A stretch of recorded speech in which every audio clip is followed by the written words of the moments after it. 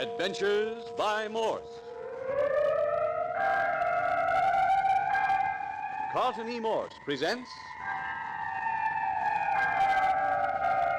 Dead Men Prowl, featuring Captain Friday.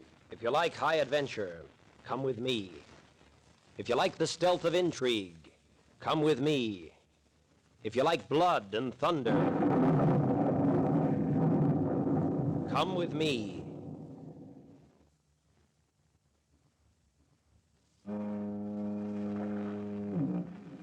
The mystery of violent death is securely cloaked in a great many curious and unpredictable phenomena. Your local police chief, if he would, could sit before you and unravel such harrowing tales as would congeal your blood. Tales of the living dead. Tales of mental and physical baseness that even he does not like to think of. Experiences he speaks of with others of his profession in awe and wonderment. The weird, unhealthy pranks the human body on occasion plays on its owner are facts that every law enforcement officer anticipates with horror. He knows that sometime in his career he will meet with one of those mysterious, unholy circumstances. He knows this and awaits it with inward trepidation. Dead men who live, living substance that seemingly is dead. All the unpleasantness that a man of the law keeps to himself. With this preface, we come to Captain Bart Friday and a certain Dr. Croft walking on the sands of an isolated beach late at night on a sparsely inhabited portion of the coastline across the bay from San Francisco. Captain Friday has a beach shack in the village of Holman, and he has brought Dr. Croft across for a restful weekend. About a mile to the village, did you say, Captain Friday? Yeah, rotten walking, too, on a foggy night. Can't see your hand in front of you. Beautiful moon out tonight. Harvest moon, eh, Captain? Yeah. Queer there should be a village on the beach so far from communication. 2 miles from a railway, not even a road in. Sort of a summer resort. Only a couple of dozen families stick it out the year around. Regular old mossbacks, they never leave. Yes, but no road. Well, they come in from San Francisco by boat. Do they have phone service? Yes, after a fashion. That is, the mayor's got a phone, and the rest of the town folk go over to his place if they have to call outside. So the village of Holman has a mayor, too, eh? Oh, very important personage. He's the village doctor, judge, and coroner, as well as mayor. Bravo. Now, look here, tell me, Captain Friday, how in the world did you ever discover such a place? I have property over here. A detective with property. Well, it's not my fault. It was left to me by a great aunt or something. Can't I carry the bag for a while? Oh, no, it's not heavy, Doctor. Besides, you have enough with your medical kit. Why did you bring that along? Nobody ever gets sick over here. Even if they did, old Doc Sims would probably shoot you if you invaded his territory. Doc Sims? Well, that's the mayor, eh? And doctor and coroner. Got a sign out over his gate. Hello! We don't seem to be the only pebbles on the beach. Villagers? Don't seem to recognize them. Probably a couple from the resort. No. The resort's closed a week ago. Last of the vacation crowd cleared out then. Huh. Girl and a boy. Yes, they caught sight of us. Seems to want to join us. Unless the moonlight's awfully deceptive. That's a mighty pretty girl, Captain. Yes, isn't she? Why, she's just a child. Hey! What are you two doing out here on the beach this time of night? Queer. Act as though they didn't know whether to answer or run away. I smell trouble. Come on. Always the detective. Hey, just a minute, you two. Why don't you answer when you... Uh-oh. Say, Johnny, supposing you point that gun somewhere else. Please, Andres. You think this time I miss again, huh, maybe? Andres, don't. These people are different. I don't know whether you'll miss or not, but I'll tell you this much. I'm covering your heart. One crazy move out of you, and you'll never have the opportunity to miss again. If you think maybe you can frighten Andres Ruiz away from this place... Oh, nothing could have been further from our thoughts. Well, then why you sneak behind us, in front of us, all around us, huh? Oh, did we? Someone did. When we saw you in the moonlight. Somebody's been trailing you? Well, something, yes. Andres shot at it twice, but... Missed, huh? Or else. Yes? There isn't anything that bullets can't hurt, is there? Oh, who are you anyway? It seems to me you're pretty much of a youngster to be prowling about this lonesome place at night. You think maybe I'm not good protection for my cousin? I'm Carmel Ruiz. Andres is taking me to my uncle at Holman. Uncle? What's his name? Mr. Andrew Walters. Walters? Is that old codger your uncle? What's the matter with him, I'd like to know? Say, I know you, Ruiz. You're the boy who arrived at Walter's place last week, aren't you? See, that is correct. Kept pretty much to yourself, haven't you? Never down in the village? I have no business in the village. You say, Carmel, that Ruiz is your cousin and he's taking you to Walter's. Is Mr. Walters also his uncle? Of course. You see, I haven't any people. I've been in a convent in the south. Well, it's funny. You're cousins, and yet one of you speaks good English and the other talks with a distinct accent. Is it not possible that one branch of the family should live in Mexico and the other branch live in California? I suppose so.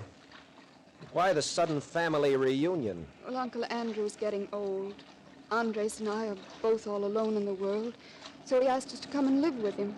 He's lonesome, and he needs someone to look after You him. came by train? Yes, the 9 o'clock. Andres met me. Well, as long as we're headed in the same direction, let's continue together. How about it, Captain? Okay. Perhaps if we know who you are, we should accept your invitation without so much misgiving. Oh, quite right. I am Dr. Jamie Croft of San Francisco. Oh, you're a doctor, eh? Yes, quite. This is Captain Friday. The captain's a private investigator. So? Yeah. Bother you? No, it does not bother me. Well, shall we proceed? Where's your bag, Carmel? Oh, it came ahead of me on the boat. How far are we from Holman now, Captain? About a quarter of a mile, something like that. Look here, Owie. About that fellow who was following you. See? You saw him closely enough to take a shot at him. Must have gotten a pretty good look. Oh, yes. What did he look like? How was he dressed? Tall. Tall. Did you see his face? No. But he had on a long black robe. Why? That's odd. Probably a long Oh, overcoat. no, it wasn't. Was it, Andres? Without a doubt, it was not. It flowed out behind him. Yeah? And when the wind whipped it back from his body... Andres, please. Maybe we were mistaken. No, there is no mistake. Come on, what happened when the wind blew the robe aside? There was a skeleton underneath. Oh, see here. A skeleton underneath. Yes, there was. We saw it 3 or 4 times. It was all white and shiny under the black robe. Didn't you see his face? No. He had on some kind of a big black hat. Wonder what graveyard he escaped from. You really think that he... Oh, no, nonsense, child. What happened when you shot at it? Nothing, senor. He just flitted away behind the rocks. And then we'd see him again. Someplace where we wouldn't be expecting him at all. Queer business.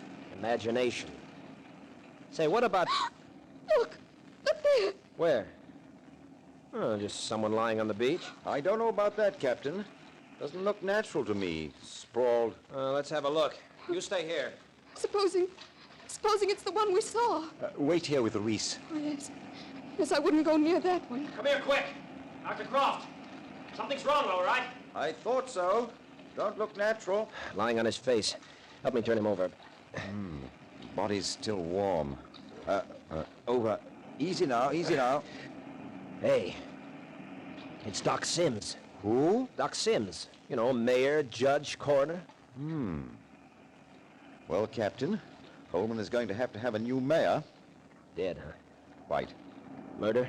Well, offhand, I would say it's a natural death. Yeah? Well, this is going to be a 7-day sensation. It's the first death in Holman in 20 years. Too bad. Well, we've got a job. I'll hunt around and get a couple of sticks. We can fix up a makeshift stretcher with our coats, and we'll take him up to the morgue. Morgue? Sure. Holman's got a morgue. Sims here built it himself. Coroner has to have a morgue, eh? I see. 2-story concrete building. White tile, everything. Only modern building in Holman. The man must have been morbid. Goofy. Here's a queer twist, too. Old Sims himself will be the first body to use it. Irony of fate. Captain Friday, what is it? We'll be with you in a moment. Dr. Croft, I'll hunt up some poles for the stretcher. You send this girl on with Reese. All right, Captain. I'll join you in a moment. Luis, you better take your cousin and go on ahead. Oh, si, senor. The senor is dead. Yes, he's dead. Que last. Yes. You go on ahead now, and Captain Friday and I will arrange to see you in the morning. Oh, please come. It isn't far, is it, Andres? See, it is not far, senor. Nothing is far apart in the village. Good. Now, don't frighten yourselves. Everything will look much happier in tomorrow's sunshine. Good night. I'm sure it will. Good night. Good night, senor. And so it begins. Hi, Dr. Croft. Are you coming? Coming, Captain. You find your poles?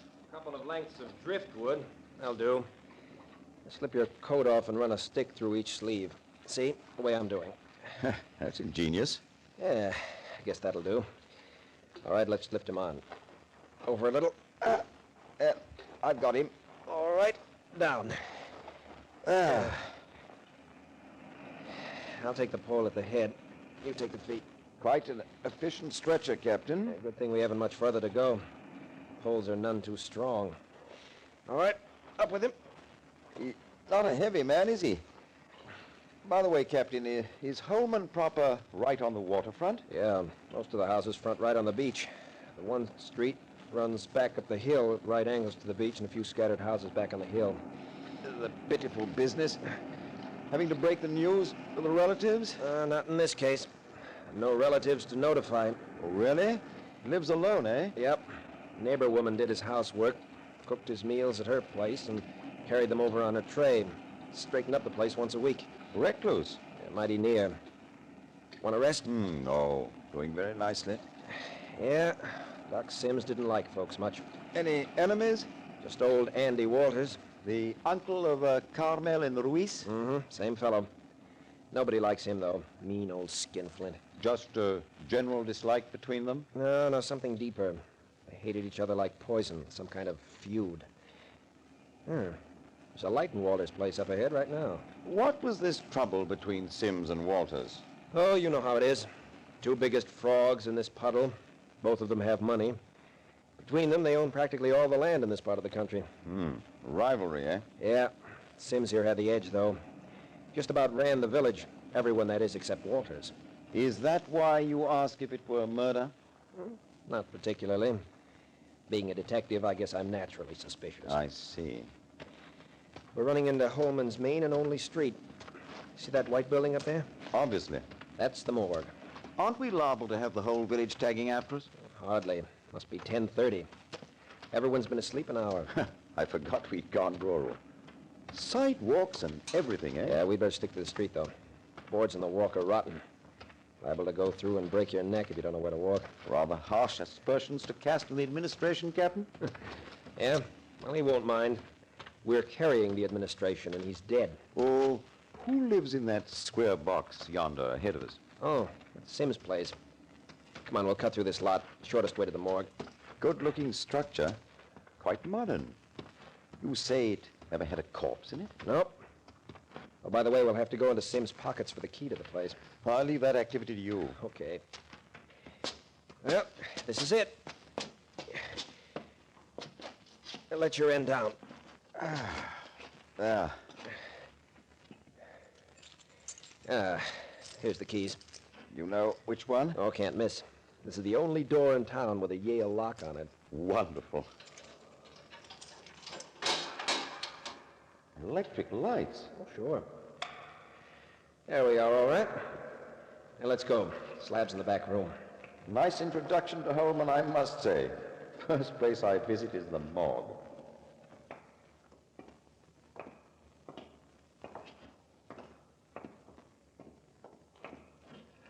All right. Lower it to the floor while I open the door and snap on the lights. Little light while we... Captain Friday, look. Hey, a body on the slab. I thought you said nobody ever died in Holman. Another body on the slab.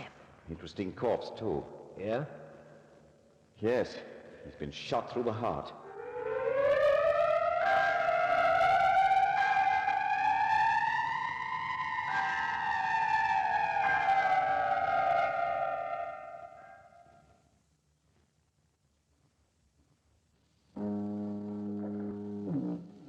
Captain Friday brought Dr. Croft to the isolated village of Holman across the bay from San Francisco for a weekend, a quiet weekend.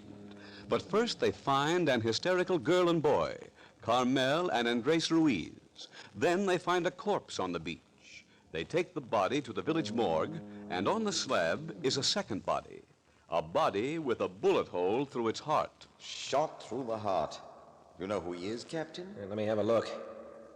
Yeah, sure. That's Rich Hartley's half-wit boy. Village half-wit. Half-wit boy shot through the heart. Now, isn't that interesting? See here, Captain. That's murder, pure and simple. Yeah. Are you still certain old Sims here died a natural death? You think there's a connection? I can't see any reason why Holman should go along deathless for 20 years and... What in blazes? Girl screaming. She's coming this way. Come on. What this place needs is a police department.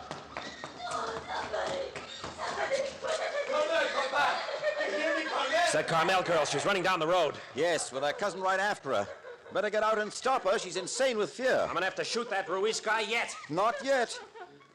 He's dead. He's dead. I can't bear it. Stop it, Carmel. Stop crying like that. Santa Maria. Oh, it is you, Senor Doctor. Hold that Carmel. She's go crazy. Now, see here, Ruiz. Stop waving your arms like a madman. You'll frighten the child into hysteria. Me? I have frightened. But, Senor, I was only saving Carmel from destroying herself in the ocean. Yeah, we saw you chasing her, waving your arms, yelling. If you haven't frightened her, then what has? Oh, I forgot you do not know. He's dead. He's dead. Who's dead? The Senor Walters, my uncle. What? Walters, too? See, it is true. With a rope about his neck in his room. You mean hanged, Andres? What's going on in this place? Captain, is there anyone we can question? Sim's housekeeper, old lady Parsons. The lights on in her house. That screaming and yelling's probably waking the whole neighborhood. Good. Ruiz, take Carmel to Miss Parsons and then join us at your uncle's place. Of a certainty. Where's your uncle's body? In his room. Where's his room? It is the second floor front. The door, it is open. Miss Ruiz, we understand what a shock this is, but try to get hold of yourself. Take her along, Ruiz. Beastly. Utterly beastly. Let's get up there, Croft. It may not be too late yet. Set the pace. I'll follow.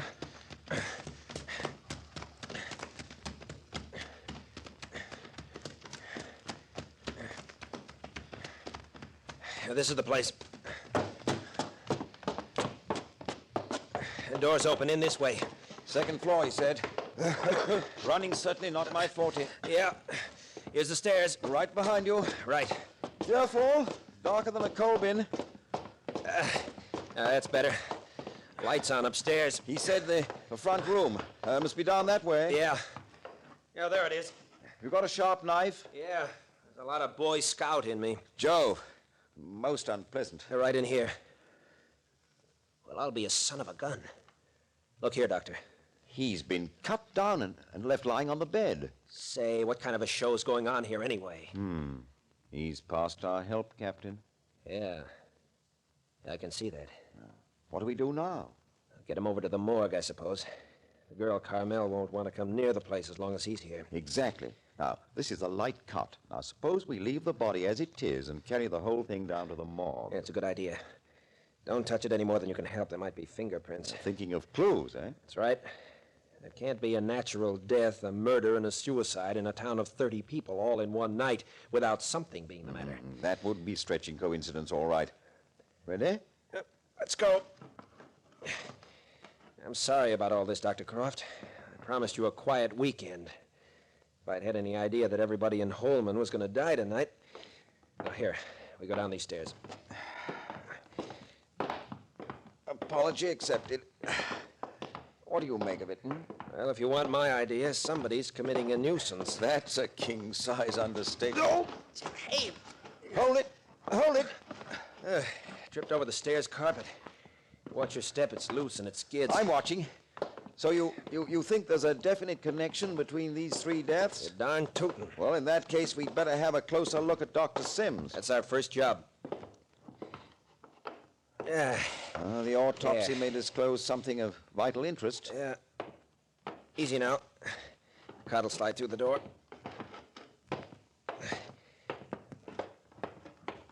So far, so good. Now, down the steps.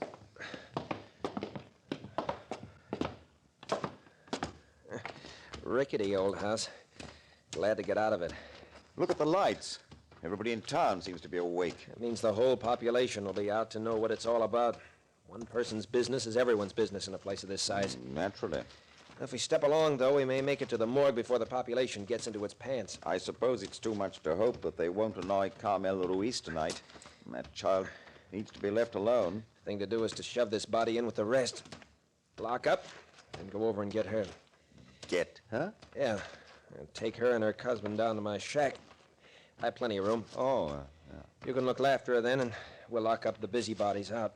I quite approve, but that will involve you directly in the case. Involve me. I'm in it up to my neck right now. So are you, whether you realize it or not. You're keen to get to the bottom of it, hmm? Wouldn't miss it. Well, as a matter of fact, so am I. No end. Now what? You know, they've been trying to elect me constable of Holman ever since I came over here. I've been putting them off. Now I think I'll accept the nomination. Well, it would give you an official standing. That's the idea. Give me a chance to go after the guilty guy right. Well, here we are back again. I shouldn't have left the door open. Hardly matters, I suppose. Probably not. Right inside.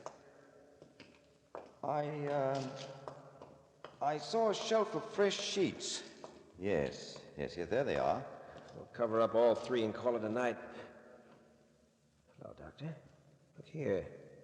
Somebody's been visiting our morgue. My word. Must have gone through Doc Sims' pockets. They've turned him on his face. Most peculiar. He's lying crumpled up just as we found him on the sand. Doctor, I don't mind telling you this sort of thing gives me the shivers. Shall we turn him back? Why bother? I'll cover him up and... Say, what do you suppose he had in his pockets anyone would want? Money? Nobody carries money over here. Haven't any place to spend it. Keys, then? That's it. Keys. Well, they didn't get him. Good thing I took him off him. Gives Sims' death a decided flavor of murder, doesn't it? Doesn't add up. Doc Sims and the Hartley boy dead. Walter's a suicide. Captain, if someone wanted to rifle Sims' pockets, why didn't they do it out on the beach where we picked him up? Maybe we arrived on the scene too soon. That's an idea. There. Well, that's the best we can do for them tonight. Come on, I'll lock up and go over to old lady Parsons. Grisly atmosphere, this morgue. Imagine erecting one in your backyard. Go ahead, Doctor. I'll lock up. Good.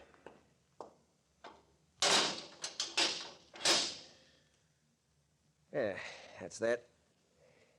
Doctor, I had a funny feeling when I saw Sims just now. Change in position. Can't get it off my mind. Oh, old lady Parsons' house is this way. It might have been the final relaxing of certain muscles. You're sure he's dead, all right? Oh, as dead as anyone will ever be. I say, Captain, don't dwell on the thought. It's bad enough as it is. 3 deaths in one night is bad enough, all right. But when one of the bodies is moved, and another moves itself... What in the world are you talking about, Captain?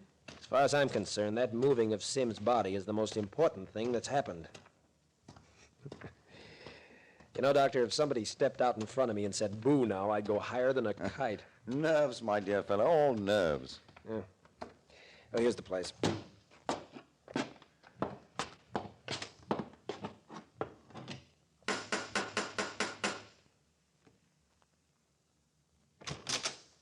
Ruiz, I thought I told you to meet us over at your uncle's house. Oh, but it was not possible.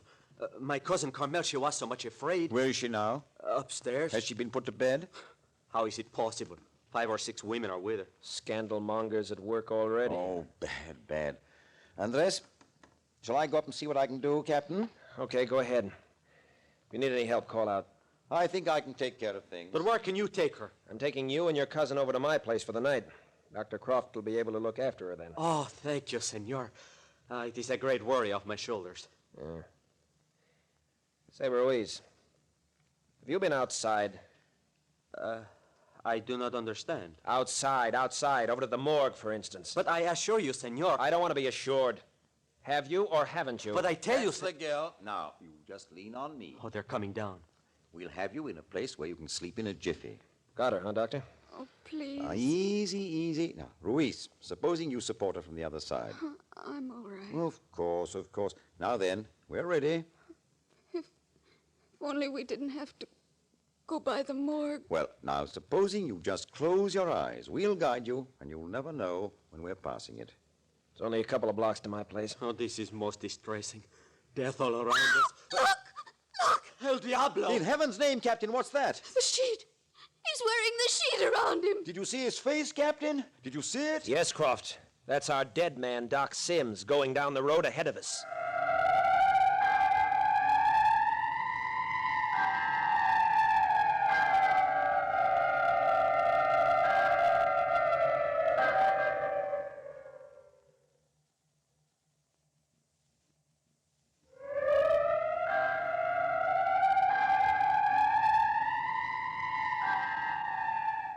Old Doc Sims has risen from his cold marble slab in the morgue to walk the streets of Holman. Then dead men do prowl. Or do they? The second episode of Dead Men Prowl, entitled The Prowler at Work, will come to you next week at the same hour. You are listening to Adventures by Morse.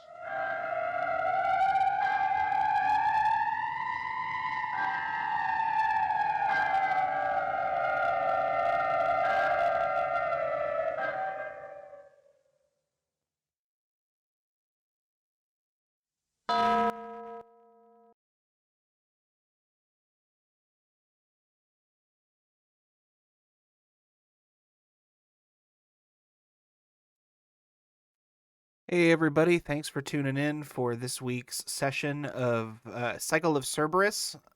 We are Dice Dad Games. I'm Dice Dad. The person running our game tonight is Pazuzu from our server. Dice Dad Games is a Discord server where we host multiple D&D sessions throughout the week that are open to just whoever wants to come by and play. So if you are looking to get into the game, or you are into the game and you just don't have a group, or you have a group and you don't have a good place to play and you need a dungeon master, come on into our server. There are links on our Twitch channel, to our Facebook, and to our Discord. And we do a lot of events throughout the week. We have movie nights, we do several games. We have a lot going on, and we are growing pretty steadily. So thanks for tuning in. I am gonna go ahead and hop over with the party, and we're gonna get ready with this week's session of Cycle of Cerberus.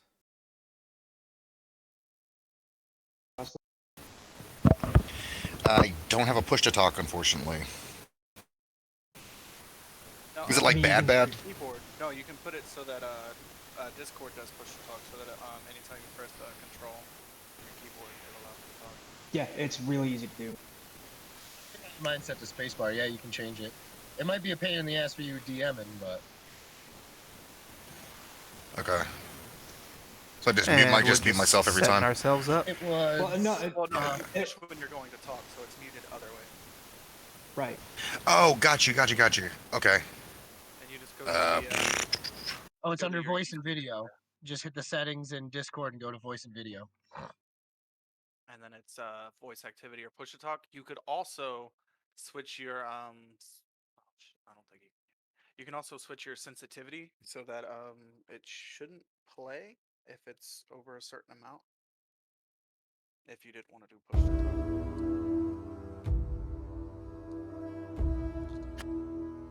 It also requires you to remember to push Yeah, the I have button a when you question. talk.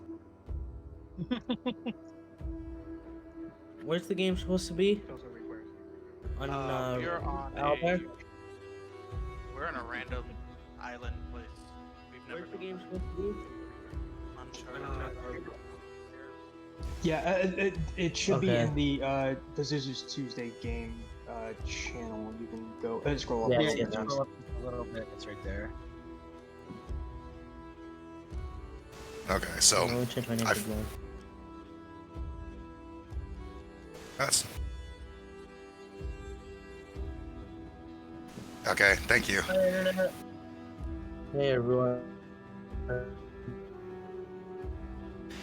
All right, and thank you, and everyone that is tuning in or will tune in or has been here. Thank you for joining us for the third week of Cycle of Cerberus. We'll go do a quick character introduction with everybody, and to introduce our characters. And when we get done with that, we'll get into the session and go do a quick recap after that, and we'll jump into it. So, Artemis, tell us about your character. I woke up here after a blinding light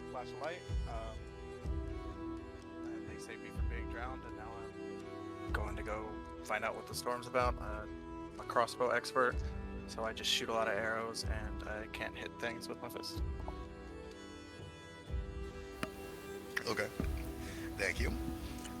Bjorn, go ahead and tell us about Bjorn. Bjorn is a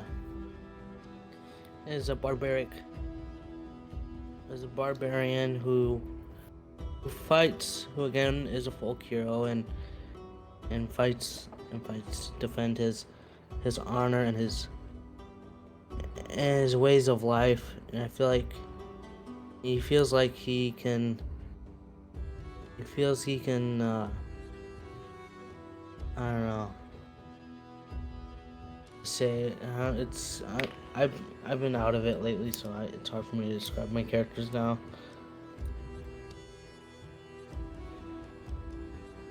So yeah. That's all right. That's fine. We can, we can figure it out as we go. It's no problem. Yeah. Torm, go ahead and tell us about Torm. Sure. Torm is a former Utgard Viking, 6'2", 190 pounds. Wears some brigandine, effectively. He is a human Tempest cleric, worshiping Talos, and he is he's the one sort of, saying, "Hey, storm's over there. We need to go that way." Yeah, that's what I got. Okay, thank you very much. And Tozai, who are you? Tozai is a human monk. He prefers using his bare fists and his boomerang. He's wearing your typical kung fu monk clothes with a cloak that looks like it's decorated to be a manta ray.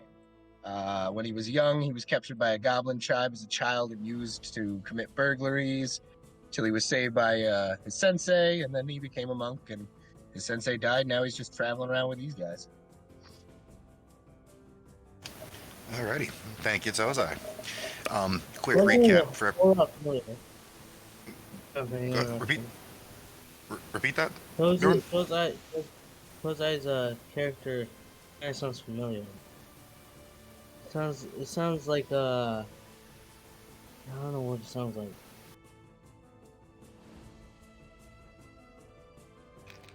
I couldn't tell you. Karate Kid. His character kind of reminds me of Karate Kid.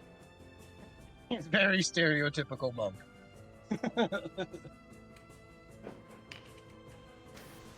When we last left our heroes, they had just they had arrived in Caligari. Last session, they arrived in Caligaros, and while they were talking to the steward, Chiron, they ended up being caught in the middle of a slight disturbance, we'll say, which led to them tracking down and eventually basically kind of capturing it turned out to be a werelion that they convinced to walk him back to his villa. In the process, they decided to go after him and ended up killing him. And at this point, they have arrived at Lysion's, the werelion. They've arrived at his villa, and they've taken a short rest at that point, which is where we left off last time. So we'll pick up from there. So you guys are at Lysion's villa. What do you guys want to do? Look around, see what's there. We did not actually, correct? Yeah, we took a short rest. Oh, okay, cool. I did not apply that. I still got mad key points burnt up. Let me apply that quick. Sure.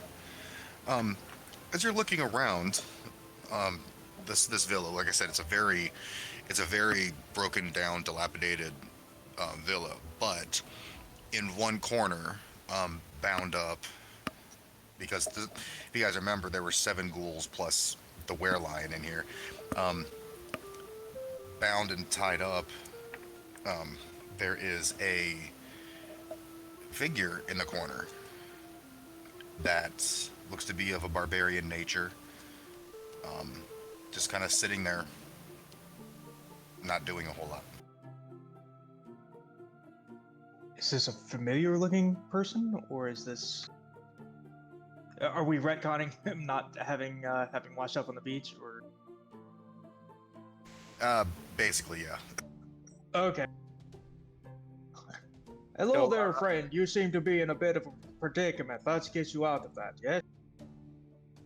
I'll go up and, you said he was tied up. I'll untie him. Okay. He undoes it. You undo his bindings. And Bjorn, this is your character that was tied up in the corner with these guys helping you out. Thank you for helping me out. I really wish I wasn't this tied up. Well, we all have bad days. Who are you? Why are you here? Oh, I'm here to help you guys. I've been looking for the man who somehow tarnished my honor with his horrible words about my reputation.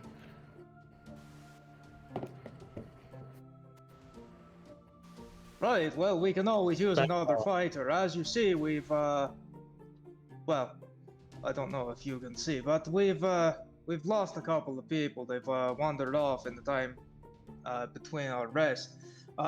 Yes, welcome. What can you do, if you don't mind the ask?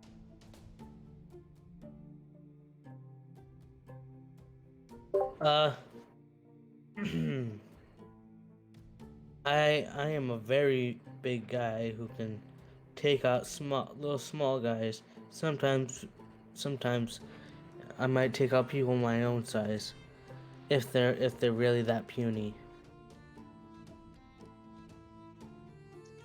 Right, well, welcome. Let's look around a bit more, see if there's any treasure hidden anywhere. I'd also like to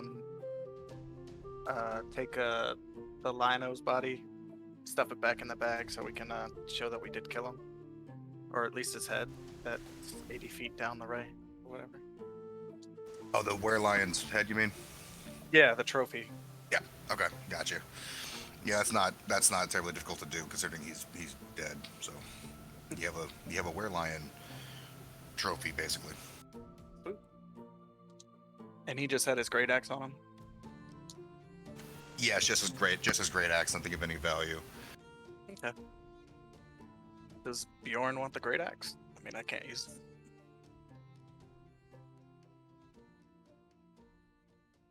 Bjorn, would you like the great axe from the were-lion?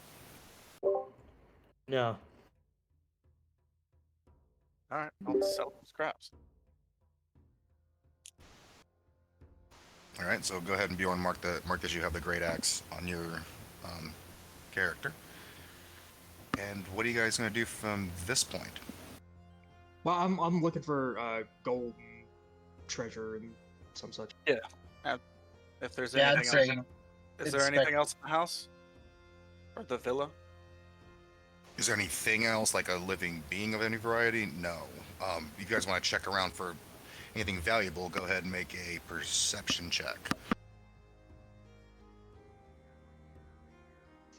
17.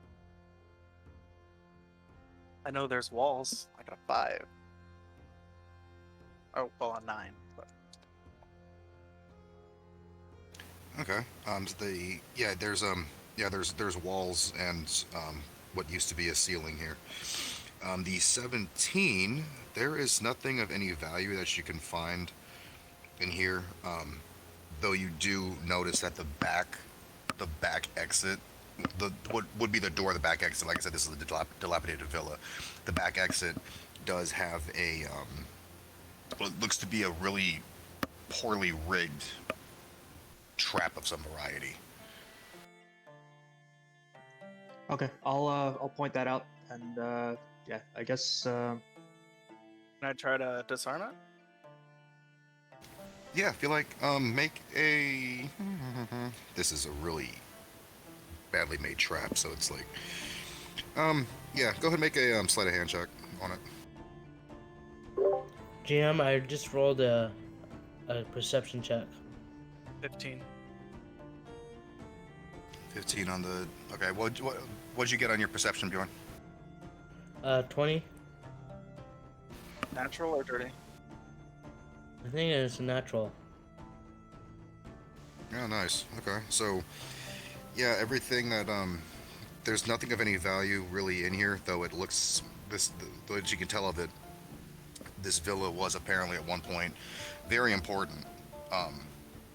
And when you were first brought here, you could tell it was of great importance to Lycion when he brought you, and the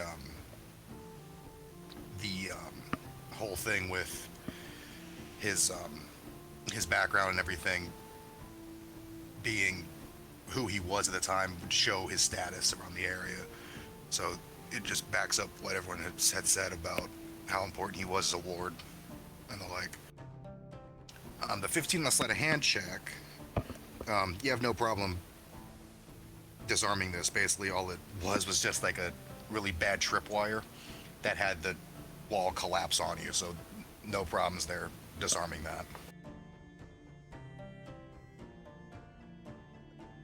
Right, friends. Well, if there's nothing here, let's get back to town. Yeah. Yeah. Suppose we should tell Horseman about Lion Man.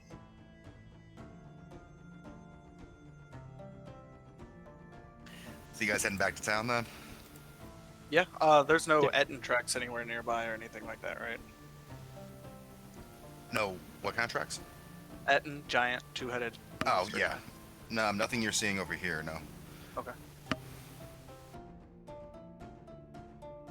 And we do know some ghouls got away. Yes, some ghouls did manage to escape. Well, I think the decision was that we were going to kill them no matter what. So like we were trying to hurry it up just to say, yeah, they're all dead. I think Yes, yes, you're right. So there's no danger from them. So yeah, I guess back to Kyron. Let's show him the lion's head. Yep, I'm sure he'll be happy to meet his friend. It's been dead for what, 100 years, he said. Roughly about that, yes. Go show him his re-dead buddy. Yeah.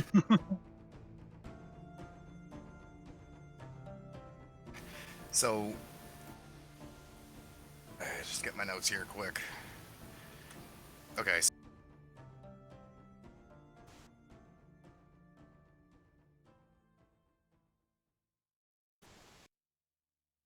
So you guys are going back to town. Can everybody make a perception check for me, please, on the way back? Yep. Absolutely. 15. 11. Natural 20 plus 2 for Tozai. Glad I'm not the only one rolling. Okay, Which so far, Tozai has got nothing higher than a 5, I think, on perception checks so far. 8. Yeah, you're a great fighter, but I went to the eye doctor between sessions.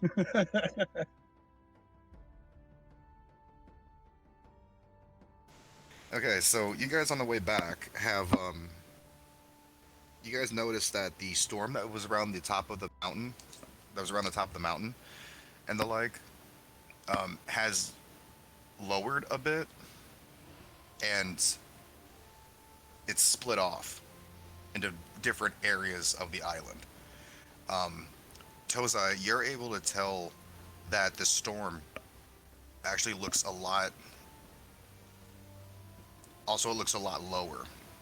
I'm sorry, it looks a lot lighter than it was when you guys first got here. I think we're making a difference. The storm is reacting to our needs.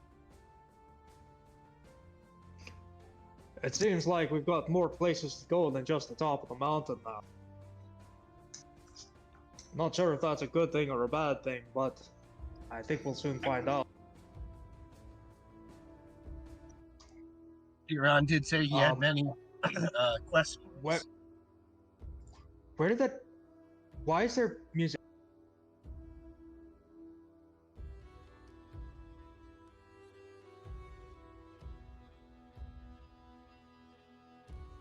Okay. That was super loud. I just muted it real quick. Yeah, a little heads up would have been appreciated, dude. Yeah, we got it. I fixed it. You said 30%? Okay, yeah, I got it. What is this music playing inside my head all of a sudden? Dude, that did that to me the other night, and I had no idea what was happening. And I was like, "What? What is happening?" Yeah, on the way back to town, you guys come across a band of wandering minstrels that are just walking around the island, apparently just playing music as they go. Awesome. Hey, you want to join us? Use some music. We could use a bar. We swear we won't use you as shields. Oh no. I know, I'm sorry, we have to go around the island just bringing joy to everybody. But thank you for the offer. I'm sure your music will stick with us as we're traveling around the island. Thank you.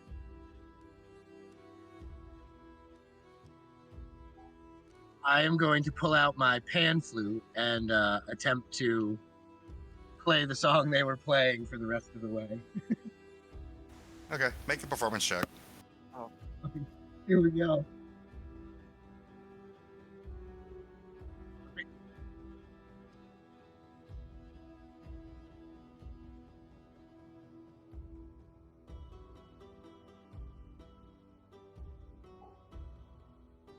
Hello, you guys hear me? Yes. Okay, Toes, I did you just make a wanna- performance check? Oh yeah, sorry, that was a 3. 3. Okay, yeah, you're trying to play with them as far you get. The one thing you have right is that you're both playing instruments. The key is different, the notes are different, the tempo is different. Yeah. They just leave. Sounds like a 5-year-old playing a harmonica for the first time. So you guys get back to town and walk in, and as soon as you guys walk in, Aklipe, the female elf ranger that you guys run into when you first ran into Lycion, she comes up to you and comes up to you just, what happened? What happened with everything? Did you guys find what happened? And just asking for a full report. Are we in the center square? Is there people around? No, she basically found you as soon as you guys walked in, so you're basically on the outskirts, on the southern part of town right now. Okay. Yeah, we found the lion guy. He's dead. Oh, that's a happy relief. Where was he heading? His old villa when he died the last time. Apparently, the gate to Hades is open or something. The gate to hate? Well, that's not good. Well, we should probably inform Chiron of this, just to make sure. Would you mind accompanying me there? Yeah, we're definitely heading up that way. Oh, in that case, I'll go with you. Just lead the way. And you said you guys are going. You're going straight to the villa. You're not stopping anywhere else. I didn't have any plans to. Yeah, I don't think anybody. I mean, I know I personally didn't have any steps to make. Okay. Okay. So, His name was what? Lycion? Lycion, yes. Yeah. Okay. I just want to make sure when I throw his head on Chiron's table, I have the right name. Oh yeah, he's okay, so you guys are heading to, you with Aklipe are heading to Chiron's villa, and when you guys walk in, Chiron's in there, and he looks up as you guys walk in and is just like, well, there you guys are, we just saw you disappear, what happened? I'd like to take the guy's head out of the bag and toss it at him, be like, we found your old buddy Lyson. Okay. As soon as it hits the ground and rolls in front of him, he just looks down and is like, that's Lycion, all right. Um, that's interesting. He said, yeah, he said something about the Gate of Hades being unguarded, and he was trying to kill you for some vendetta he had against you like 100 years ago.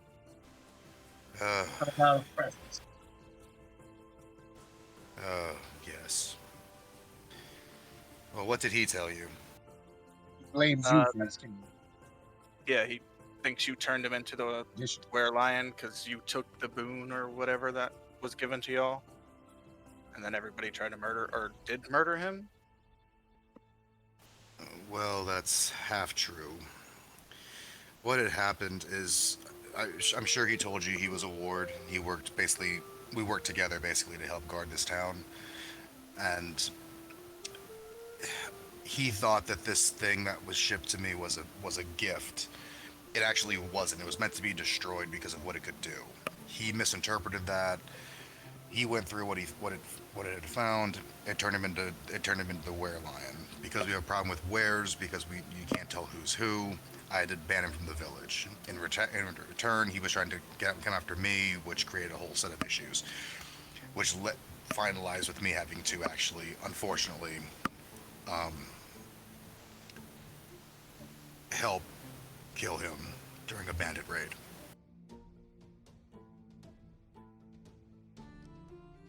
Well, he's dead again, so there's that. Well, that's very good to know. The poor soul. What did he say about the underworld gates being open? Yeah, he said like Cerberus was gone, so he jumped out with he had a bunch of ghouls with him. He didn't really have anybody else with him. He looked the most not dead. Oh, well, that's unusual. Mentioned that Cerberus goes through a cycle where he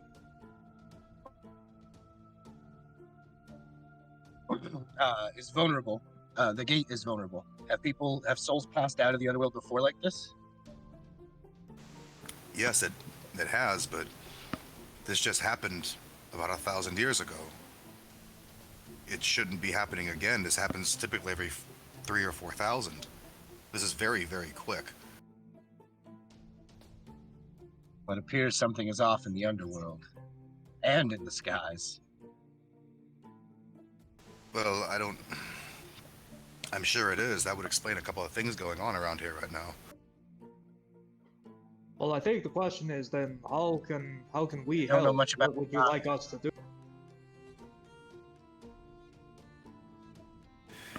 Well, there have been some disturbances recently. We've got a clip in a couple of things, but she's seen some disturbances as well. My daughter, who runs the orchard, hasn't had anything happen, so I think we can say that's safe for right now. But if you wouldn't mind investigating a couple of things going on and getting back to me and filling me in what's going on, I'd be greatly appreciative. We have a couple of warriors, but... And we did talk about those, I apologize. Right, well, in the meantime, for us killing this person, is there some sort of reward that we may have earned?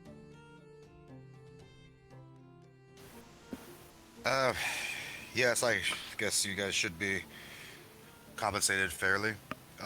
Did you have lodging here in Caligaros? No, not as of yet. Well, in that case, you do now. Let the Lounge Ambrosia know that I'll be taking care of your guys' stay. As long as you're here assisting us, that you can stay here free of charge. Those I will bow. Thank you. It's the least I can do. If the underworld is open, as Lycion claims, we'll need and appreciate the help.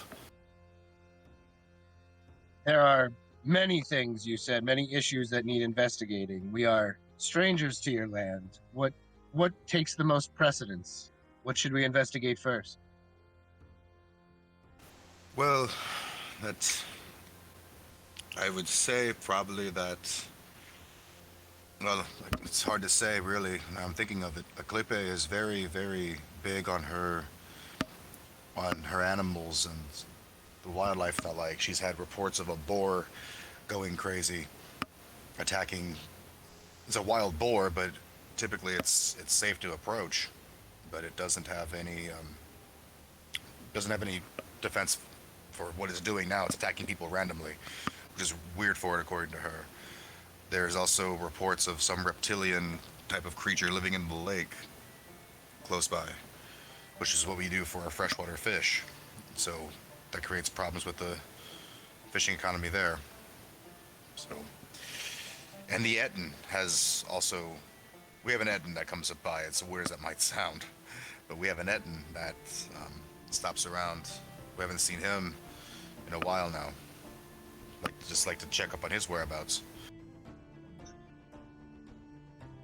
Sounds to me like the animals, the boar is causing the most death. I suppose to save lives, we should handle that first. I'll say to the group.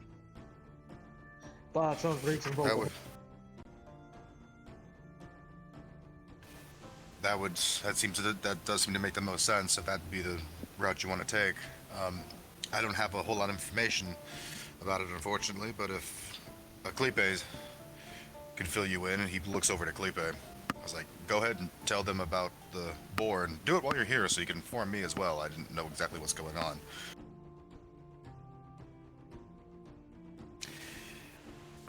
She turns to the rest of you and says, yes, this boar, usually it's not a problem, but this boar does have a problem with attacking people as of late, and usually it doesn't do that. We use it's blessed by Zeus. I'm sorry, it's blessed by Artemis. We have the ability to take its tusks. It actually offers its tusks to us to make weapons and arrowheads out of. But lately we haven't been able to get close to it, and it's randomly attacking and killing people. I'd like to know what's going on with it.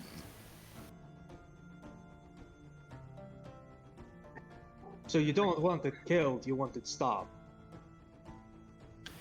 Yes, keep it alive if at all possible. I don't need the anger of the gods brought down on me. We've seen what they're capable of. We would not want their wrath either. Where can we find this boar? Well, he lives. There's a hill close to, on the way to Olympus. It's about 4 miles from town, to the northwest. If you guys could stop there and check up on it, I'd be appreciative. On that note, is there an alchemist in town? An alchemist? There is. Or apothecary? Somebody who deals with herbs? The general. Oh, let me check real quick.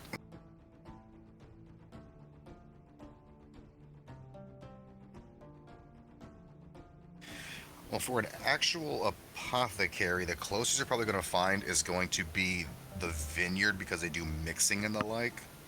There isn't exactly a apothecary or something like that by name of what it is here. I'm just looking for something so I could find some sort of tranquilizer, since we can't kill it. Oh, in that case, yeah, the vineyard or the lounge would be either one of your options because of their ability with. They both. One deals with alcohol, which is a downer, obviously. The other one deals with mixing and the like, which would be the vineyard, mixing flavors and everything. They'd have an idea. The pig's super drunk. Drag it back to somebody. Before our guide, the one talking to us about the pig, I forget the name, not Chiron, the one with him. Aklipe. Yes, I would like to ask, are there any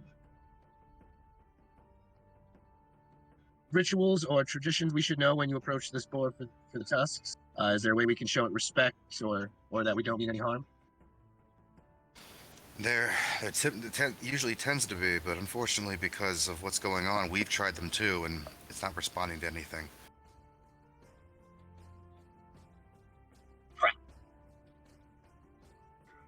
What time of day is it, out of curiosity? I had this written down. I'm going to say it's like early afternoon. Okay, so this is very doable within the day. Yeah, it's only 4 miles. Yeah, this is easily doable in days. It's like 2 or 3 o'clock in the afternoon. So, I guess we should have a strategy meeting as we head out to go get to the board. Yeah, we got 4 miles to talk about it. Do we want to stop at the vineyard or the lounge for alcohol or? Also, would there be? You said there's a general store as well. Yes, oh yeah, and an armor too, right? Yes, they're both. Ooh, you know what? No, there are docks. Oh no, the town is further away from the docks. Oh, there's a lake. Is there a fishing store, like a fishing supply store? Not a really fishing supply store. They get it all from Aklipe, from the lounge, or from the lodge, to be able to get stuff to fish. Sounds like we should go. I would ask Aklipe, is there a place a humble hunter might find a net? A net? We've got plenty at the lodge. What do you need one for? The largest one you have, please. Well, we can do that. Oh, for the boar, of course. I'm sorry. My head was somewhere else. Yeah, we have one at the lodge. I can let you borrow it. You can stop it from harming us. You will not have to harm it. That'd be good to have. That you say that. Also, if you before you head out, if you could stop by the lodge, I can give you a cart to bring it back. This is a pretty big boar. Oh, that would probably help. Yeah, sweet.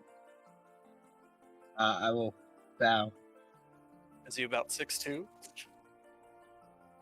He's about 6'2" long. Yes. Interesting. I forgot. I love just as a thing outside of game. I love the fact that's canon. This campaign. Absolutely, I forgot about it until it was mentioned, and I'm so happy it's back.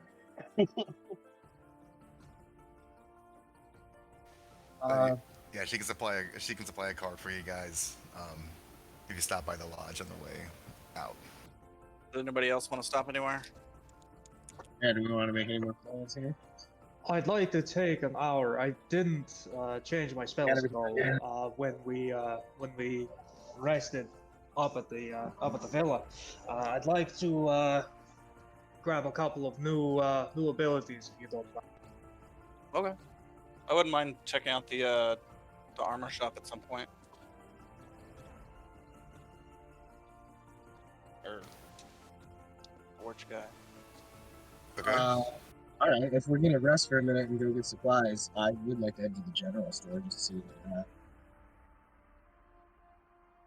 I'll head to our accommodations, make sure that they're up to par, and change my spells there. You can meet me there.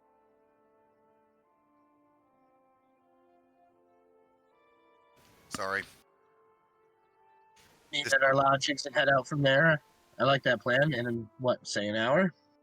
It's a short rest, Yes, right? Yes. Yeah. Beast. Don't split the party. Split the party. We'll be fine. All right, that works then. And my apologies if you guys No, saw this me is good. This is log off. downtime splitting a party. It doesn't count. Yeah, and apologies if you guys saw me log off real quick there. I'm learning this. I'm just learning this talk to text thing, so it's driving me a little bit crazy learning at the same time. Yeah, like I said, it might be a bit of a pain for you as DM. Good learning experience though. So, all right. So, okay, who's going where? I know. Well, let's go in order of our chat here, then we can just do one at a time if you want. It's easy for you. Works for me. All right, so go. Artemis, where are you heading first? You said you were saying the general store or the Smith? We had that letter, so I'd like to go to the wherever the letter guy is. Okay. As you leave Chiron's villa and come around, you walk down. You do remember seeing this as you walked to his villa in the first place when you guys showed up in town. And the Smith is a little bit to the north on the outskirts of what Caligula's proper would be. And it's called the Cap and Hammer. And is like I said, it's decorated with carvings and the like, with what looks to be someone being thrown off of a mountain and brought back up again and everything. But the door's wide open, free to go into. I'd like to knock and announce myself into the building. Okay. And you hear a female voice saying, "Oh, please come in." And as you walk in, you see a dark-skinned female, long black hair that's braided, dark eyes.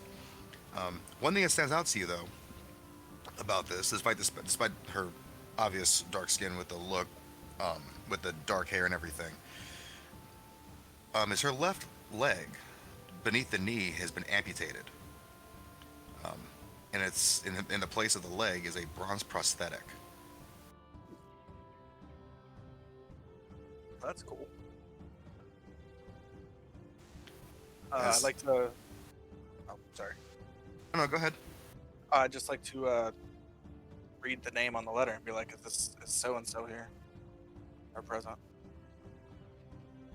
Oh, for Rodney. Mm-hmm. Oh, very well. So, what can I help you with today? We were told that we would be able to get a discount by our lady friend from across the aisle. I'll just hand them the letter. Okay. Oh, I see. Okay. Yes, won't be a problem. And were you the ones that were here earlier too? That were helping, that ran towards the villa when we had that attack? Yeah, we killed a werelion.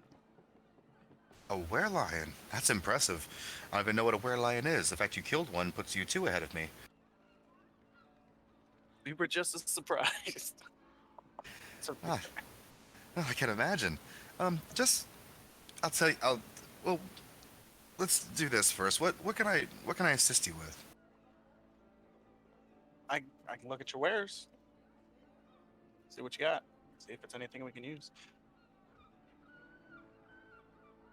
Well, I have a couple things. Is there anything specific that you're looking for? General armor, or I use crossbows, so that would always come in handy. But Oh, of course. Of course, I can. A crossbow user. I have something for that. One moment.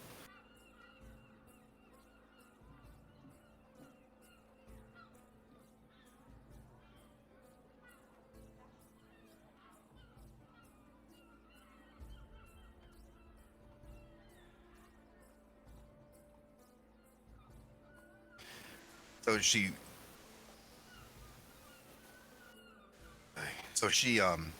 turns around and puts puts a crossbow on the table for you. This is a heavy crossbow. I don't know what kind you have right now, but this is crossbows. Those are the only ones I can use for my stuff. okay. She lays down a heavy one, not realizing, and like, well, I have this one. This is a very sturdily made. That's a very impressive piece. However, I use something a bit smaller, and I place what I use on the table. Oh, a hand crossbow. Okay. Well, let me see here. She turns around and starts digging for more things, and she eventually pulls two more out, Looks very similar to yours. A little more intricate, possibly, but they're very similar to yours. But she has 2 more for sale.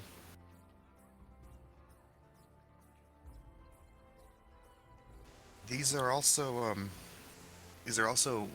blessed by the blessed by Hephaestus himself.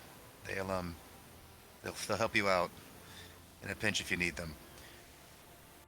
Oh, that's awesome. How much?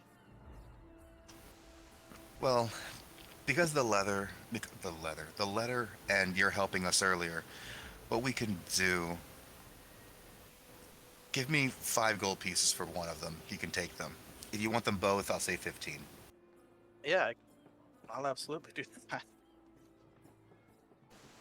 Okay. Thank you so much.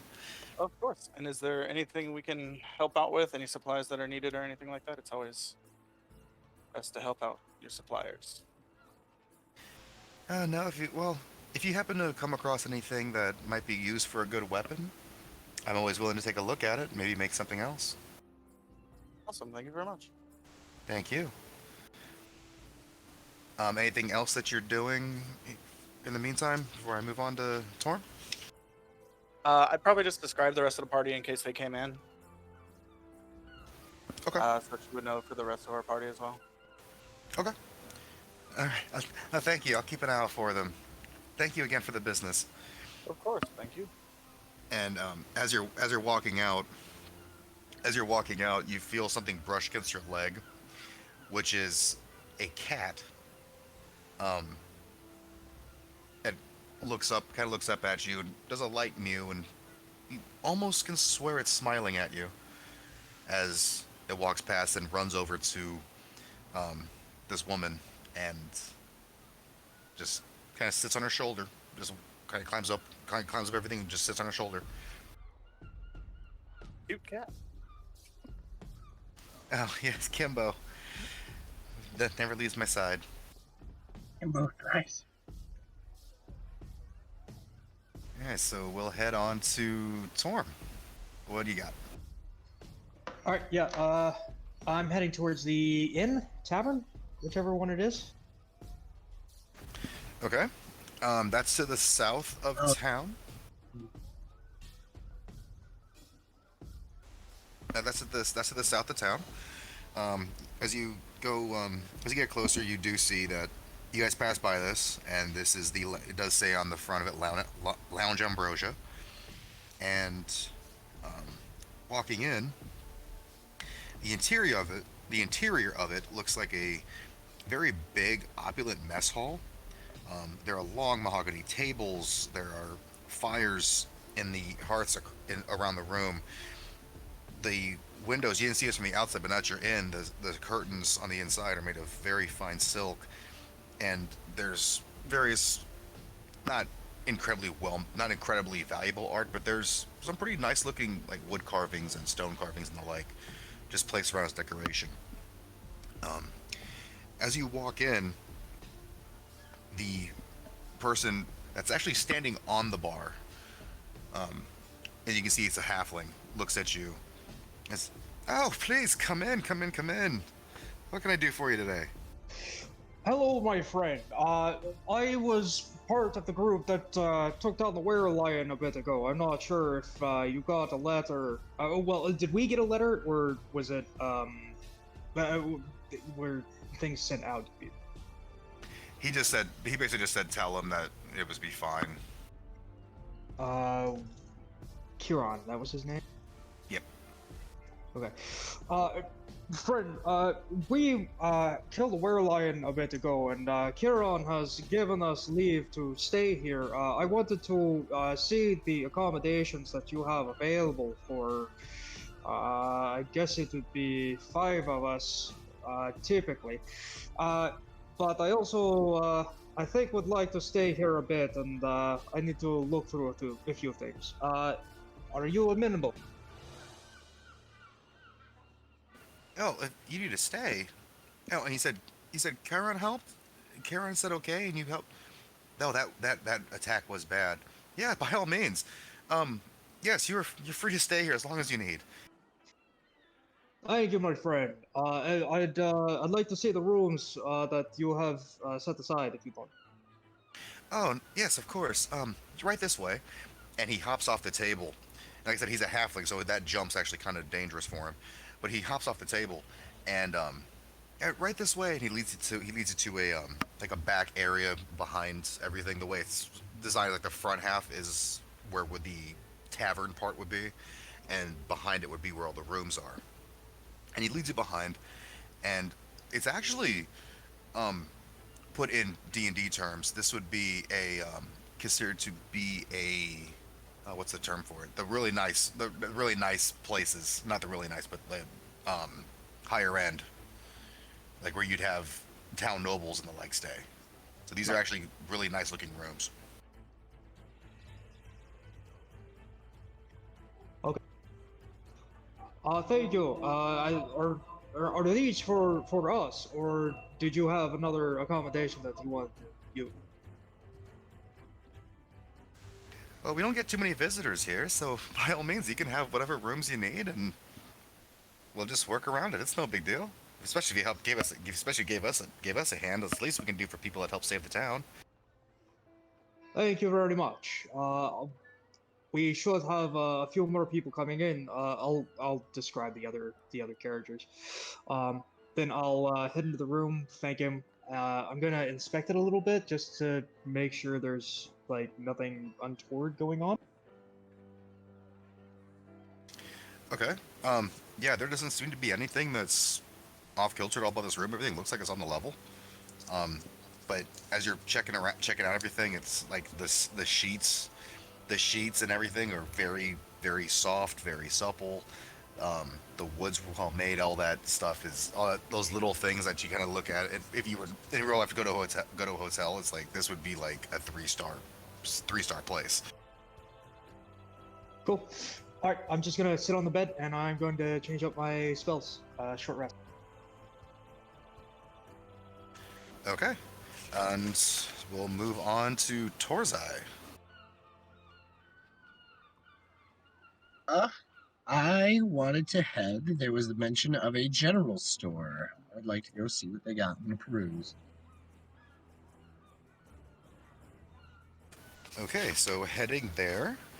Come to find out, there is the general store is actually the Cap and Hammer that has been previously visited. My error. I'm sorry. I should have had you two go at the same time. I missed that on my own notes.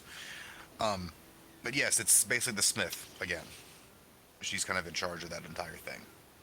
So as you walk in, you see the same thing that Artemis saw with this dark-skinned, black-haired, in a braid, dark-eyed female with her left leg amputated from the knee down with a bronze prosthetic in its place.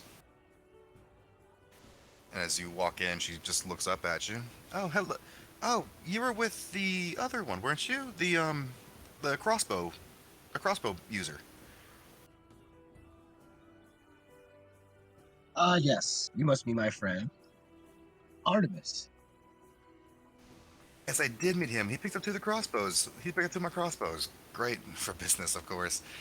Um, what can I do for you? He did tell me to keep an eye out, by the way. So I'm sorry if that seemed strange.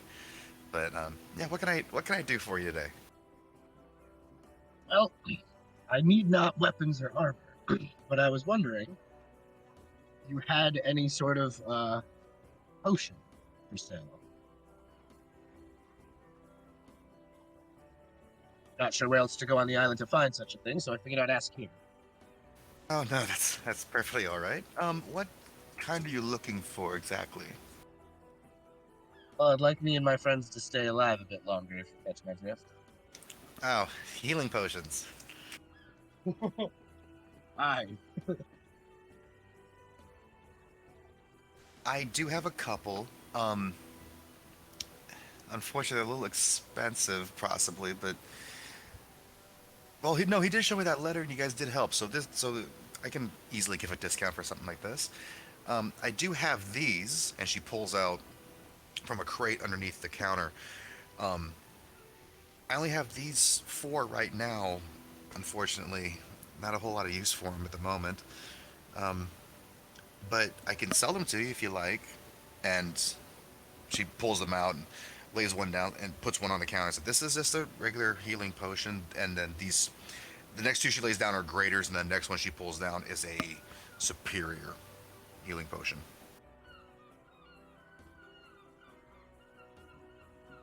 Well, if you don't have much use for them, I'm sure me and my friends can find a great use for them. How much to take them all off your hands? For all of them? Well, let me see here. She starts doing the calculation.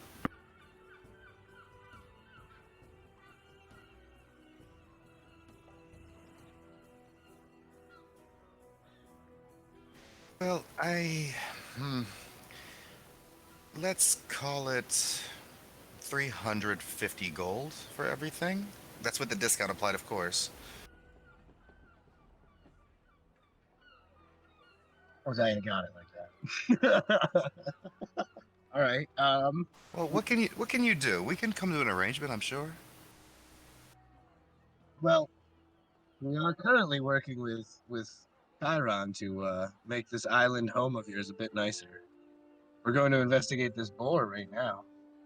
You know, an investment in your future. Oh, you're gonna help. I have seen that going around town with the. Well, I haven't figured out what's going on with that. The storms and everything. It's just really weird. I'll tell you what. You probably need the help if you're going to be taking on all these things. Go ahead and take these. Just pay me back something when you get the chance. Does that sound fair? Now that's the kind of business I like, and I will slide her 100 gold coins and say, "This is my down payment. I'll be back with the other 2." Oh, thank you. I try to do what I can, but we always appreciate the help. I'm sure you've heard. Look at all the strangers around here. So,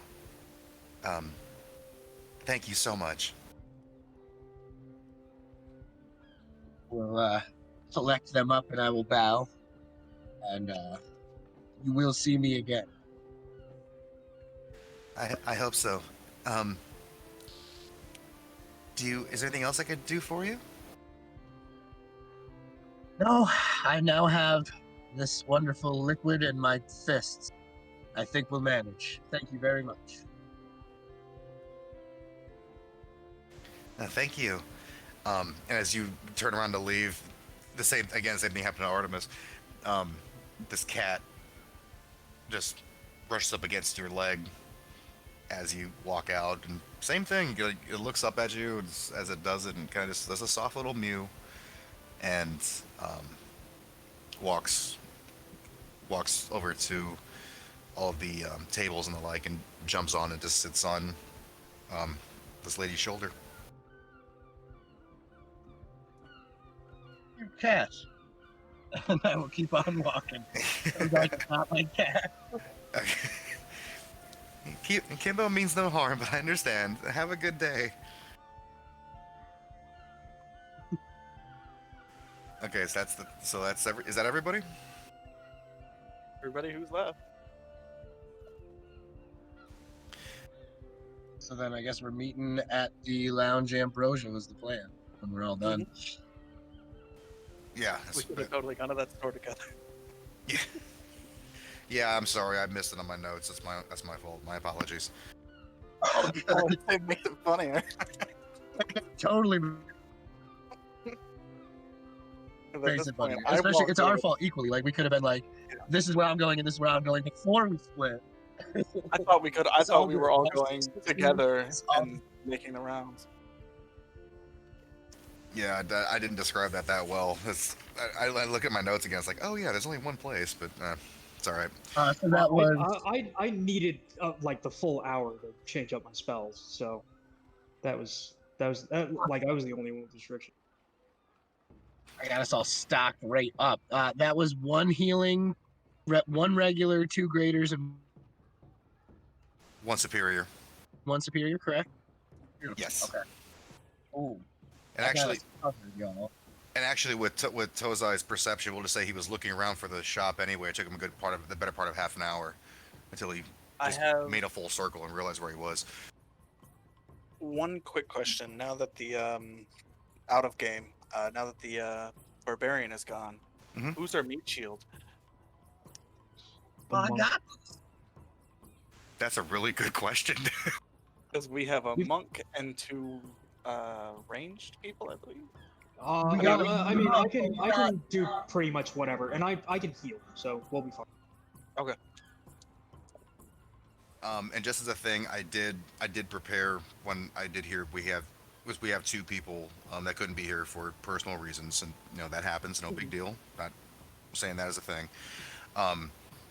We have I did kind of rearrange some things to be able to run for 3, so it's not going to be like the same battles or encounters or conflicts you guys would have if it had been 5 of you. So things have been adjusted. Plus, I got that Stunning Strike, and we got the clan. What are those crossbows +1, or are they? Or did I just hear that they were blessed and just bought them, and they're just this? Oh no, they actually are blessed. After you actually shoot one for the first time, after you actually shoot one for the first time, the bless spell goes into effect on them. Oh, okay. And that's each one of them. All right, yeah. I only use one at a time, so I'm gonna keep one in my bag of holding. Okay, that works. Yeah, and I don't think anything's gonna last long enough to really hurt me as a meat shield. We use sniping for the best. And you have like 5 shots last time. Yeah, the way you guys can do damage, your damage output's incredible. So.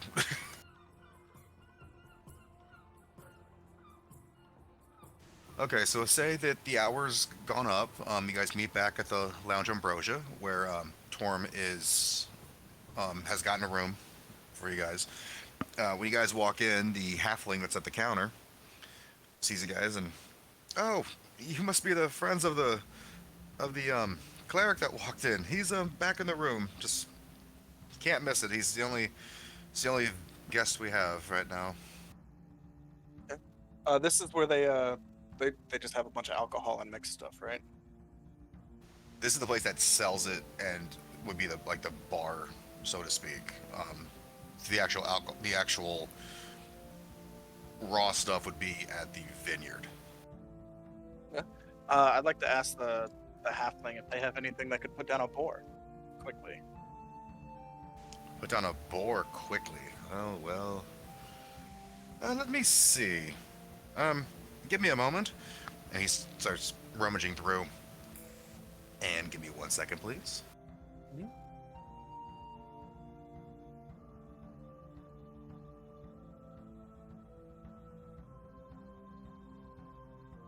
Oh, we should have asked if we knew what the boar likes to eat. I wish I actually knew what boars like to eat. They're omnivores. To be fair, people is what it sounds like fairly recently. Oh, is it eating the people? I thought it was just killing the people.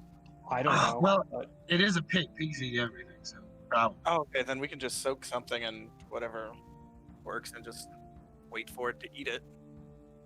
Drag it back.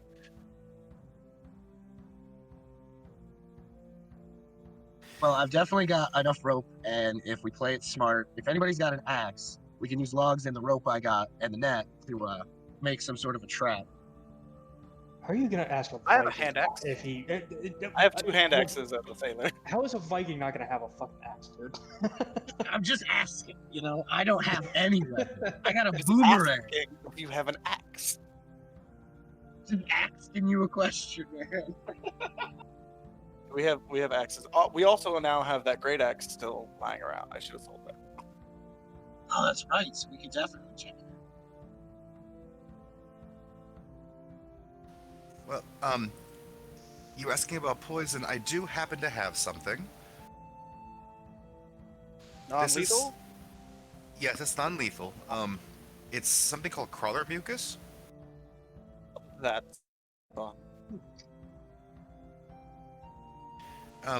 If applied correctly, it works on contact. If applied and it takes the way it's supposed to, the person, or in this case the boar, would be poisoned, and the poison also comes with the ability to have someone paralyzed. Oh.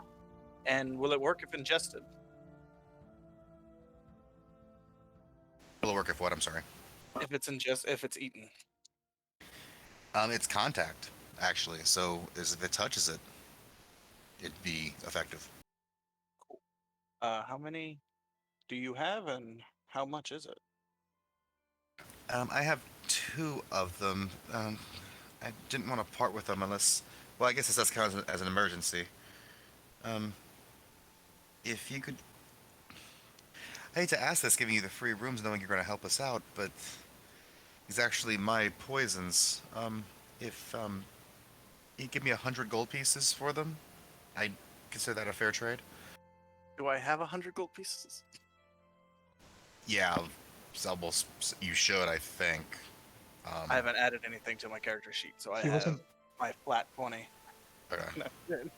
So I was like, oh, 15 for the crossbows? Yeah. Oh, getting you level 5, starting you off at level 5. Yeah, I'll say you have enough to buy 100. You have 100 gold pieces enough to buy it. Yeah. Yeah, I'll buy it. And I'll tell you what, if we only end up using the one, we'll bring it back. Okay, that'll work. Word. Thank you. And always good to have your business. Oh, I don't remember if I told the friend of yours, but we can do the room and board, but we can do the room, but we can't do the board. We can't. We still have to charge you for food. Figure. It was too good to be true. Chiron. I think it comes out for the 3 of you. It'll come out to just one gold piece for every day you stay. That'll cover all 3 meals. Seems fair. It's not bad. I got 14 days. We do appreciate the help after all. It's always good to have new visitors. So I do personally thank you for the business. All right. Let's go meet up with Thorm and strategize. Alrighty. I guess. And what time? Should be about 4 o'clock now. Yeah, 3. Well, okay. We'll split the difference. Say it's 3:30. But yeah. All right. I'd say there's definitely still time to go get this thing. Let's go meet Oh, up yeah. with Ryan. All right. So you guys head around to the back of the lounge where the rooms are, and you guys walk in. The only room's occupied, and that's where Torm is. So go ahead. Did I get a chance, or did I get the full short rest? Yes, you did. Okay. I'm ready to go when you are.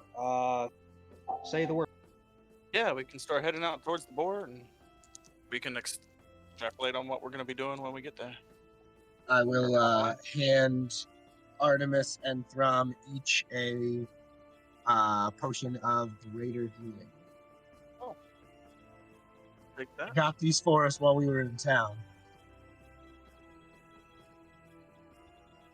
Okay. So Now I gotta remove them from my. yeah, Torm and Artemis take the potions and do your characters. Yeah.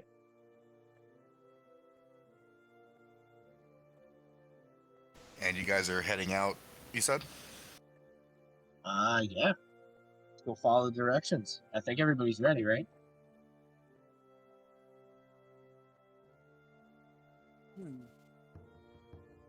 I need only my boomerang. Hey, ready. Are you? I'm just gonna say this outside of game, but are you stopping at Eclipse?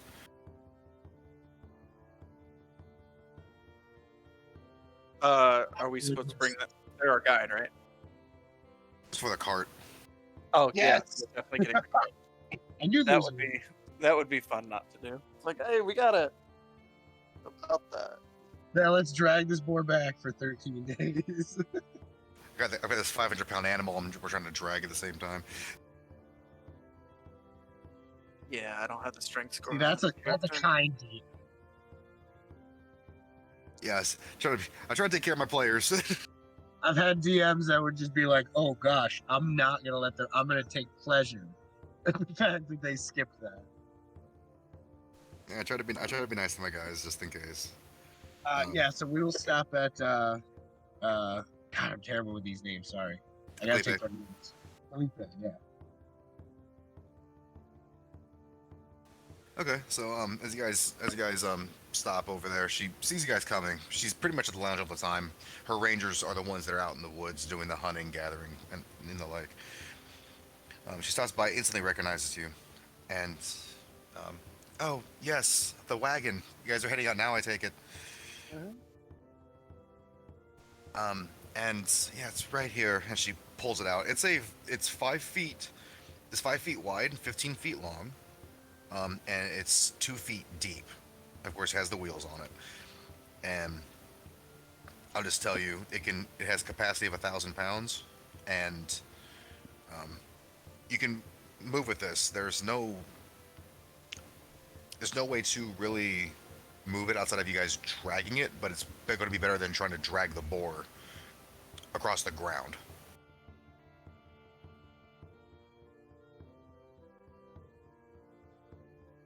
Okay.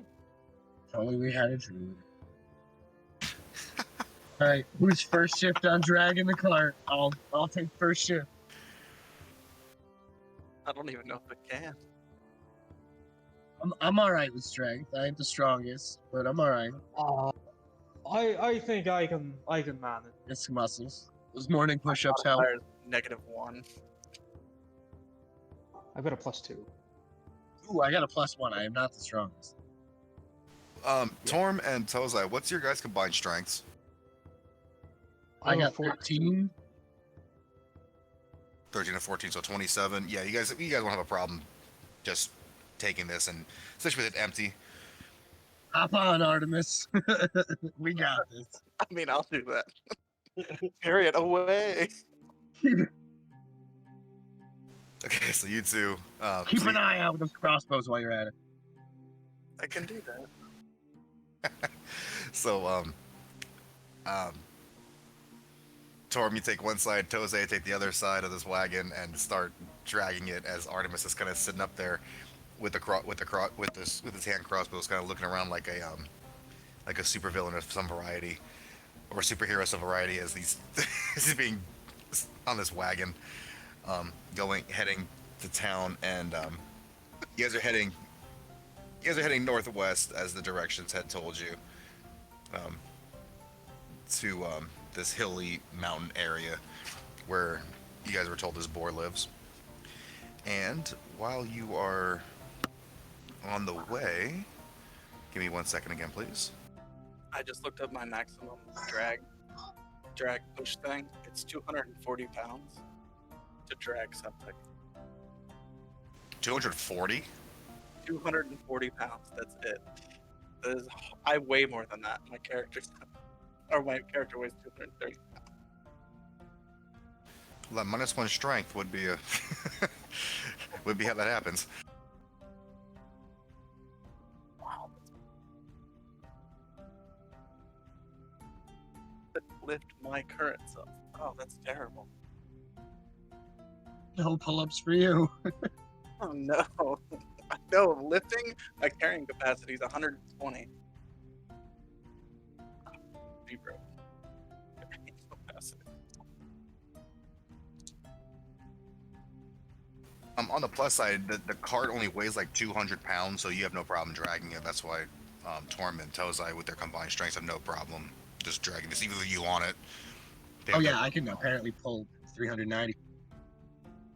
Oh yeah, so you by yourself can pretty much do this, but so having Torm help you is Makes actually it's not exhausting. really nice. Right. Well, yeah. Oh wait, there's no wheels? No, there's wheels. It's just with the weight of the cart itself. Yeah, there's no horse. There's no horse or a mule or anything. So it's easy to do. Tozai literally could do it by himself with you on it, but with Torm helping at the same time, you guys are able to move at a decent clip where you're not losing any speed from just sheer weight. I'm gonna have to get good with pulley mechanisms because I ain't gonna be able to do nothing.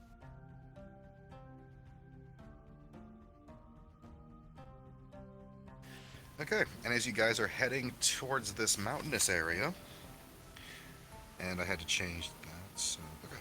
So you guys are heading to this mountainous area. You guys, all of a sudden, yeah, let me try that again. Can everybody roll perception checks for me, please? I can do that. Go. Hey, 23. 15. Lucky boy.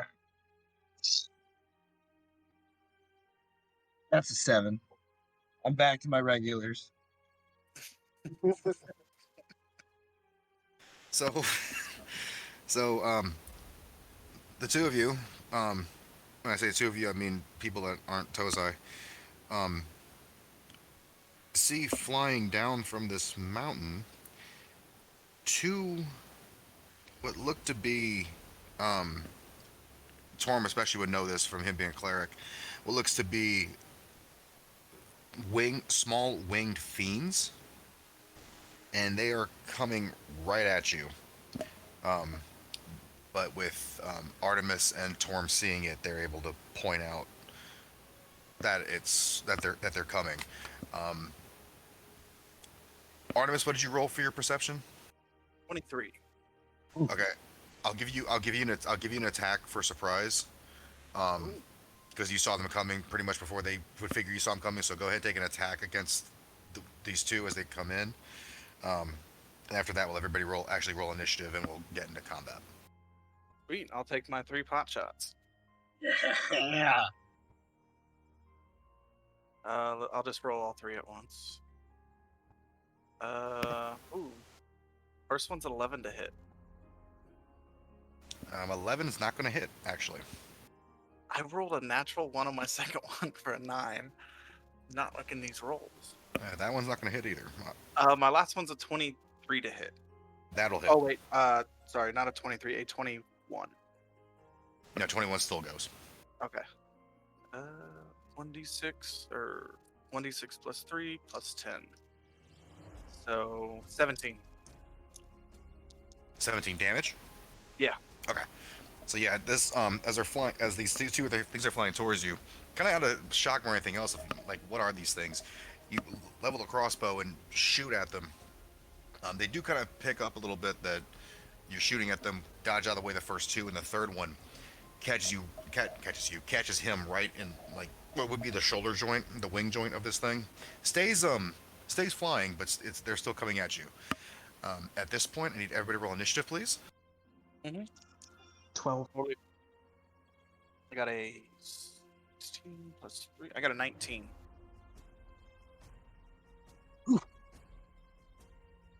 21. I totally forgot about my precision shots, and I won't again. Yeah. Who had the 21? I'm sorry. Tozat.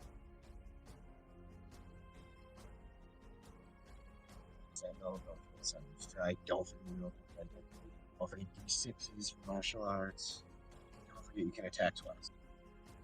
All right, so Tozai, you are up, and let me get the map done real quick so you guys can have an idea where you are.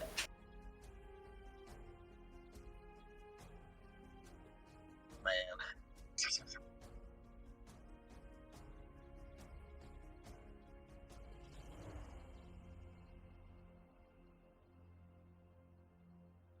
Or no, I am.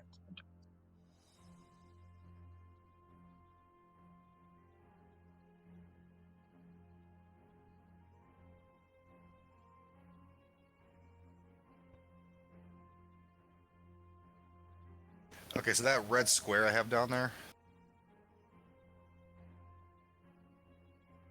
Mm-hmm. Is that our cart? Yes, that is your cart. That's pretty much where you guys are right now. Right, Torm and Tozai, one side. In front of it.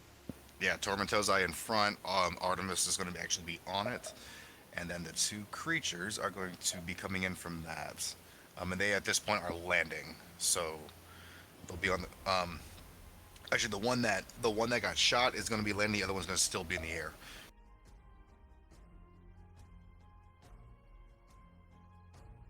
All right. So Haley and Michael. Oh no. Okay, there they are. I thought Haley and Michael's tokens were gonna be them for. Mine's inside the cart now, and I can't reach it Okay. without moving the entire thing.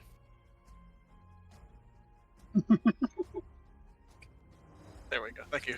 Yep, I got you. I'll just remember you're in the cart. So start of initiative order, because they rolled terribly, is going to be Tozai. Okay. And you said dude guy right here is on the ground, and dude guy here is still in the air. Beautiful. Okay.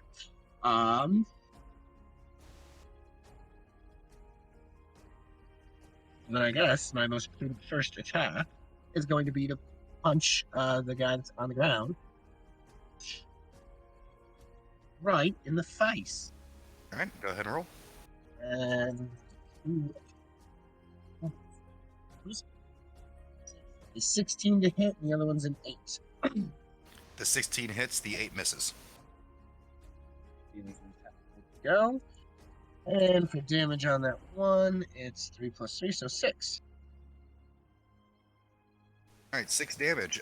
This thing actually, the first arrow took it down. It's not really sure what's going on as it lands, and you come up and basically punch it square in the face. Pretty much cave its face in as it falls to the ground, not moving. Nice. And then I would like to. No, that's my attacks. And bonus action. What happened to my crossbow? Oh yeah, because blast now. Oh yeah, bless should have gone off too. So yeah. Does that work in like the what 1d4 to rolls? Yeah, bless is 1d4. Let me look real quick just to be sure. 2 attack rolls and saving throw. Thank you. Yeah, there's a cleric. I should just ask the cleric. Yeah, it's yeah 1d. You get to roll 1d4 and add it to attack roll saving throws. Thank you. Oh, cool. And that is all I'm going to do on my turn. I don't want to spend a key point on these things yet. Alrighty, that will take us to Artemis. Go ahead. Okay, I rolled total of the first one. My first shot's an 18. My next one's a 21, and the third one will be a 20. All 3 of those hit. You have a ridiculous attack bonus. You know that, right? Yeah, I get a plus. Well, I get a +8, but with sharpshooter, I take a -5, so I get a +3 with that as well. That's insane. But go ahead. They all 3 of those hits. I roll your damage. It's 17, 17, and 16 for damage. Yeah, I'll take. Yeah. Okay. This one's still in the air, just legitimately. As it's coming towards you, you see this one can get a pretty good beat on this one and shoot 3 crossbows into it. As this one also gets hit by the crossbow bolts, falls to the ground, and just kind of lays there quivering before it stops moving completely. And that is the end of combat. All right, Torm. I'm just gonna shrug and pick the cart back. Okay. Apparently, I need to readjust. If you had both eyes, you would have been fine.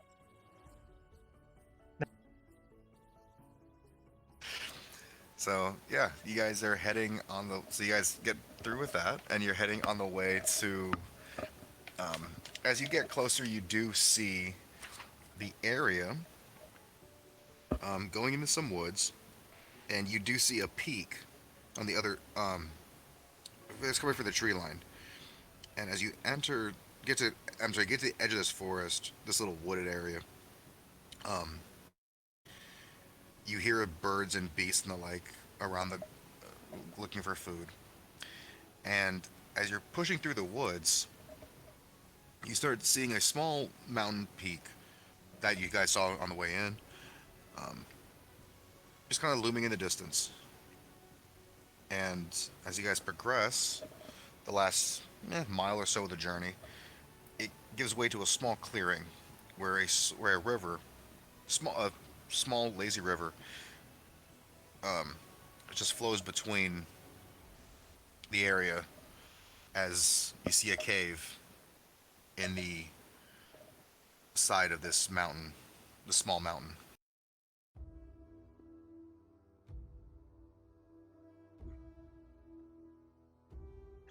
Right, so how are we going to do that? Is the cave where the boar is supposed to be living? I'd say so. If you want to for sure, make a survival check, please. Um, 8. 8. There are tracks around here, but you have no idea of what tracks they're for. Like big track? No, there's small tracks, but they're heavy.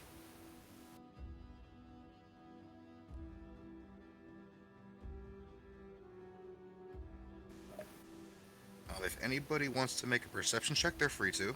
Also, around this area, I'll say you guys stopped like 50 feet outside of this cave, so you're. I got a 19 on perception. 19 in perception. Okay. 12. Okay, 19 and 12. As you guys have gotten close to this, what you've discovered is you can't tell what it is from these tracks, but there is a stench of a very strong stench of what smells like, for lack of a better term, smells like swine. And it's coming from it smells like it's coming from that opening in the cave.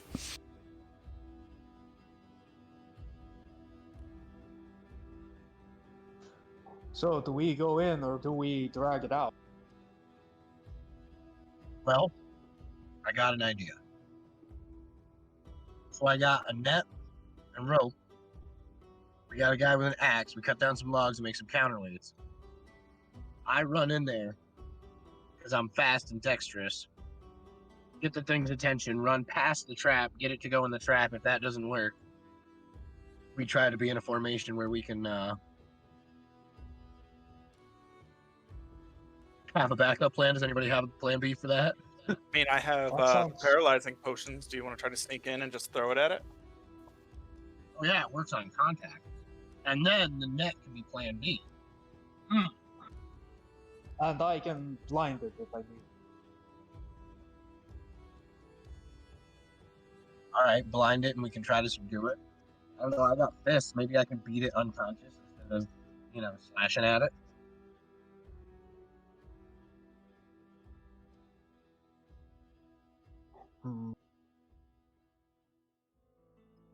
Honestly, I think we can just handle this. We don't need to overcomplicate. Yeah, I don't think we need. I think we can just. Do you want to charge it inside the cave or try to get it to come out first? That's the. Well, I kind of like sneaking in there. We'll see if the potion works, because if that works, we just have to, once it's knocked out, we can just drag it out, throw it on the cart, and be on their way. And if we set up this trap first, we have that option. Where if for some reason I miss, because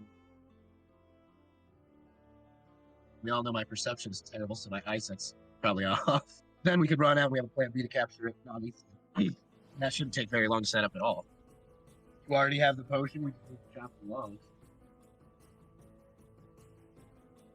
Are there trees, though, that are high enough that we could sling them over to make this sort of trap, though? That's the question. You guys we're coming through a wooded area, so the trees here are pretty substantially tall. I mean, how big were you looking to get as far as a tree height? Well, I don't know. We gotta lift this thing off the ground, and it's X amount of heavy and whatnot. I don't know all the calculations to actually set up a counter. We're just trying to put a net over the cave entrance? Oh, and drop it as soon as I come running out. Or that, or I can just shoot the bolts into the side of the mountain, tie it up to the other side, so that it hangs and we can just lift it. I'm liking where this is going.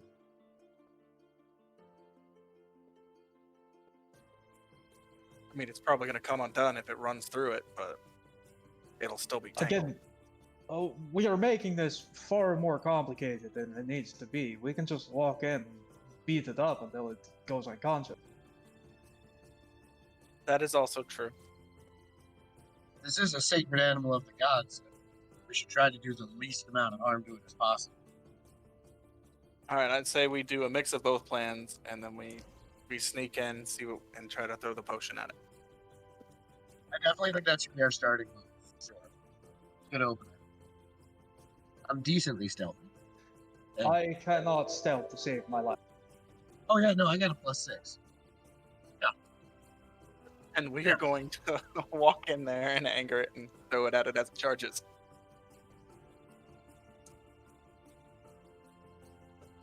Oh. It comes in what? I am not a stealthy person. That's fine. All right, well, we'll try that way. Artemis, you should probably take up position somewhere, just in case everything goes south. Yeah. We don't want you getting trampled by this thing.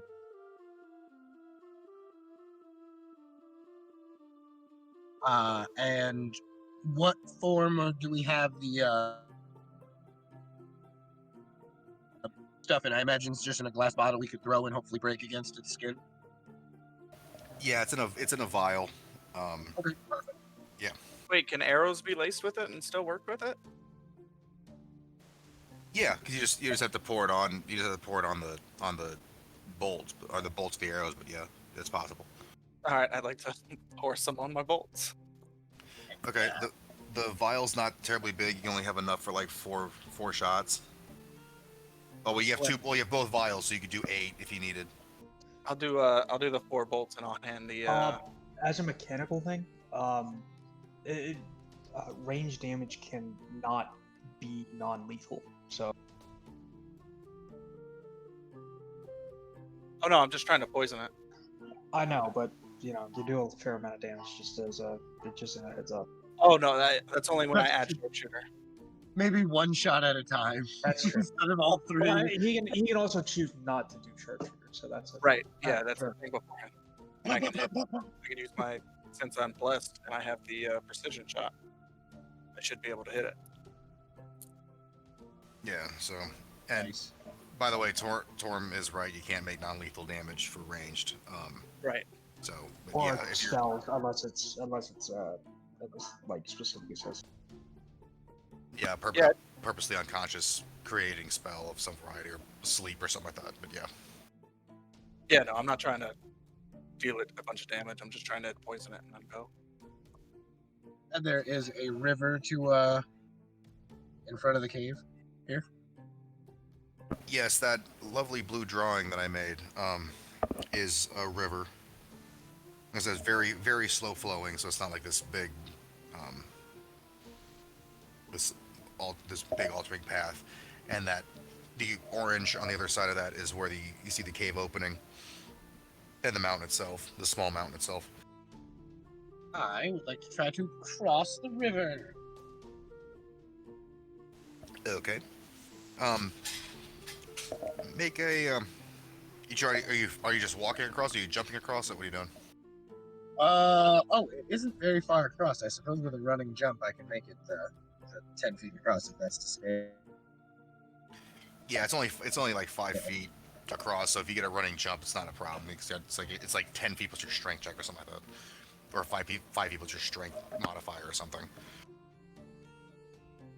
Word. Then I will running volt on over. Okay. Not stealthing anything. You're just jumping. Yeah, just jumping, and then when I land, I would like to try to stealthily approach the side of the cave entrance here, and I will motion Thorm to the other side. Okay. Leave him on point. Okay. Can we see inside the cave at all? Once he, from where you guys are right now, no. On the other side, you'll be able to. Okay. I'll go past the river. Okay. No problems clearing that, like I said. And once you guys get over there, who actually wants to look into the cave? Probably not even going to try. But I'll peek around the corner as well. Okay. So whoever's looking in, give me a perception check, please. Oh, and Tozai, you said you're stealthing. Can I have a stealth check from you too? Oh, absolutely. I got a The 21.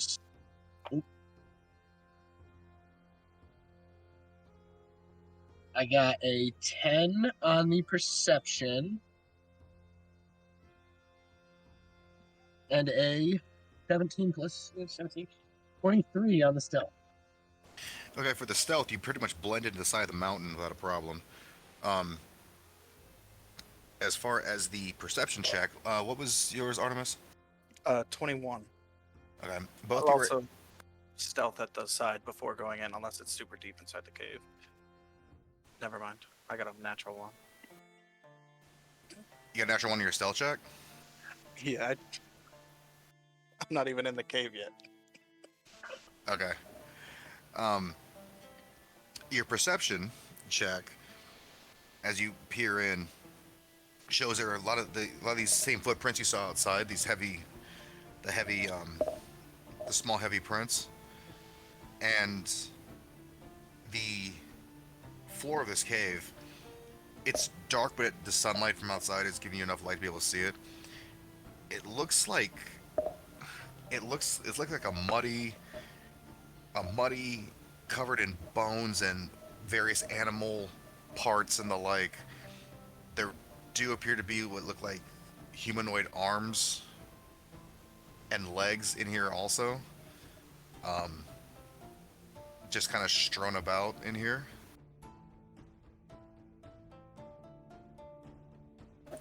And with your 1 on the stealth check,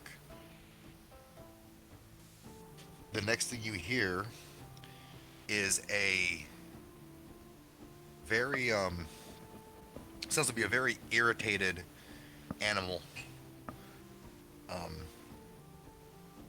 It sounds like you guys would know what a boar sounds like, as it is in the as you look up, you realize that this thing is looking right at you guys, or looking at you specifically, Artemis, and comes charging at you. This might hurt, actually. Yay! Luckily he doesn't. Oh, no, he does. I'm sorry. He's more than 20. He's more than 20 feet. So, one moment, please. Oh yeah, I'm not even inside the cave. I just crossed the river. I was gonna try to go up to the front of it. Yeah, no, I know, but the nat one didn't do. It's kind of like you No, jumped the river and like fell into the wall, or fell into the cave wall. That's what I was hoping was gonna happen. I'm gonna lean up. Ah. Does a 17 hit you? Yeah, it does. 17 hits. Okay, so.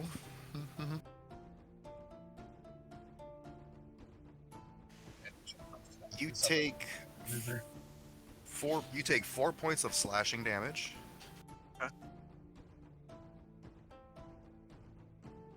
And then another 3 points of slashing damage from it charging at you, from as far away as it did. Can you make a strength saving throw for me, please?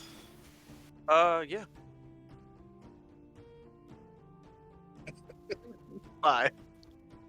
And you're also knocked prone. That's fine. Okay, at this point, everybody roll initiative, please. 13. Oh, wait, yeah, initiative I can actually roll on this one. Oh my god. 10. This is gonna be fun. I got a 6. Who was the 6? Toza.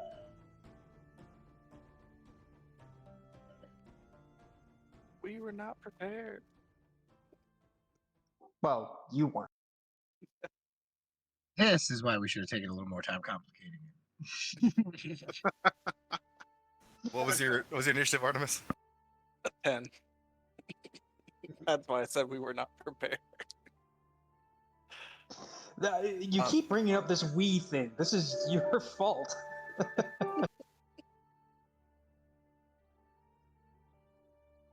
Okay, because of where we It was are. going SWAT team for a minute.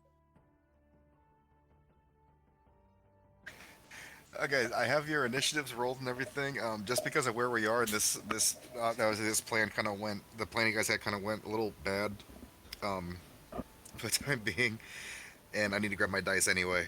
I somehow do not have my dice. I forgot my dice, so I gotta grab my dice. But I am gonna call break at this moment, like just like 5-6 minutes.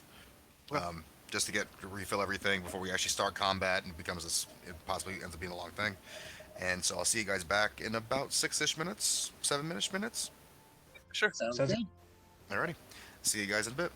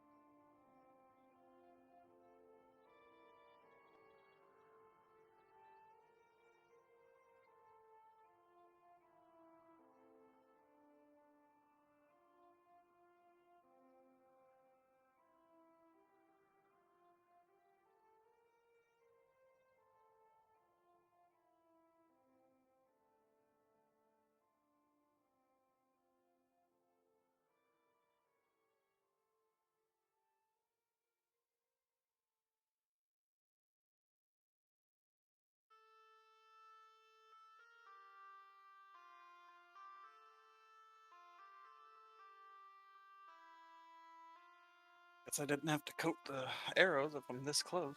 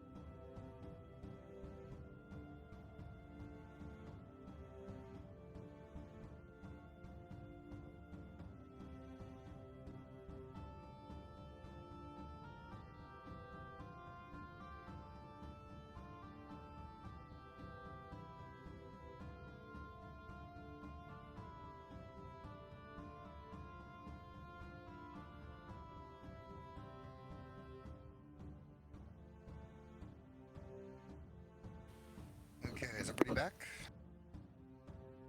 Who's check? Storm's here. Yep, I'm there.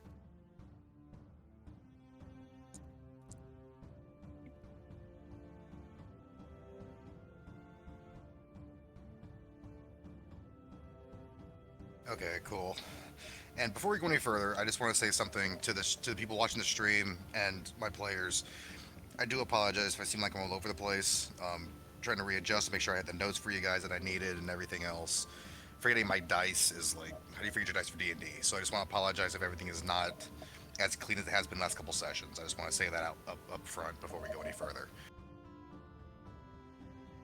You're cool, dude. Things happen. Yeah, it's all good.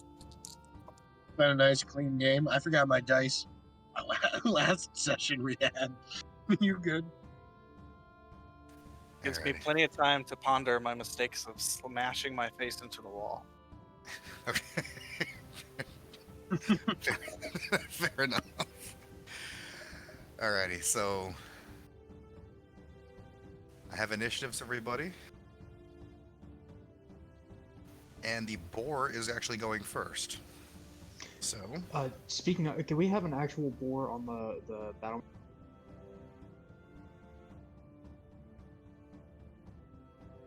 I will get one for you right now. Appreciate it.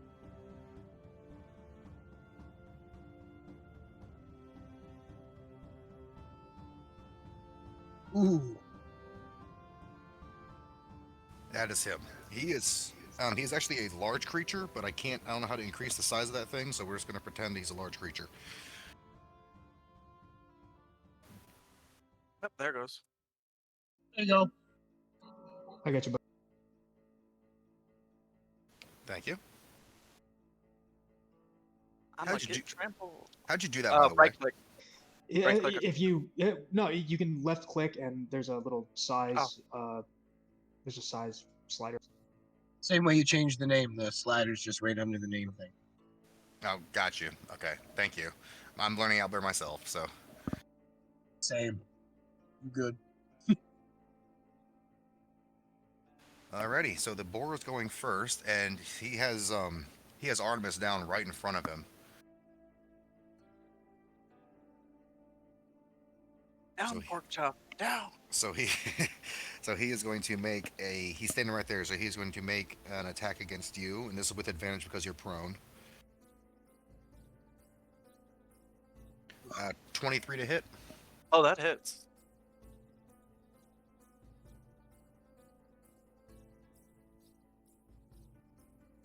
And that is 7 points of slashing damage as he gores into you with his tusks while you're laying on the ground.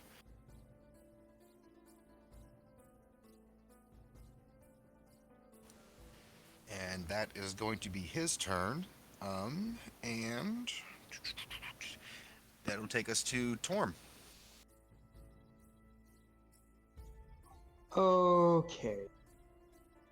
Let's see if we can make this a little bit easier on us. I'm going to cast Blindness Deafness. I need a DC 15 con save, please. DC 15 con coming up. Yep. I thought you said 50, and I was like, holy hell. That's not a thing. I know. That's why I was like, oh, man. Well, I guess it's going to hit. That is a success. Okay. Do bonus action. I got nothing. I'm done. Not moving or anything, just staying there. Yeah, I'm good. You know what? Actually, that's a good point. Let's I'm gonna move there. I'll take the attack of opportunity. Okay, so he's... Okay, so the boar is going to take the attack. 26 to hit. It does hit. And that is... Oh, that's a bad one. That is 12 points of slashing damage.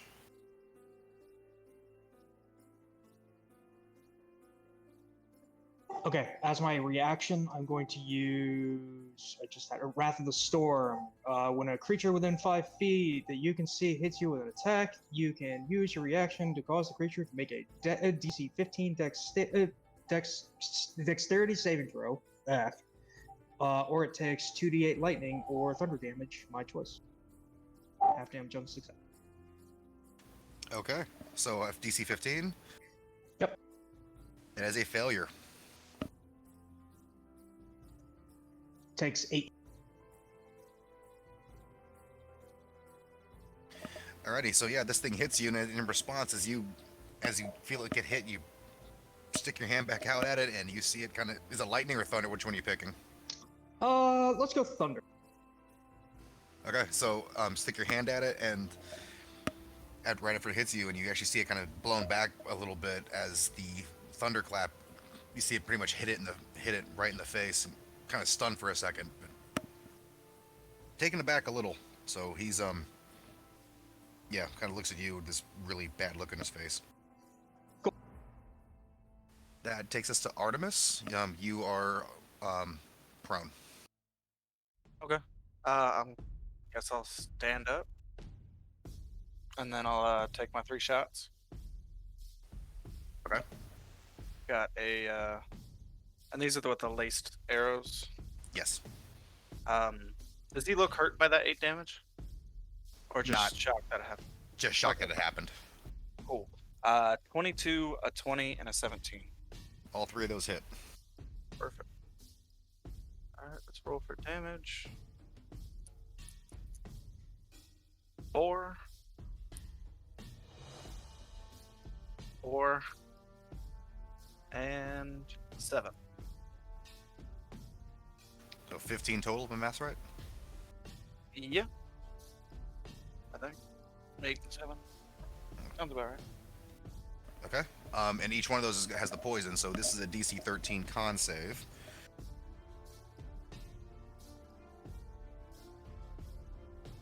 He made 2, he failed the 1. So he is now considered to be poisoned.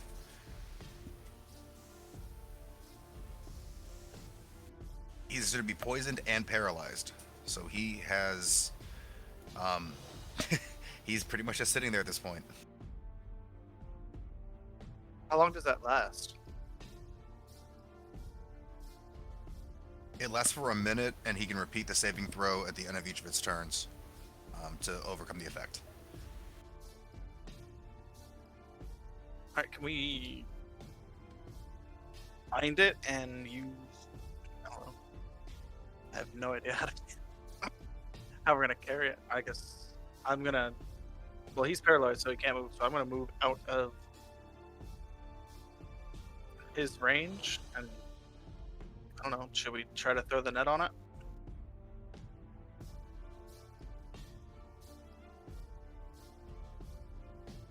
Well, Toza's up next. It's his...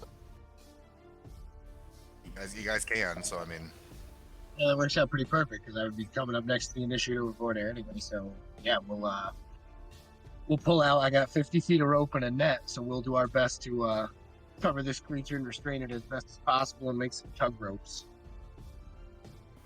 okay.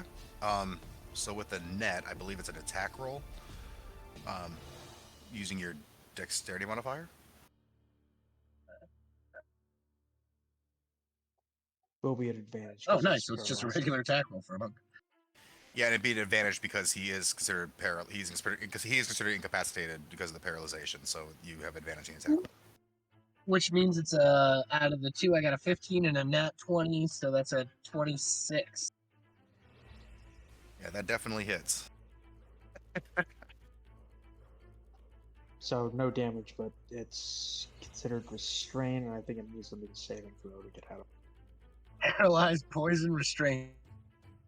Yeah, paralyzed, poison, restraint. It's a strength check to break out, but considering he's got the poison working against him right now, it's going to be at the end of his turn to actually do anything. So this actual next turn for him is actually totally free. This next turn is actually totally free because he can't repeat that for the poison until the end of the turn. How would we force it to sleep? Force it to sleep? Well, this is only gonna last. We just gotta beat it up. Oh, okay, so y'all are just gonna have to. I can't. Well, I guess I can do. Well, now that it's netted, we can like bind its feet, and, like bind its mouth, and then like tie it down to the. I have personally 50 feet of rope. I don't know about you guys. Yeah, I'll show. But I'm pretty sure. Yeah, it's pretty standard rope, so we could definitely bind this thing right the heck up. Yeah, I got tons of rope. We'll hog tie it, literally.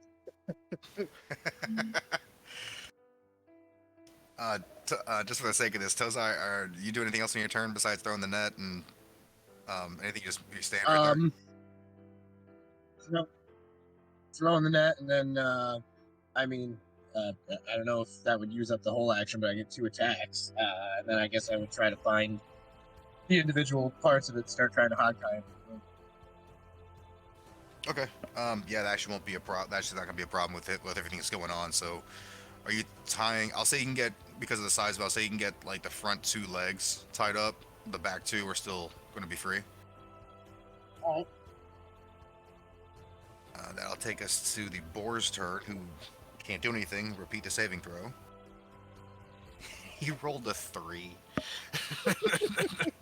So he's still paralyzed, and everything else still applies. He can't make the strength check. So you guys basically have we're still gonna use initiative order, but you guys are pretty much have free reign of this thing right now. Tie it up as much as possible. Yeah. So Torm, you're up. If you're assist with the tying and everything. Yeah, I'm gonna use my own rope to try to tie it up more. You said the front legs or the back legs were done? Tozai had the front legs, so the back legs are still free. Okay, I'll get the back legs then. Okay, no problem there. Does that take my action? That'll be your action, yes. Okay. Artemis, take a healing word. Okay, what is that? You get 7 hit points back.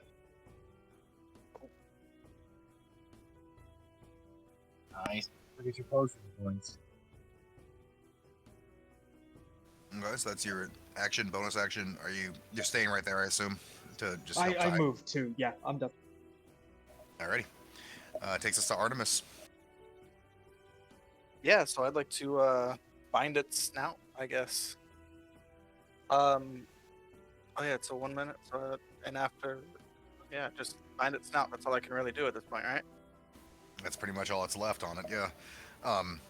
Yeah. So at this point, you guys have all 4 legs, and it's snout tied.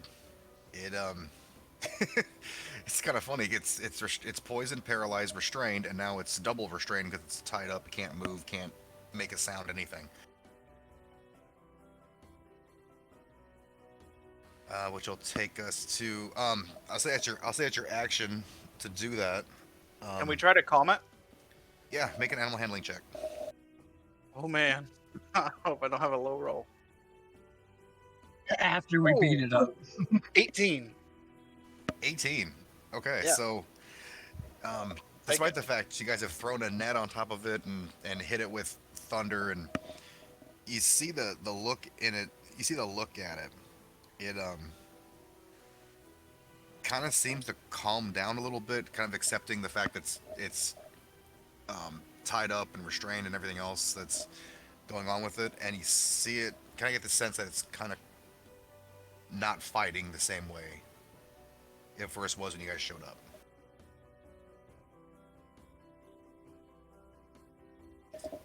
And that will take us to Tozai.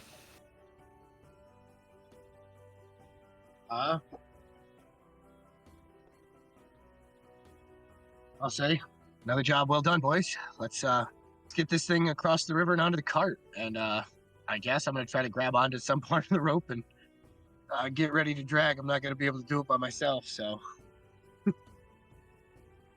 I'd like to check for signs to see what was seeing if there was any reason for it to be enraged.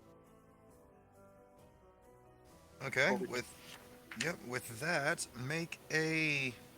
Oh, this will be interesting. Make a Arcana check. Oh. Well. Hope I rolled. 6.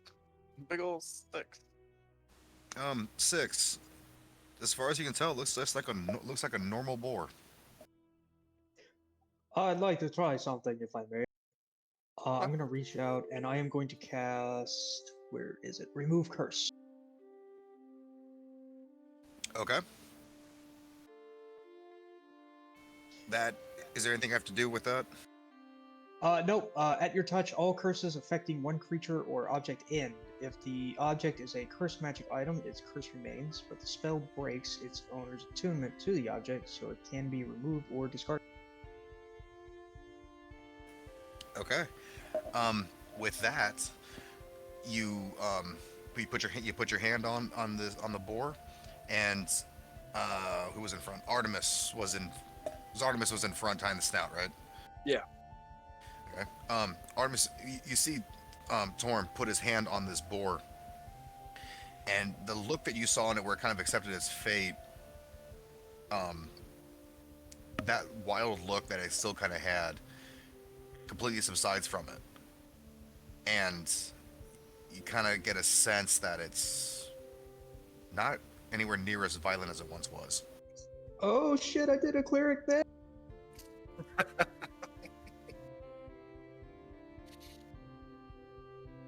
So at this point, the boar is up, but the boar is kind of like not really even fighting the ropes or anything that you guys have on it. So I will say combat is finished. And what do you guys want to do at this point? We want to pet the boar and check the cave. Okay, you pet the boar, who lets you, doesn't stop you from doing anything, and you're checking the cave. Can you make a perception check for me, please? Okay. 22. 22. You do find some armor and weapons in the cave of various styles, leather and chainmail and like. Obviously, swords being made of steel, but everything looks like it's been rotted, chewed through, various conditions that make them pretty much unsalvageable. But you do manage to find 50 gold pieces worth of coins. Nice. Digging through everything in here.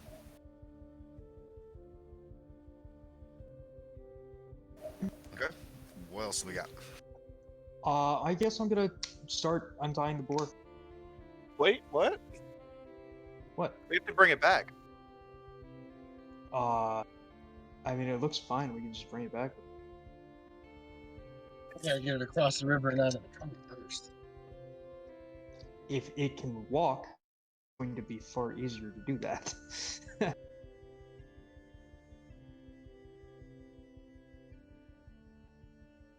So you're untying him? I mean, Yeah. I think I'm gonna like tie a leash or something, almost around his neck. Okay. Make an animal handling check with advantage.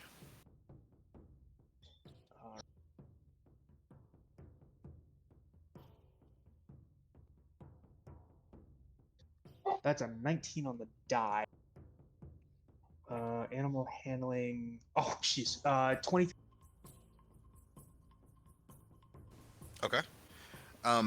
Yeah, as you go to untie it, the boar kind of looks over at you, sees what you're doing, and kind of offers its legs to you the best it can, anyway, to have you kind of help it untie, and kind of leans forward as you're trying to make the the leash basically, and kind of sticks his head forward, basically letting you do it. So it's a large creature, right? I give him a scratch on the head. Okay. And yes, it is a large creature. And we attach him to the cart and ride the cart back with the boar as our steed. That's fun. I like. Yeah, I'll say you could. Yeah, as a large creature, yeah, I'll say you could do that. Both me and Thorm should be good at tying ropes, so we should be able to fashion a harness onto it. That means we'll be taking the net off too. It'll be totally free. Well, that's what he meant by untying him. If it tweaks, we're gonna put it down again. It's fine. He's nice. He's ours now. We're gonna show him off, and then that's our steed. Walk back into town. Yeah, this boar, this was causing problems. Look at this. Yeah, this carries our stuff now. That's what he does. Yeah, so you guys, like I said, like you said, the net is off, it's untied and everything, and you guys hook him up to the cart, and he, again, no fighting from the board. He lets you guys do all of this at this point. So you guys hook him up, and you heading back to town? Yeah, I think the most important thing for us to do now is to name him, because now we need to needs a name. Pork chop. Got it. Pork chop. I'm okay with pork chop. Pork chop sounds perfect. Naming a boar pork chop. Okay. So you so you guys get on the cart with pork chop. I can't believe I'm saying that. Pulling the cart back to town, which, because this thing is a large creature, does not take anywhere near as long as it did for you guys dragging it. Actually, you got back a little bit quicker than you did, and at this point, I'll say it's about like 5 o'clock or so, 6 o'clock in the early evening, to get back. As you guys walk into town, everyone kind of looks over as you guys walk in with this, knowing you guys left with 2 people dragging the cart and 1 person riding. Now there's 3 people riding the cart and a boar pulling it, and he'll kind of look over and like kind of back off for a second, like what exactly is going on. But you guys managed to go into town. Where are you guys heading exactly? Well, back to Chiron, I think, is the plan. Or to stable, put the boar up. Well, we need proof that we handled the boar situation. Clypia, I guess, would be the one, because she's the one who gave us the cart. Bring back the boar. She kind of seemed like our contact for this mission. Oh yeah. Fair. That elf chick. What's her name? Echolite? Eclipse. Clypia? Eclipse. So heading to Eclipse first? Yeah. See if we can't purchase the cart now. Okay. So you guys head across town to the lodge where Eclipse was and is, I'm sorry. And you catch her just as she's walking out. She's not locking anything. She was like, looks like she's kind of leaving for the day. And she looks up as you guys are walking over with the boar leading the way, and she looks and realizes this is the same boar she was talking about. That to you guys about what was doing all this damage. Looks up at you guys. You brought him back? He's safe? Everything's okay? He was affected by a curse. Everything seems to be fine. Oh, well, that's a happy relief. I can't believe you managed to do that. Chop's a good boy. Or is it a boy or a girl? It's a boy. Doesn't matter. Doesn't taste. Bad joke. Sorry. I'll shut up. No, you're fine. So as Aklipe kind of waves you guys over and starts to unhook the boar from the wagon and everything. Aw. Do you guys want to keep him or? If we could. Yeah, that'd be great. He's been pretty useful. It must be. Well, pulling a cart, I can imagine he might be. He is one of Artemis's sacred creatures, though. It's not sure if it's a good idea.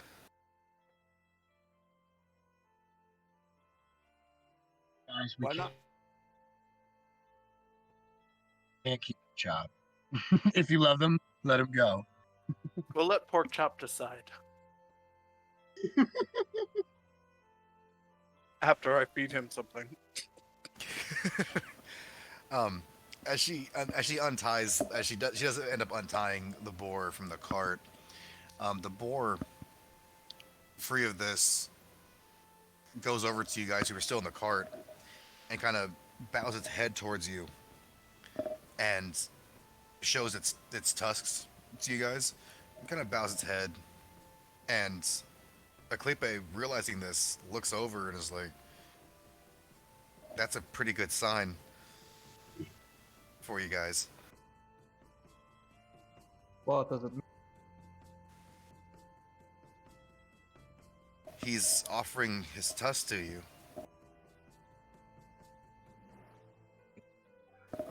You can take them. Yeah, I'll go up and grab one, I guess. Does it just come off, or is it like... Make a strength check. I mean, I'm not trying to hurt the boar. Is he actually, like... Is he trying to give us these, or is he... Yeah, he's actually this boar is actually he actually legitimately came up to you and like bowed its head and kind of put its snout out to you guys.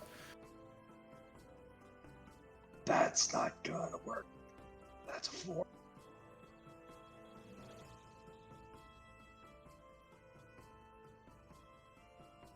What was the strength check? That was a 4. It was a 4? Rolled okay, yeah, that.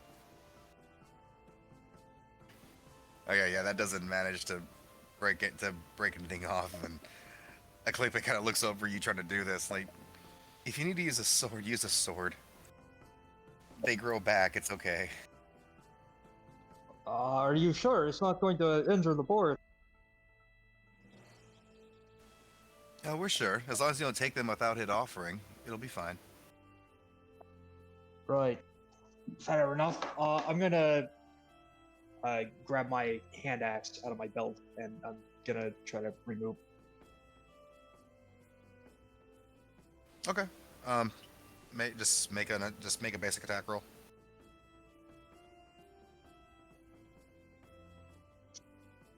Okay.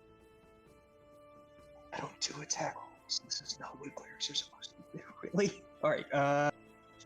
15. 15. Yeah. So you grab the one side of the tusk and bring the axe down, and it snaps. The axe hits it, cuts it off easily. Boar doesn't even wince in pain or anything, and you have one of the tusks in your hand. Thank you, friend. That is very helpful. You see it kind of you hear it just make a sound and kind of look up at you and look at the other two, look at Artemis and Tozai and do the same thing, trying to tell it to take the other tusk.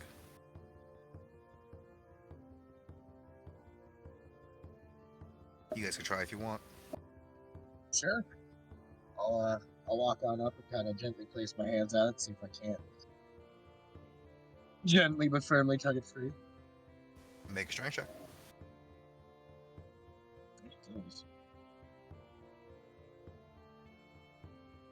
Oh, okay, I was being sarcastic, but 16.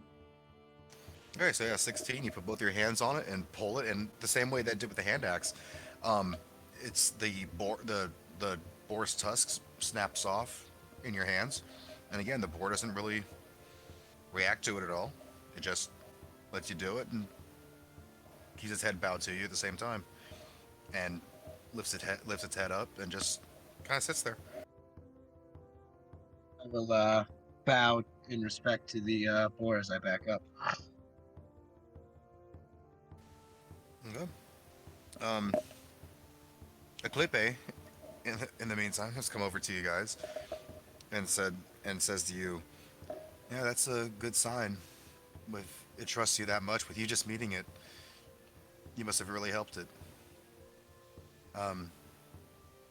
It's not much for what you guys managed to do, but please take this." And she gives you a pouch, which, as she gives it to you, you can hear it has stuff jingling in it. Okay. I will. Oh. I'm sorry. Yep. Sorry. And the pouch contains 300 gold pieces. Cool. These tusks, by the way, when you broke them off, they are roughly about 18 inches in length, and they are incredibly sharp. But these are made of ivory. These are very hard tusks, and then you guys have two of them.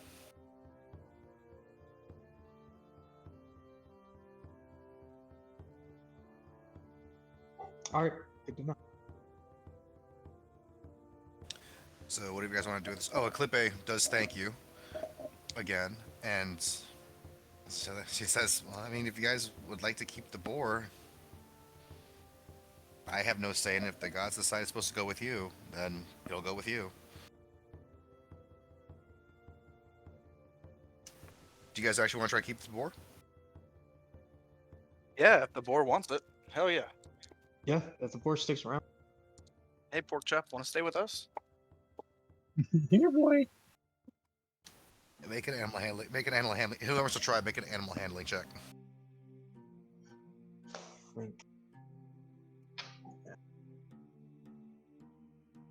Anybody get higher than a 14? 11. And Josiah is not trying. He does not think it's a good idea to be messing with a god's boar. That's the boar's decision. The boar can do what it pleases. They got a 14. Yeah, that's all I got is a 14. Okay. The boar kind of is he trying to coax it to follow you. The boar kind of just backs off for a second. Not in a bad way or anything. Boar kind of backs off and starts walking into the Balsia again. Starts walking off across the village, across the town, seemingly heading back to where the northwest where you guys came from.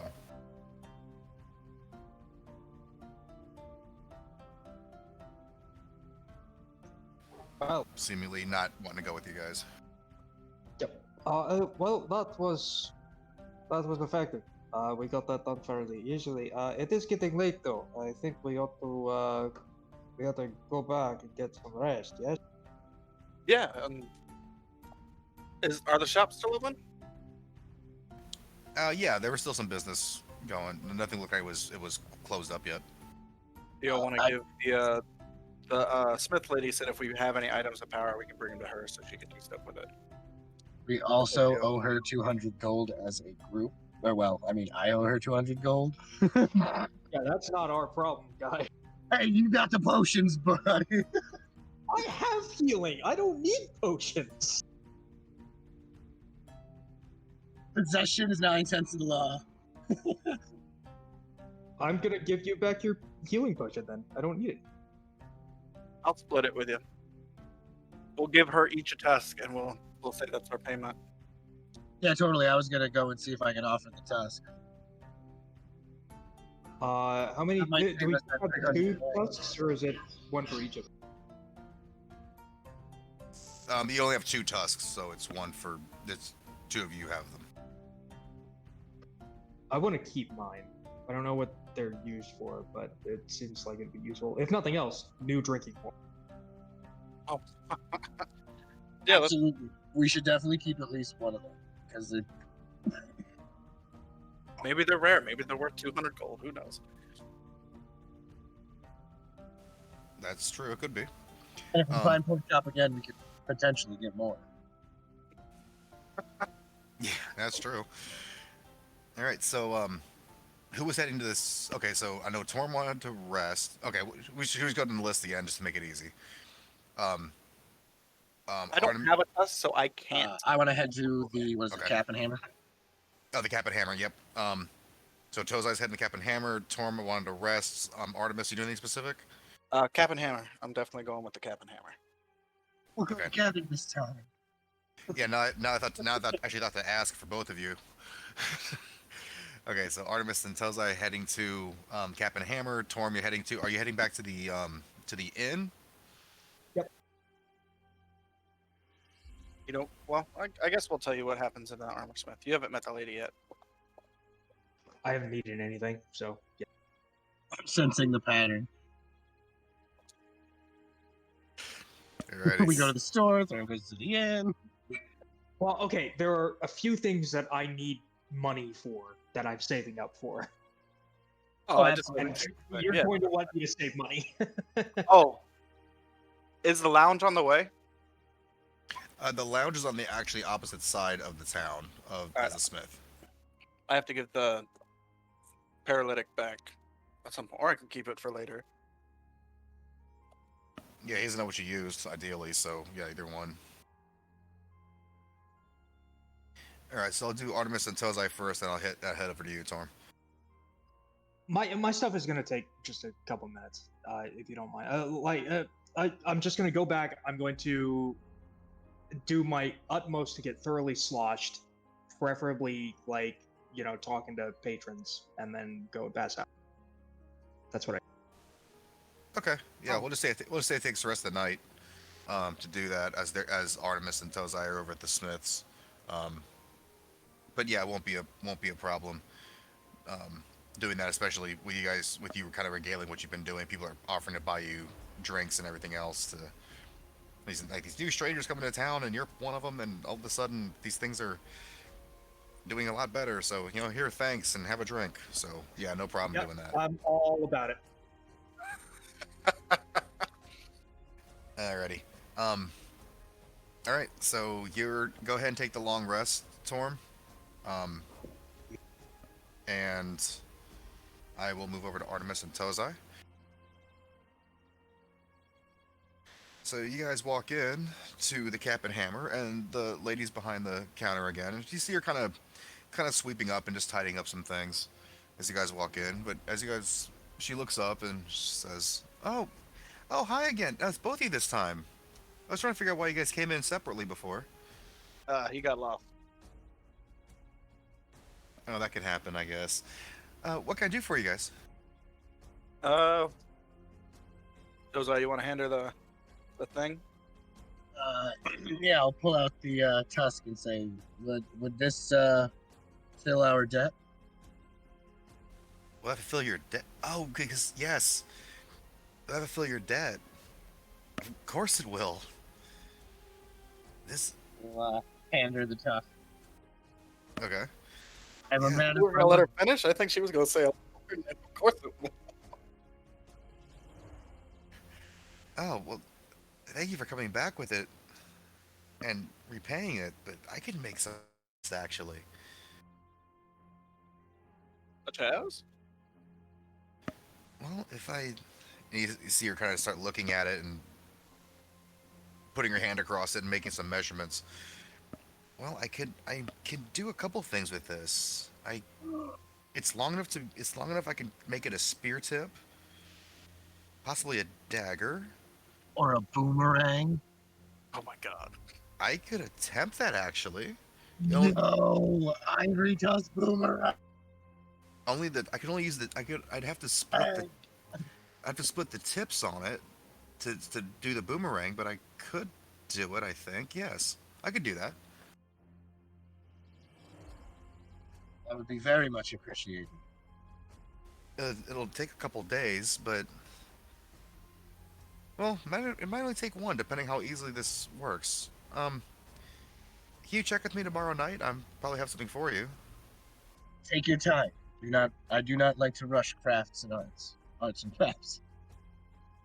I appreciate that. There's sometimes that the Clipe comes over and say, "I need more arrows right now." It's like I can't just magically create arrows. I have to. It takes time.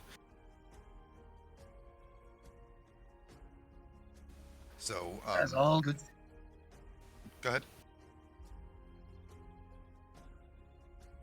What are you saying, Tose? Oh, I just said as all good things do, and I don't know if Artemis had any. No, I'm just browsing and handing in the task. That's all I really wanted to accomplish in the story. I just wanted to make sure to pay her debt. Is there a cat around? Is there a cat around? Yeah. Yeah, I'll pet the cat. Okay. You pet the cat, and you see it kind of arch its back up to kind of meet up to your hand as you're petting it. The lady looks over, and now Kimbo seems to take a liking to you. Liking to Kimbo. I've had him for as long as I can remember. He's a good cat. That he is. Squiz.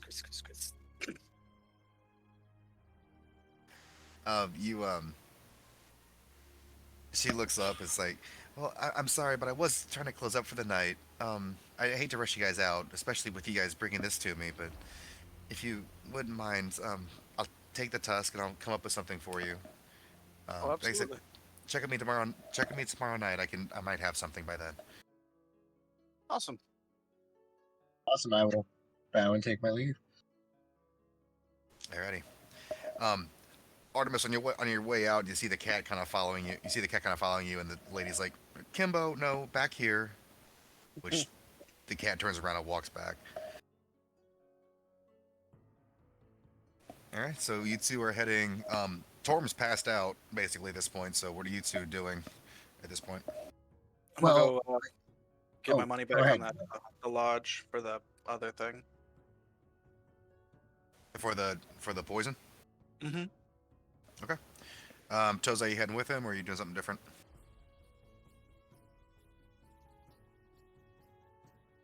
No, I just wanted to ask. So are we square on the debt, and she's gonna make us a weapon out of it? Yeah. Yeah, she's doing both. Please. No. Basically all I would do is go back and do my nightly meditation quick, and then head to bed. Maybe have a glass of tea if they've got it. Yeah, that's no problem. They have plenty of various drinks there, especially with the vineyard being close by. They can do like a lot of different flavors. Will you take care of our tab for the day with all the meals for today? Yeah, it's gonna be, like I said, it's gonna be 1 gold for all 3 of you to eat. So for the day. So. All right, I'll just drop a gold on the thing on the way out. Okay, no problems there. Need no money. The halfling that you guys ran into when you first came in, he's, oh, thank you, good to see you again. By the way, your friend, he had 1 or 2 or 20.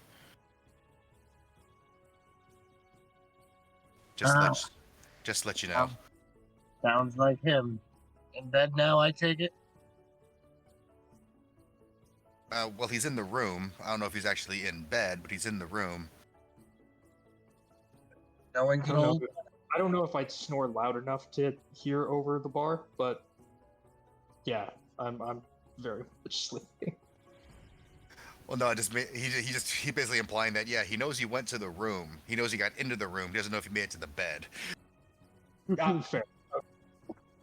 Yeah, let the guy know. It's like, yeah, we only needed one vial, so here's your other one back. Oh, thank you so much. Um, well, it's only fair, and he gives you 50 gold pieces back to split the difference of the one of the one you use and the one you get back. Awesome. So, anything else you guys are doing for the night? Staying, hanging out? I know Tozai's doing the meditation and the tea. Artemis doing anything specific? Do they have like trinkets for the gods? They got some stuff around here that looks like it might be religious in some aspect, yeah. Yeah, because my dude's superstitious, and I would like to buy more stuff for my keyring. You going to the gift shop, dude? Yeah. Yeah, I have a keychain that has all the gods that would mess with, because he's a sailor, so he doesn't want to piss anybody off. Oh, that's right. You did tell me you had that too. Yeah, that's right. Yeah, there's a couple things. There's a couple things. There's one that has a depiction of, as you're kind of looking around, the halfling comes over to you, and points out a couple things that might fit that keychain. Like points out one that's it's a bearded it's a small figure of a bearded man, holding lightning bolts in his hands. There's another one that looks like it's a darker figure, a taller guy, longer hair. Kind of looks like he's in flames a little bit. There's another one that looks like he's standing in front of a forge. Another one looks like he's prepared for battle. Those four. I'm sorry. And there's a fifth one which looks like it's a someone armed with a woman. Looks like she's armed with a bow and arrow. I'm definitely taking the bow and arrow. How much for all of them? For all 5 of these, it's gonna be 200 gold pieces. Oh shit. I will take the bow and arrow lady then. Okay, well that'll be 40 gold pieces.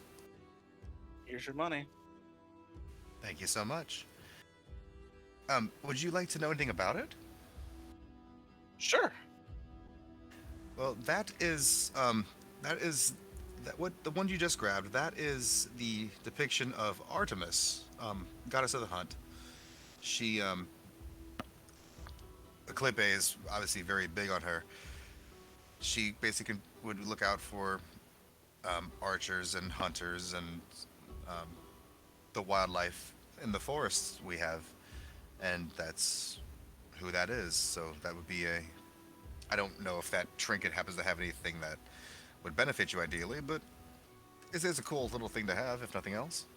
I am an archer, and we did save the boar, so that's kind of cool coincidence. No, Or yes. it's not coincidence at this point. Well, that is true, but at the same time, it is kind of good to have a souvenir of your own deeds, isn't it? Absolutely. If anything else we can help you with, please don't hesitate to ask.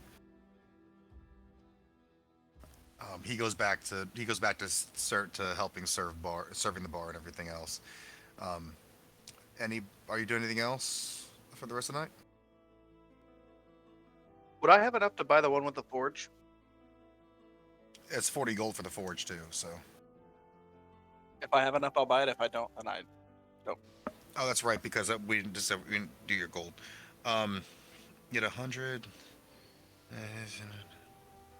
Yeah, I'll say you can buy him, but you're gonna be at 0. Okay. Wait, we got 300. We ever split that up? I thought that was that's assumed. right. Sorry.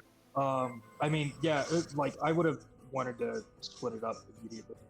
Okay, totally. I just never added it. We factored in. Gotcha. Okay, so that 100 gold each. Then in that case, yeah, you've got enough for both of them. Sweet. Because I am definitely bringing that around the shop with the smith. You also have enough with the 50 gold that you got back from. Nice. I'm practically back. I've only lost 1 gold so far. Spending all mine. Yeah, with the 50 gold you got back from the poison, that would bring you up to 150 after the rewards. You could actually buy a third one if you wanted to.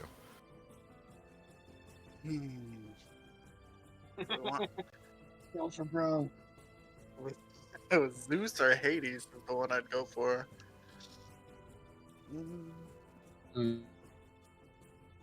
Because Poseidon wasn't one of them. There's a lot of storms going down. Poseidon wasn't one of them. It was Zeus, Hades, Artemis, Hephaestus, which I got. Hephaestus, and Ares. Ares. I kill plenty of things for Ares. Yeah, I'll take Zeus. I'm taking Zeus. All right. Like Sky Daddy Zeus.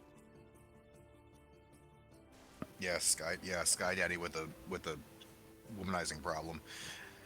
Yep. So, come on, if anyone, A lot of people Sky Daddy. Yeah, if anyone's ever read Greek mythology. Yep. We're there, I think. Yeah. Oh my God, it could be all the Avalanche. That would be fucking great. What was the there's a graphic that goes around that says like Greek mythology's problems are like 1% for mortals, 1% because people didn't do something rather than like 98% of it is because Zeus couldn't keep it in his pants. Yep. Okay, so you have the Zeus trinket, the Hephaestus trinket, and the Artemis trinket. So, you got those 3. Anything else you guys are doing? Broke. I'm good. I am.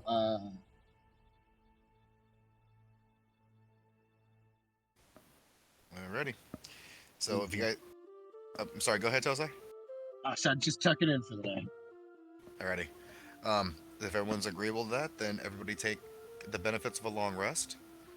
And the next morning, Torm, can you make a Constitution check for me, please, or a Constitution saving throw, please? Sure.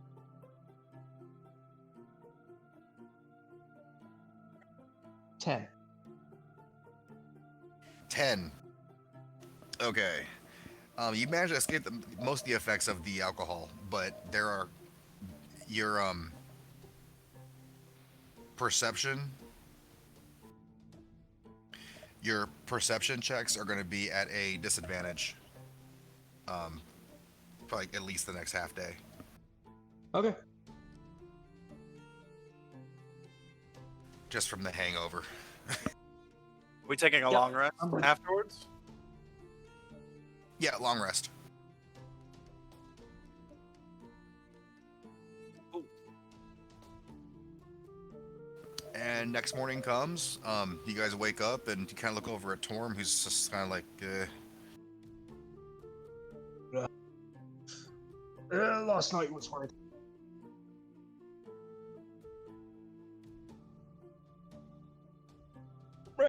So, go ahead. Whoever was going to say something.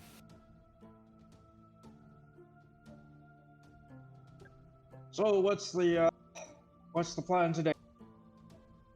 You want to hit up the lake? Seems the next one of consequence. Yeah, get their fishing market back online. And then we can try for the Etten after that. That's all the things I can think of at the moment. Yeah, those were our 3 big guys. Ooh, yes, let's go to the lake. Oh, I just got so excited. I know. My vote's for the lake. At first, I thought you were getting the net for the lake, and I was like, "This is going to be great." I say, the way to describe that, I'm pretty sure the people that know Greek mythology are sitting there like, oh, I know what this is. Oh yeah. I'm gonna be super handy. As a monk, you should be. Because I can breathe underwater, and I've got like 60 swim speed. Oh yeah, because he has the cloak of the mana ray. Well, I am not going to be swimming. 60.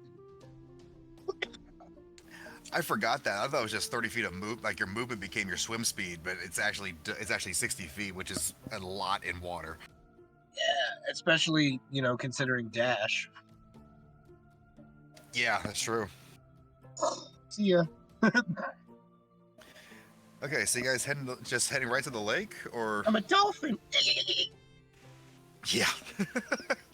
so, you, so you guys heading right to the lake, or are you sticking around town for a little bit, doing anything, or just so I know what's going on? I'm down to go straight to the lake, unless you want to fix your hangover. No, I'm fine. Let's ask a few questions though. I don't know exactly what we're going to be walking into. Me either. Are we gonna want our cart? Or the cart? Should we ask to borrow it again, just in case we're slugging another corpse back? We Well, seem we to have. should. Either way, we need to ask what the situation is before we make that.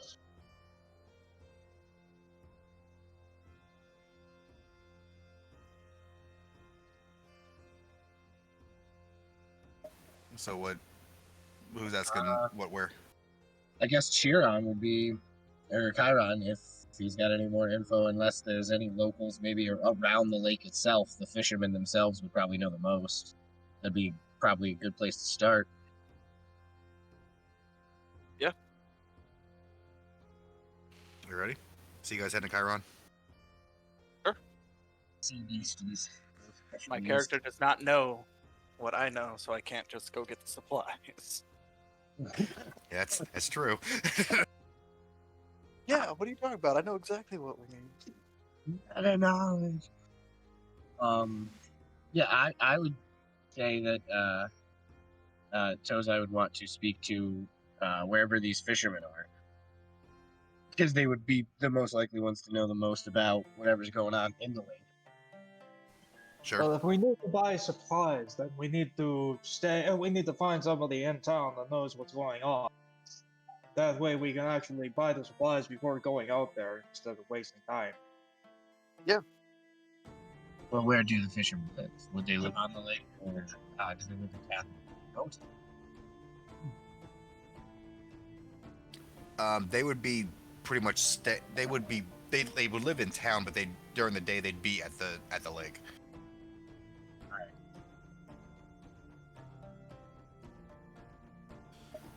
Okay, so just to be clear, are we heading to Chiron?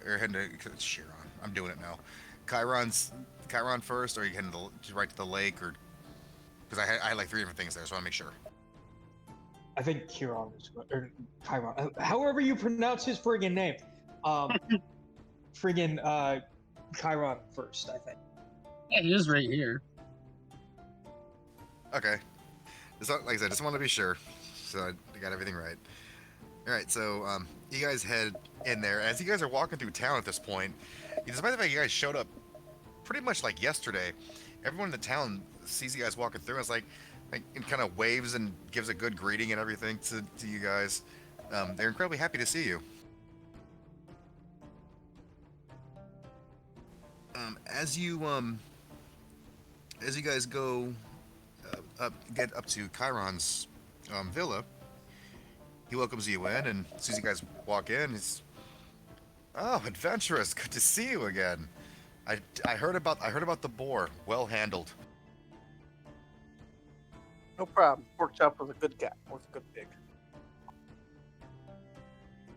Yes, I did hear about you guys trying to keep him, but unfortunately, Artemis's boars will be Artemis's boars. Maybe now that I have this, I'll wave the keychain. Oh, you got one of Galen's trinkets from the lounge, huh? I did. He's been selling those forever. Unfortunately, I picked up a couple of myself. I can't say anything bad. But what brings you to me today? We are about to venture out into the lake, and we'd like to know what we're venturing into, if possible. Oh, Lake Naiads. Yes. From what I've heard of it, there have been a couple disturbing things happening. Some reptilian type creature has been reported to have appeared, attacked boats. Some of the fishermen we've had, really only 2 of them, have not been seen They went out for a fishing voyage earlier in the morning, and we haven't seen them since. This was about a week ago. We've presumed them to be dead, just because we haven't seen them. But I know you're here to help us out, but just because you are doing us a service that we can't seem to handle right now, we'll pay you. I can pay you 1,000 gold piece reward if you can bring them. If you can either find them or figure out what happened to them and report back to me. Absolutely, we can do that. Yeah, we got that. I mean, that was our plan all along, but we were just looking to see if there was any extra supplies we should know about before we tread water without a snorkel. I understand. Unfortunately, that's the only reports we've gotten is that this thing seems to be a reptile of some variety. Oh, there is one thing now that I'm thinking of it. The there is a altar that's there to give praise to the lake nymphs that are running around. People have tried to summon them, but there have been problems with getting their show up. It seems like they're disappearing as well.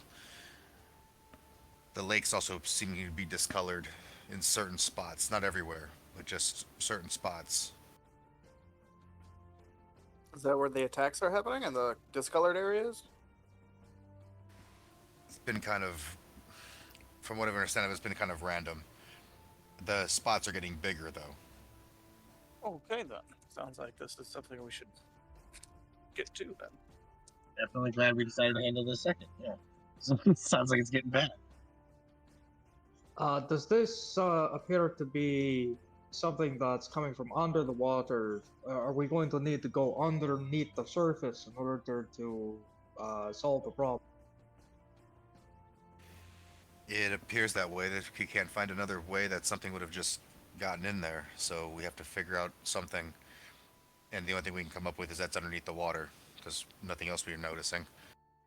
So we need to find a way to breathe underwater. Do you know of anywhere that sells potions that can help us do that? Unfortunately, we don't. Usually, that kind of a blessing would just come from those lake nymphs, but with them being harder to find, it creates a whole different set of problems. So, solve one problem, we can solve the next. Sounds reasonable. That is true. Go see these nymphs. Okay, well, I can direct you to it. I can find the nymphs, and oh, wait, here's the well, the lake is pretty much directly north of town. Just pretend you're heading to Mount Olympus from the Temple of Zeus in the center of town.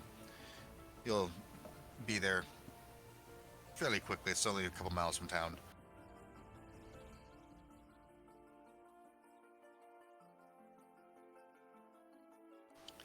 You guys sticking around? You guys heading out?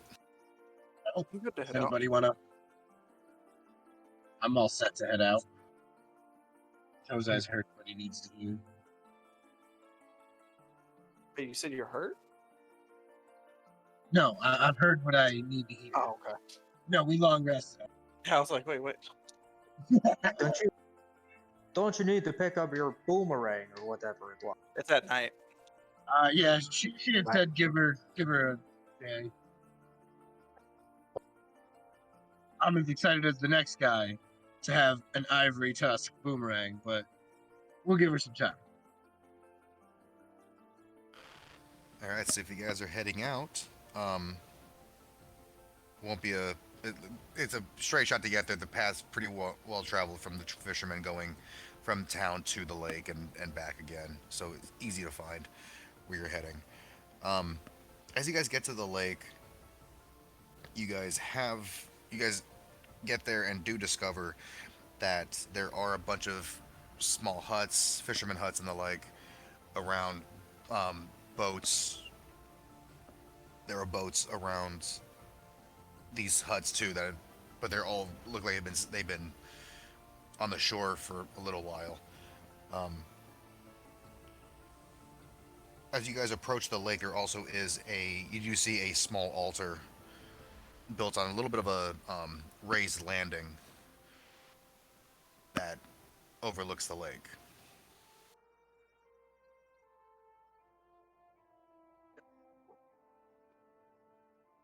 Right, so, let's ask the fisherman, see what the process is for contacting these nymphs. Sounds good to me. Alrighty. So just go in one of the huts randomly and check it out. The Yeah, fisherman. Go ahead. somebody's outside. We're about to.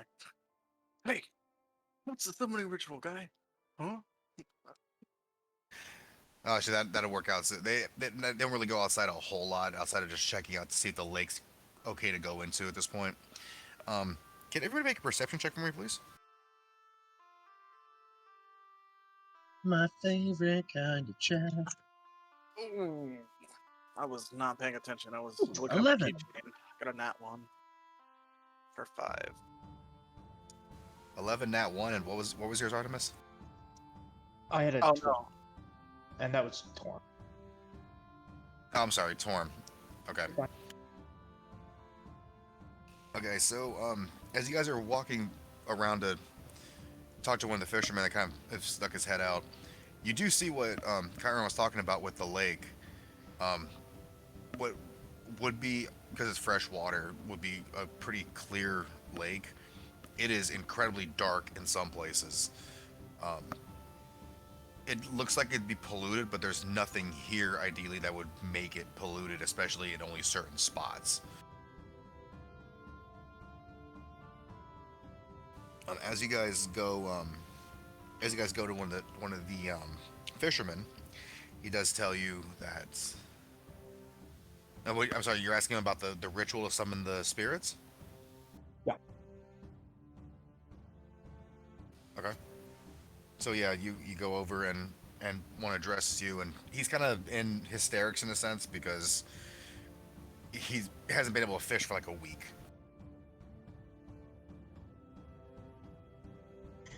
Hello there, friend. We do not mean to intrude, but we are trying to solve the problem of the lake. We understand that the nymphs can give us blessings to go under the water. How would one contact them? Oh, the river spirits you're talking. The lake spirits you're talking about. Do you see the altar when you guys got here? Um, there, there's there's a way to summon from that. You need either a lock of hair or animal of some variety or something, one of the two, and they'll show up. Right. Thank you. What kinds of things have you been seeing in the lake, if you don't mind me asking? I'm not sure what it is. It's giant, some giant reptile. It. I saw something happen the other day. It shredded a boat in half with one swipe of its claws. Well, that sounds like it could be a problem. Right. Well, again, we're here to examine it. We'll see what we can do for it. Oh, thank you. And this just started yesterday, by the way, too.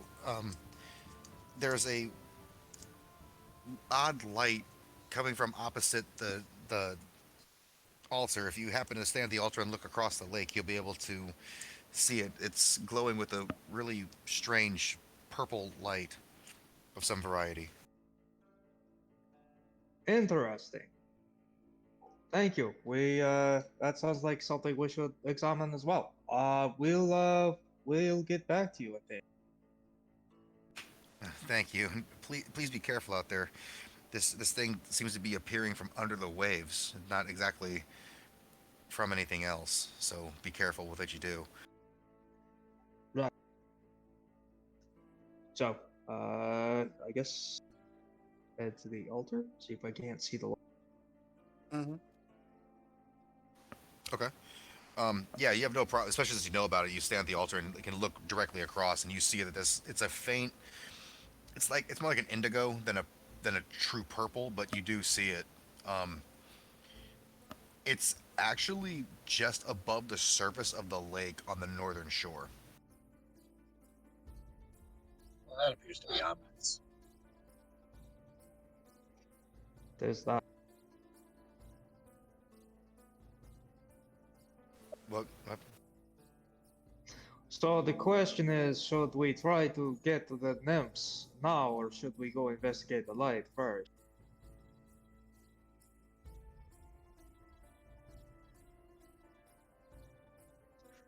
For what it's worth, I think the light may be the best course. We don't know what effect it will have on nymphs, and if we contact the nymphs first, we don't know how long their blessing will last. So, also, this appears to be above water, and something that we can deal with now.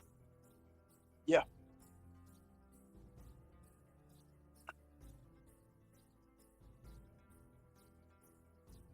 So you guys are heading to the water, or the water. They're heading to the light. To the light. Yeah. Sounds. Okay. Just want to make sure. I mean, we're going around the lake. Yeah, do you want to go? Yeah, well, the boats. There are boats here, so if you wanted to take a boat, if you want to borrow a boat and go across, you could. If you want to walk around, you could. We could also walk across. I have the ability to cast a spell that will allow us to do that.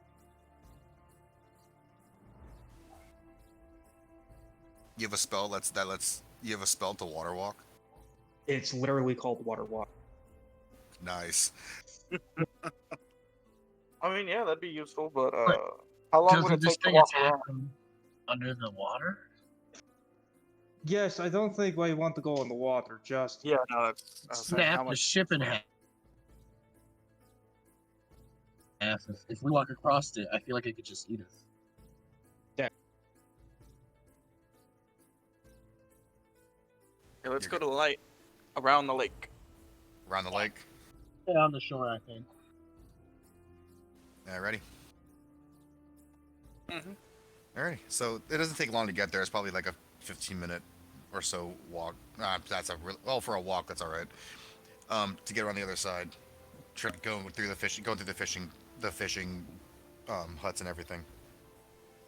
You guys get to the other side, and as you guys get closer, you guys realize that this light isn't coming from. It's coming from the shore, but it seems to be radiating from under the water. And that darkness of the various parts of the lake that you guys have seen, it looks to be the darkest here. It's still visible inside. It's opaque, but it's very, very dark.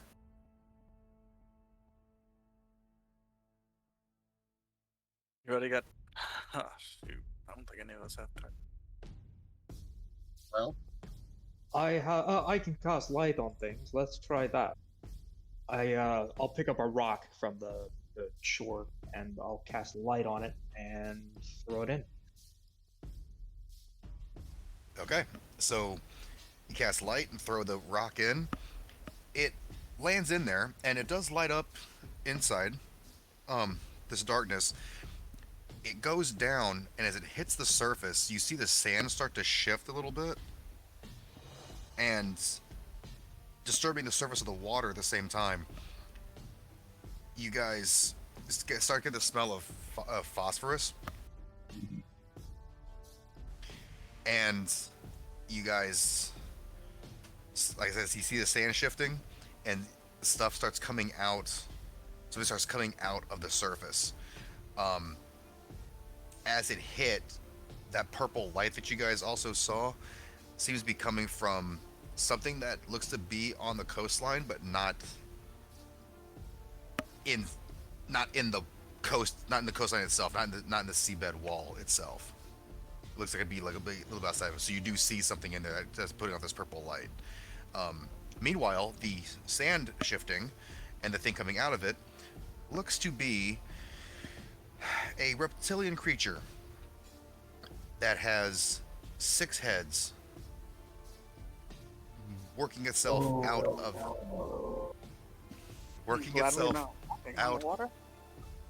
It's coming out from it's coming up from the sand. It's wiggling itself out of the sand, and makes its way up to the surface. And without doing a whole lot of extra to climb up, pulls itself out of the water, realizing what's going on, and gets to the surface, and looks at the 3 of you, and without doing so much else as a second look, just roars in your direction, and looks to be incredibly aggressive.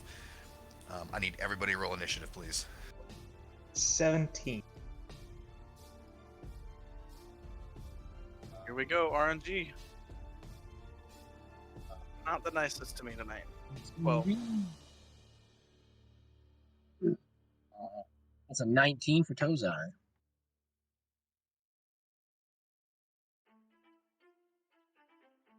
Yeah, all day. Okay, so I got 19 for Tozai. I heard a 17.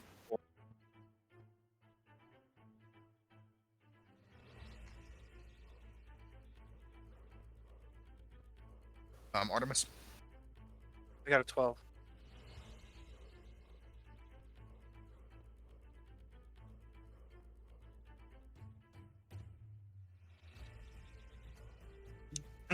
And he bombed his initiative roll, so.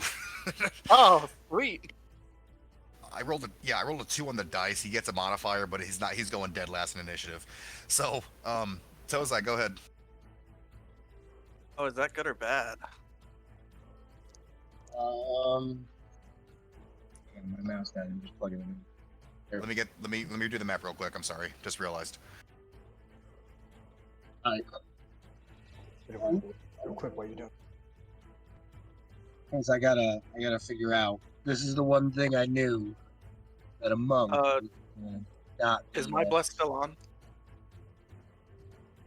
Your bless from the first one is off, but the second one hasn't been activated yet. Hey, you got a second crossbow. Are those rechargeable? If you go back to We did long rest, so if they recharge them. with that being actually, yeah, you know what? Roll a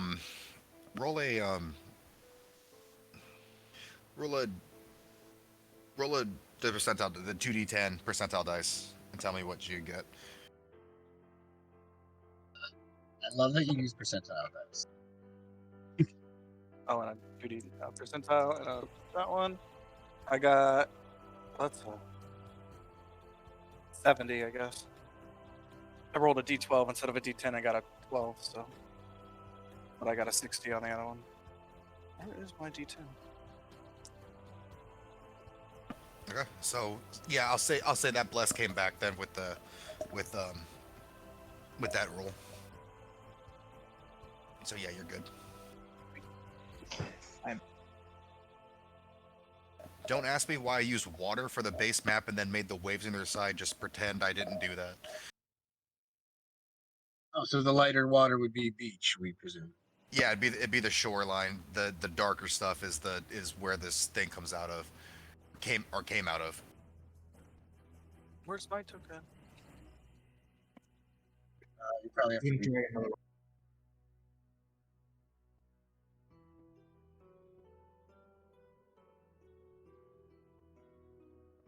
Been excited and dreading this one. Oh yeah, I have no idea how we're gonna kill this thing. Yeah, I know. I got nothing, guys. I got nothing.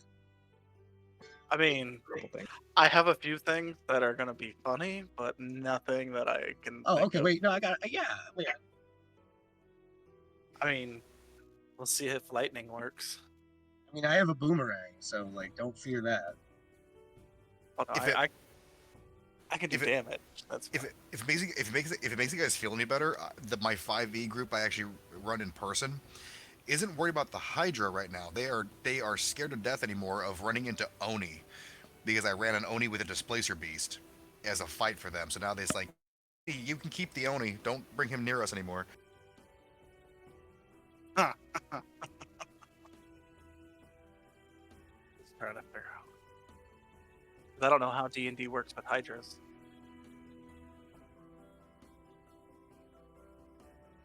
Oh well, my guy doesn't either, so he's not scared at all. Oh, I mean it's a giant monster, so Yeah, I'm used to lizards with one head, so Tozai's 6 like, heads. yeah, huh. You can attack the body instead of the heads each, right? The way they do it, I'll count it as either. I'm saying you're basically going to attack the heads or the body. As it takes damage, stuff changes on it, so it's not really a targeted attack. Oh, okay, because I was gonna. You'll see on my turn. Yeah, I figured. Can you guys move? Can all you guys move up like 10 feet or so on that, just because of where you guys were when you're investigating this? Okay. Battle music, yeah. If you could. So are these each 5 or 10? These are all 5s. Okay. Sorry. All right, so we're going to start with Tozai. You are up.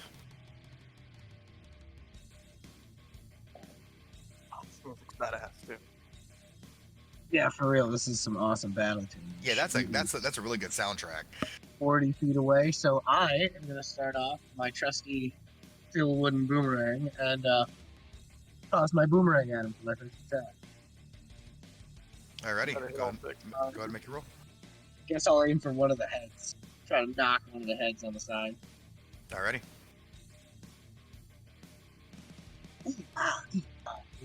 14 to hit?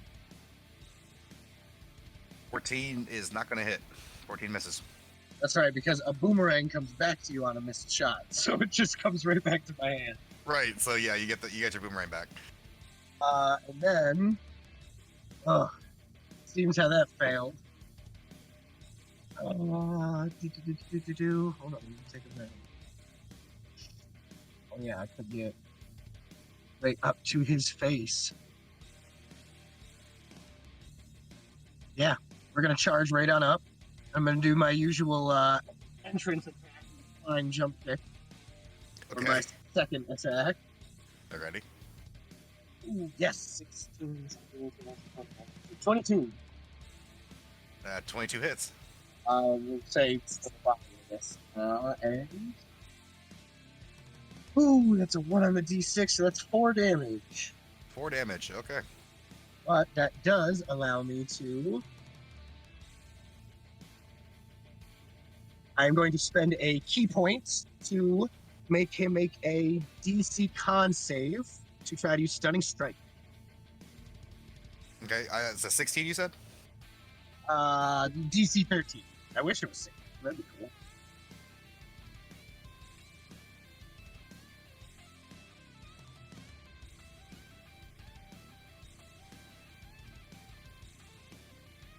It's a template. It's a 15. He makes it.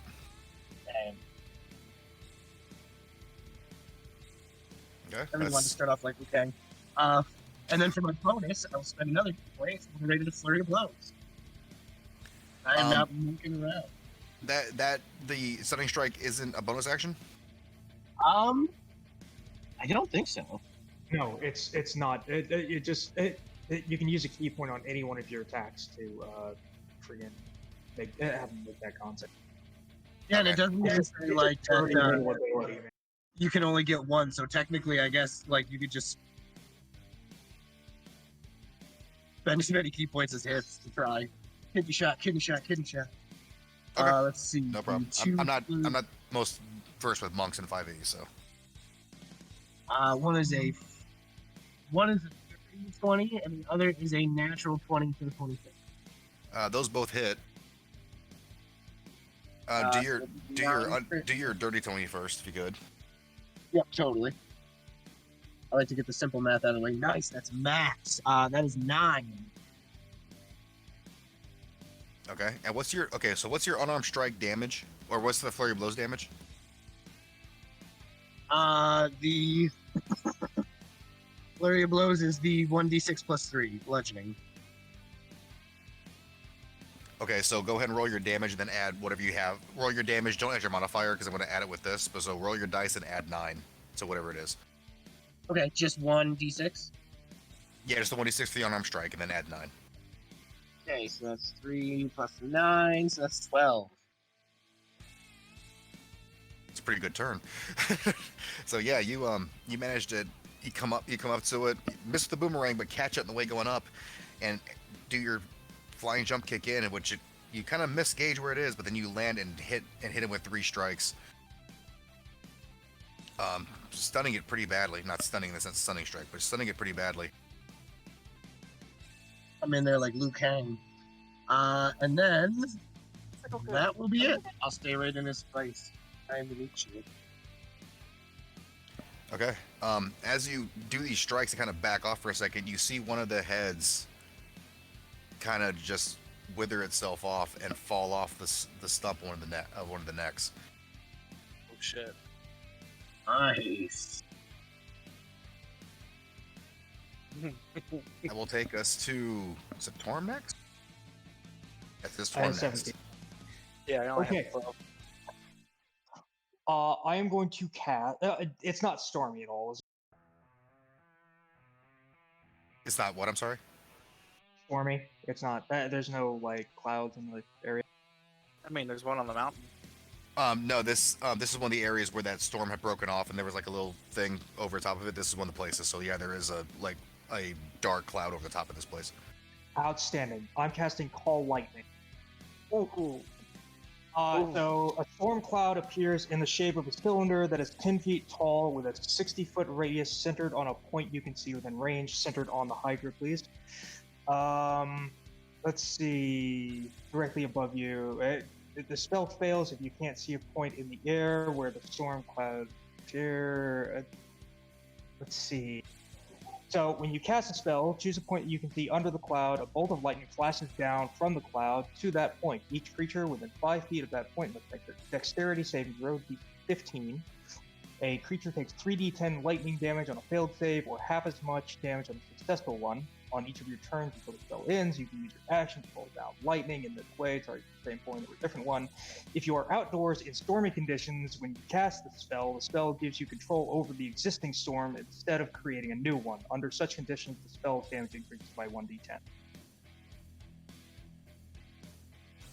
That is disgusting. So yeah. So I have to. Okay. So I have to make a. What was my save? DC 15 dex. 15 Do I have to make it as well? Within 5 feet.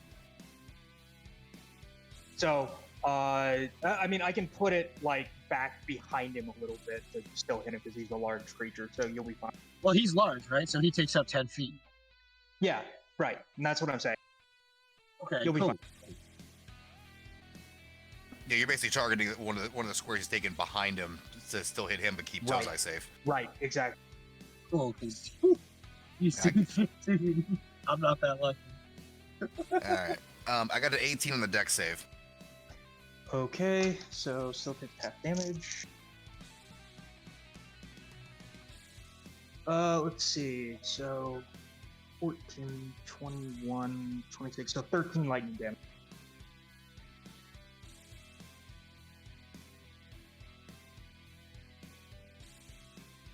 Okay, 13 lightning. Got it marked. Yep, and that Yeah, is my turn.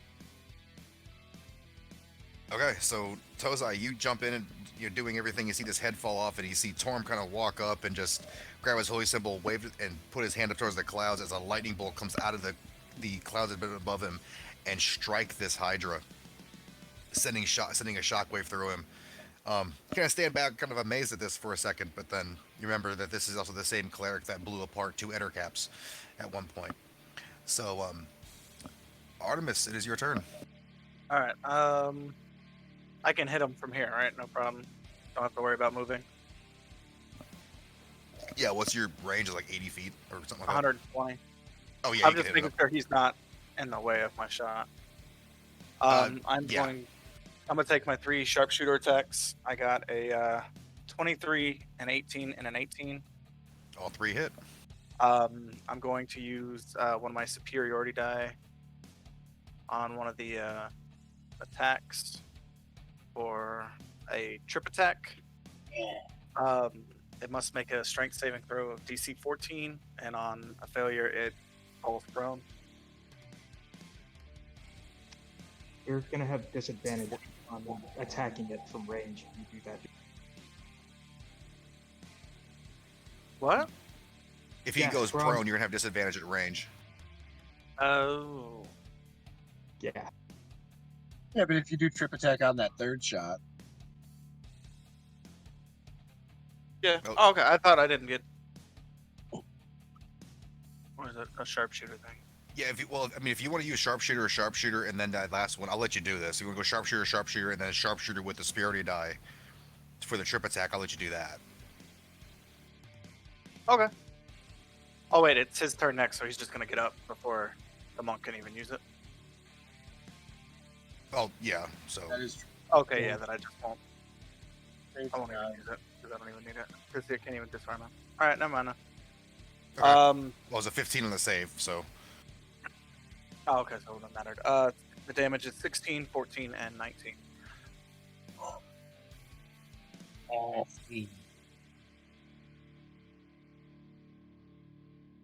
I think I'm big and bad with my fist and my boomerang, and then I got lightning and many arrows back there. So 49 damage total. So yeah, you take your shots using the lightning as your guide and shoot the arrows out at it. All three of these hit, and Tozai has kind of dodged out of the way as two more heads fall off of their stalks and land on the ground close to him. We got 3 down. Yep, that's 3 down. Yeah, I'll end my turn. I don't have anything else to do. Okay. All right, so he is going to stay right where he is. This Tozai's right there, and he's going to make 3 attacks against you, Tozai.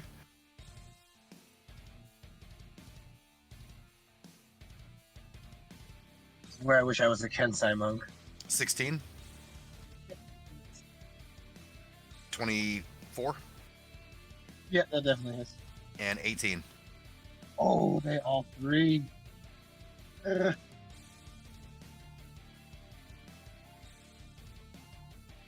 Dodging those deadheads put me off my guard. Okay, so the first hit is 10 piercing.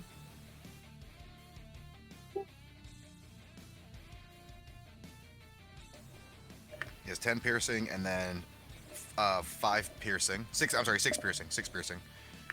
And 6 piercing again. And 6. Whew, okay, alright. Alright. Okay, so that's going to end his turn, but as he finishes doing this and kind of stiffens up, the 3 head stalks that had the heads fall off, you see some from the ends of them, more heads come up, each one having 2 more heads. And now this thing, which started off with 6, just grew 6 more. It now has 9 heads. Guys, I'm starting to miss Bjorn. Well,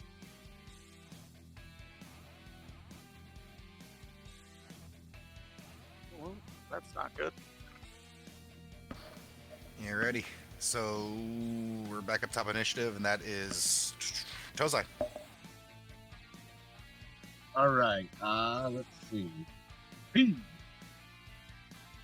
are going to start by drinking my regular health potion.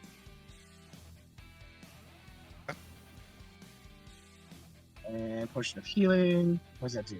2d4 plus. Everyone's what, 2d4 plus 2? Yeah. I do this as my own thing with potions because I hate to see people spend money for the potions and getting like a roll of like 4. Just take the 10 HP, the max you can take. Cool, because I just rolled a 1 for the first one. Yeah, that's why I do the critical roll. Same thing. I do it differently. So just take the 10 HP for using the potion. And that is action. So for my bonus action, I am going to use my patient defense. Yeah, I'm going to spend a key point and take the dodge action as a bonus. Wait, was Do he you have to stunned attack first for time? that? For no, I think it's just an act. There's a bonus action, isn't it? Yeah, you spend a key point, you can do it as a bonus action.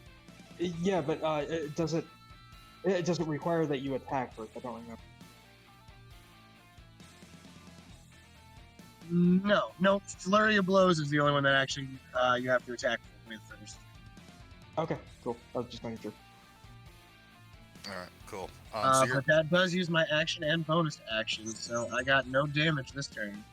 But I'm still up. I'm still ready for Meat Shield with 6 more heads. Oh my god. Okay, yeah, the thing that what looked to be imposing in the first place now has, instead of 6, has 9. So, How wide is its body? Going down. it's a 10 by 10 creature. It's a 10 by 10 creature. So, How many heads can it support? it can basically do 2 every stalk. So, 12 max. 12 or 15, something like that. I've heard of people fighting 20-headed hydras before. Just throw it out there. Yeah, aren't we at we're 6 more and it had 3 left, so we're at 9 heads right now. Yeah, this is a 9-headed hydra right now. Ooh. It's going to get a bit dicey. And that is the end of my turn. Alrighty. So, Tozai, after taking... Guys, I'm burning my fuel fast. So Tozai dodging out of everything, he see the hydra come down and all 3 heads bite him. All 3 of them taking little... You see Tozai taking some serious punishment, backs off and goes into a defensive stance and holds off, waiting for another opening, and takes us to Torm. Go ahead. I need a DC 15 dex save, please. Stop. That is a natural 2. Awesome. Okay, I am going to channel divinity to maximize this damage. So 40. I forgot about that. Oh, mine's gonna be nasty next turn. So All right, 40 damage? Yep.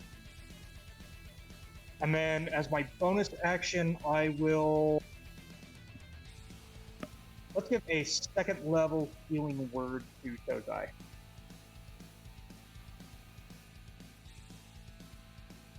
Alrighty, Third so... is the word. Healing 9 word. HP. That's how much? 9. Beautiful.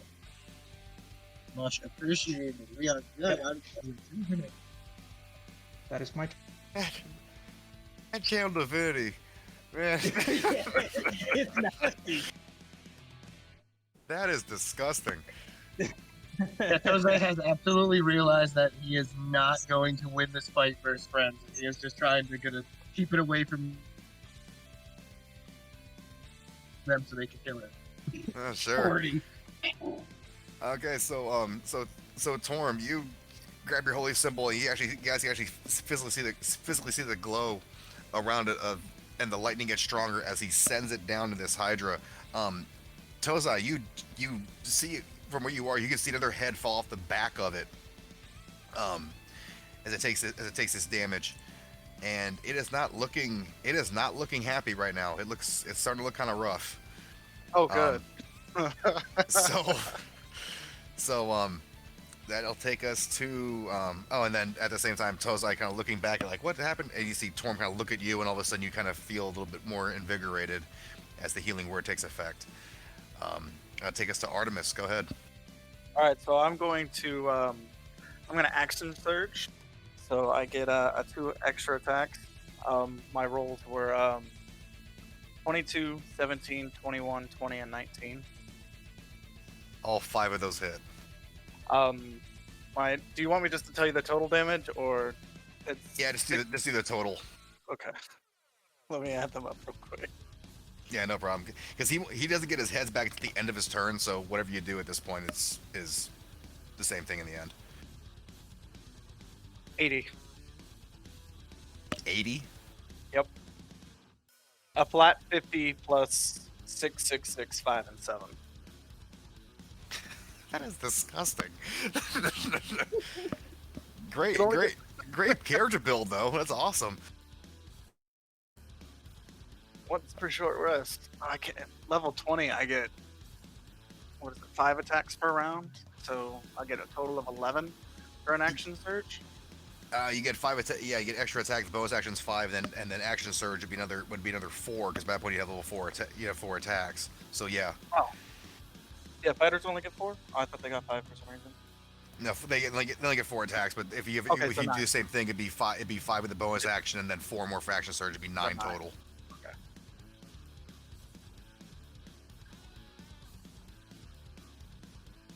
Okay, so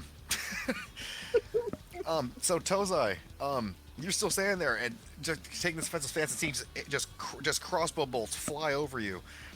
As he's hit this Hydra, who kind of is backing off a little bit. At this point, there are 2 heads left on it. Everything else has just fallen off of it. Oh man! There are 2 heads still on this thing, which doesn't bode well for anything that's going on at the moment. Nope. Yeah, do that much. It's. I'll tell you guys after the fact, but yeah, so it's gonna be. That's the end of your turn? Are you moving or anything? Yeah. Alrighty. No. Alright. I got a monk there. Yeah, I'm staying right here. It's cool. Alright, so that'll take us to the Hydra, who is going to make 2 attacks against Tozai. So glad it's not 9. You guys freaking rock. 16? Yeah, it's a hit. And 19. Oh, that's a hit. Those 2 are disadvantage? Oh, yeah. Actually, they have disadvantage. Because, oh, yeah, you're at dodge action. That's right, yes. Okay. One less than a 16? So one of those we would say hits, because one of them would have been a 19. Or no, one of them would have been a 16 and still hit. Yeah, 16, so here's the next 2 rolls. That was a 4 plus 8's 12. 12 does not hit. Alrighty. Woo! Down to 1, that's some damage mitigation.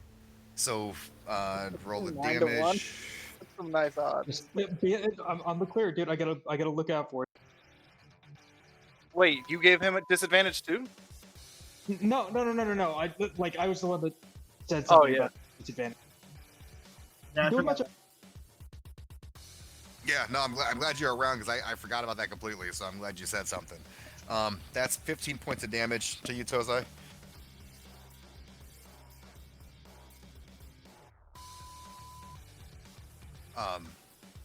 As the first one misses where you are, but then the second one manages to get a good chunk out of you with the second bite.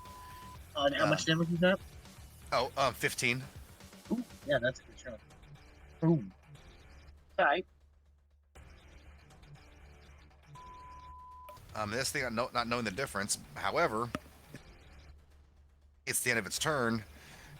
The 7 headstalks that fell off, each one of those sprouts 2 more heads. You now have a 16-headed Hydra looking at you. Sorry, Tozai, I don't know if you're gonna live through this next turn. No, we got this, guys. We got this. Hit it hard. Hit it hard. Okay, what's my plan of action? I got 2 key points left. And it's your turn, Tozai. I know what my plan of action is. I got it. Ooh, wait. Okay. Reaction. That's a good idea.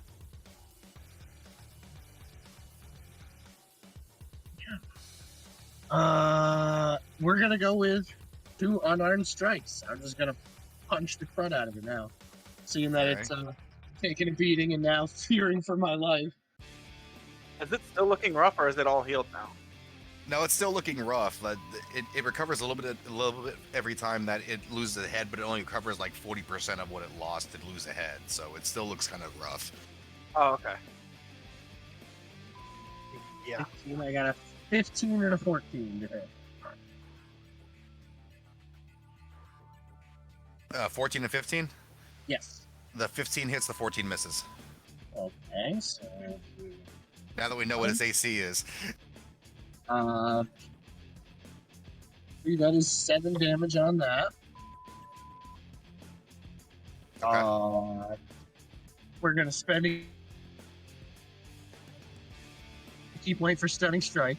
So that's DC 13 con save.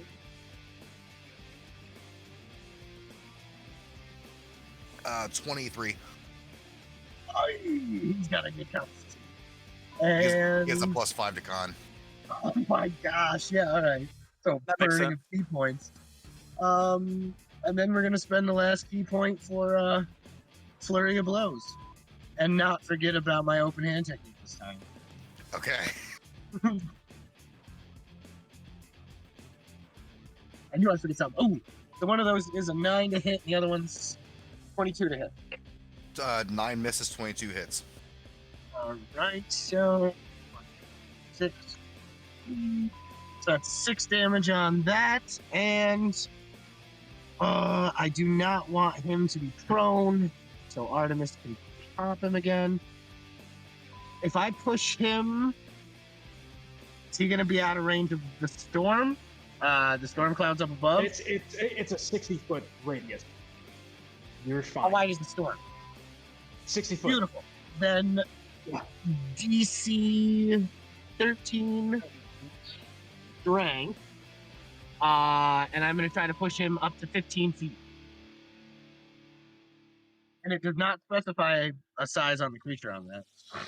Okay. What was the save I needed? 15 strength? 13 strength. 13? That's a failure. Yes. I'll push him the full 15 if I can away from me. All right, I'm moving him 15 feet back into the water. He's in the water. And I'm going to retreat towards my nuclear friends back here. Just a little. All right. Wait, he's in the water and get struck by lightning. Is that bonus damage? I was trying to not say anything, but since you asked, so glad I remembered my open hand thing. Yeah. Yeah, I wasn't actually going to say anything. I was going to let Torm be surprised, but yeah, I ideally would be because it conducts I was going to electricity. ask. So yeah. I was going to ask, yeah. Oh man. Well, if you don't blow it up, I got some nice rolls right now. All right. Is it my turn? Yeah, that was my action, bonus action, and movement. It's all you, man. Yep, go ahead, Torm. You're all set All right. up. Hit it. I need a dex save. DC 50.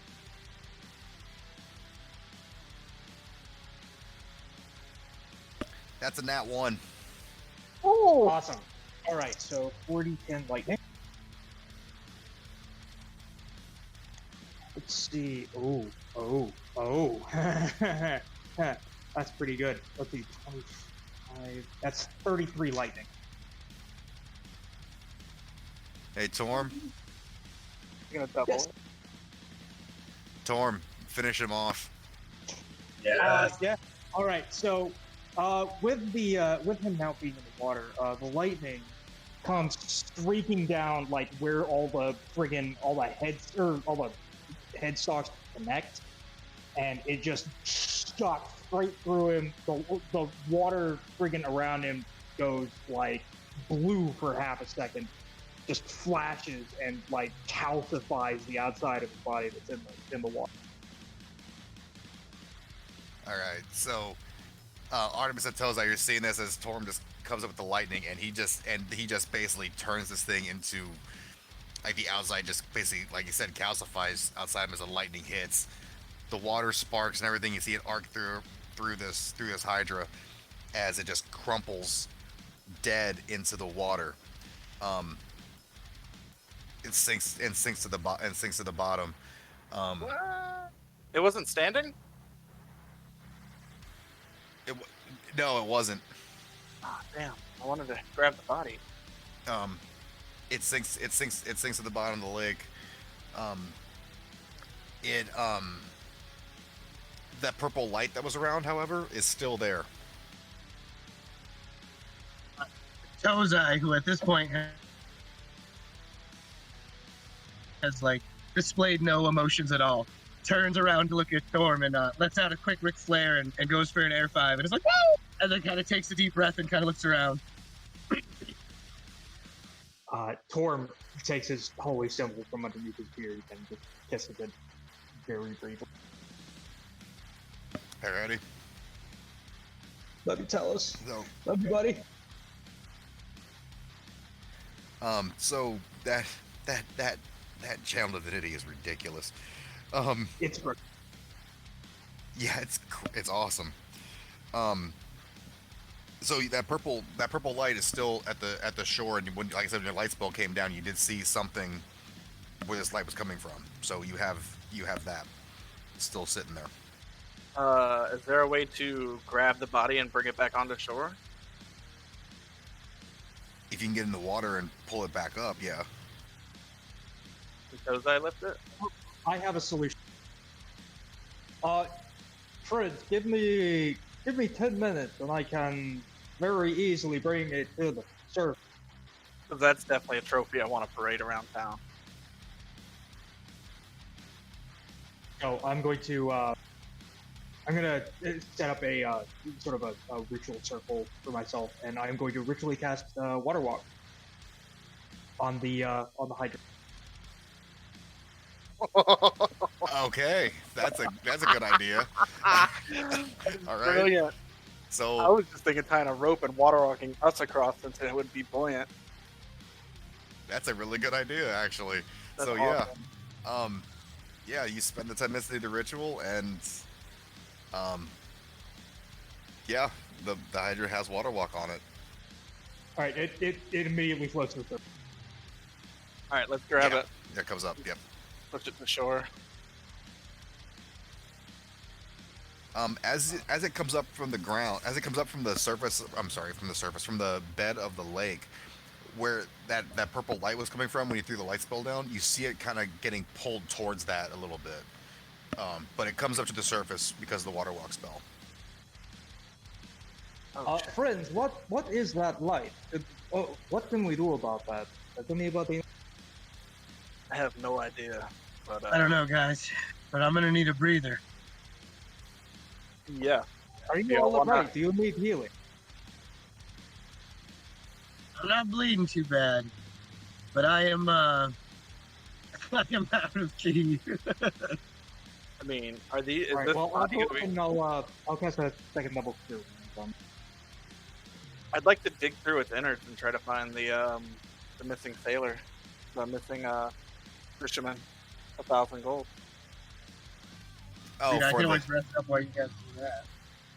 Okay. You heal for 13 HP. I definitely could use that. Artemis, can you make a survival check for me, please, as you're doing the minor surgery? Hey, 19. Okay, so yeah, you managed to cut him open, like where the stomach, like, where you figure the stomach would be and everything. And there's remains of a human in there is pretty much dissolved at this point, but it is, you can tell it's a human body. Would we say I have 30 minutes to meditate, which is what it says I need to regain key points? Yeah, I need at least 30 minutes of it. Yeah, you're out of combat, so. Water walk lasts for an hour. Oh yeah, I mean, but he's out of combat, so he's at the half hour because there's no time elapsing. But if your spell lasts an hour on top of that, then yeah. Do we want to bring the entire thing back or just the head? We have. Well, I think we could figure out what to do with this light first. Can we examine that? Yeah, sure. Whoever wants to examine it. Dive down after my rest because I got the. Okay, so whoever wants to check it out, if you guys want to check it out from up here, either make a Arcana or a religion check. Either one. I'm think equally Torm's got bad the at religion. both of those. No, I do not. What? Cleric with no religion? I had a religious account. I'm a friggin' Viking, dude. Why would I need religion? He had a religious experience. Yeah. He knows everything about one religion and nothing about the rest. Exactly. And I don't know jack shit. I got a 3 and a 5 on both checks. So got a 3 of 5. What was your Storm? I got an 8. Yeah, no idea on any of it. Have to pretty much wait the hat. The other one. While they're all scratching their heads, when I when I finish meditating, I'll put the hood of my cloak up and I'll just start walking towards the light in the water. All right. So yeah, so you jump in. You're jumping in the water. Yeah, totally. Okay. Yeah. So you jump in and you jump in the water and examine it, and it feels incredibly powerful in this area. Like that, you ever like walk into a room with like a real powerful type person, and you have that aura about them. It's kind of what this feels like, as you get close to this thing. If you would like to make your checks of Arcana and or religion, you can. Yeah. Which one do I want to choose? While you're doing that, I'll describe this real quick since you actually have a good look at it. It's a circular portal, some type of circular portal. It looks like purplish light emanating from it around the outside, but in the center is a black, like a much smaller black circle in the middle of it. You can't see anything besides that, but that's what you see as you look into this.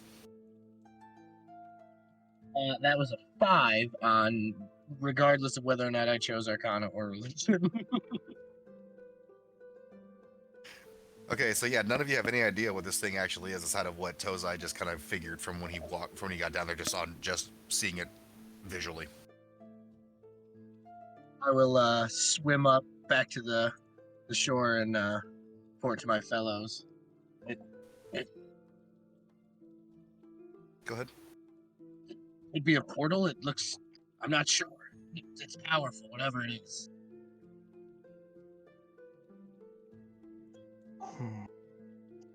Well, I don't have anything I can do with that now. It would take an hour for me to get the spell I would need. I don't think we have an hour. Oh, well, what time of day is it now after this fight? Yeah, you guys woke up at like 7, 8 o'clock, so I'd say it's 10. Take a short rest. You guys could. That'd be an hour, right? Yep, it'd be an hour of time. I think we deserve a short rest. I suppose we can. Or do we want to get more info on it? Well, we don't know anything about it anyway. I guess we could, if you want to look at it for an hour while I change out my spell to see what this thing is and what it can do, that may be useful. And breathe underwater, so I mean, if that would prove any benefit, I would not mind going back under and kind of searching around it for the hour, because I already did my meditation. There's a bunch of different dark spots, right? Yes. Can we check the other dark spots? See if they all have portals? The only light that you actually saw was this particular one, but if you want to check, you can, just to be sure. Before you go, Tozai, I'm gonna put my hand on your shoulder and I'm gonna cast guidance. That'll help. Nice. That's what, D4 to ability checks? Oh. Is that... Oh, wait, no, it wouldn't matter. I got a 3 and a 5. Because of Bless. 5 plus Bless is only attack rolls. It's not attack rolls and save throws. It's not ability check. Guidance is ability checks, right? Yes. Yeah. All right. So what are you doing, Tozai? I will hop back in and see if taking my time studying while everybody else resting can give me any further details about this thing.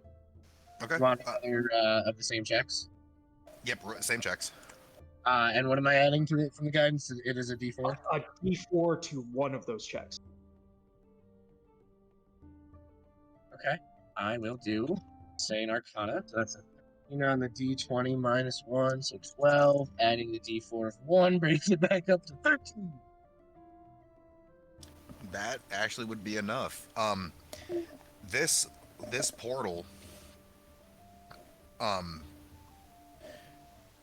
looks to be it's you can tell it's what would you roll, Arcana or religion? Well, let's say I would know absolutely nothing about magic, so we'd say religion. Okay, religion. Okay, so yeah, this is coming from what you can tell of this is coming from what you know to be the underworld. But it's also at the same time not coming from what you understand of what Hades would send.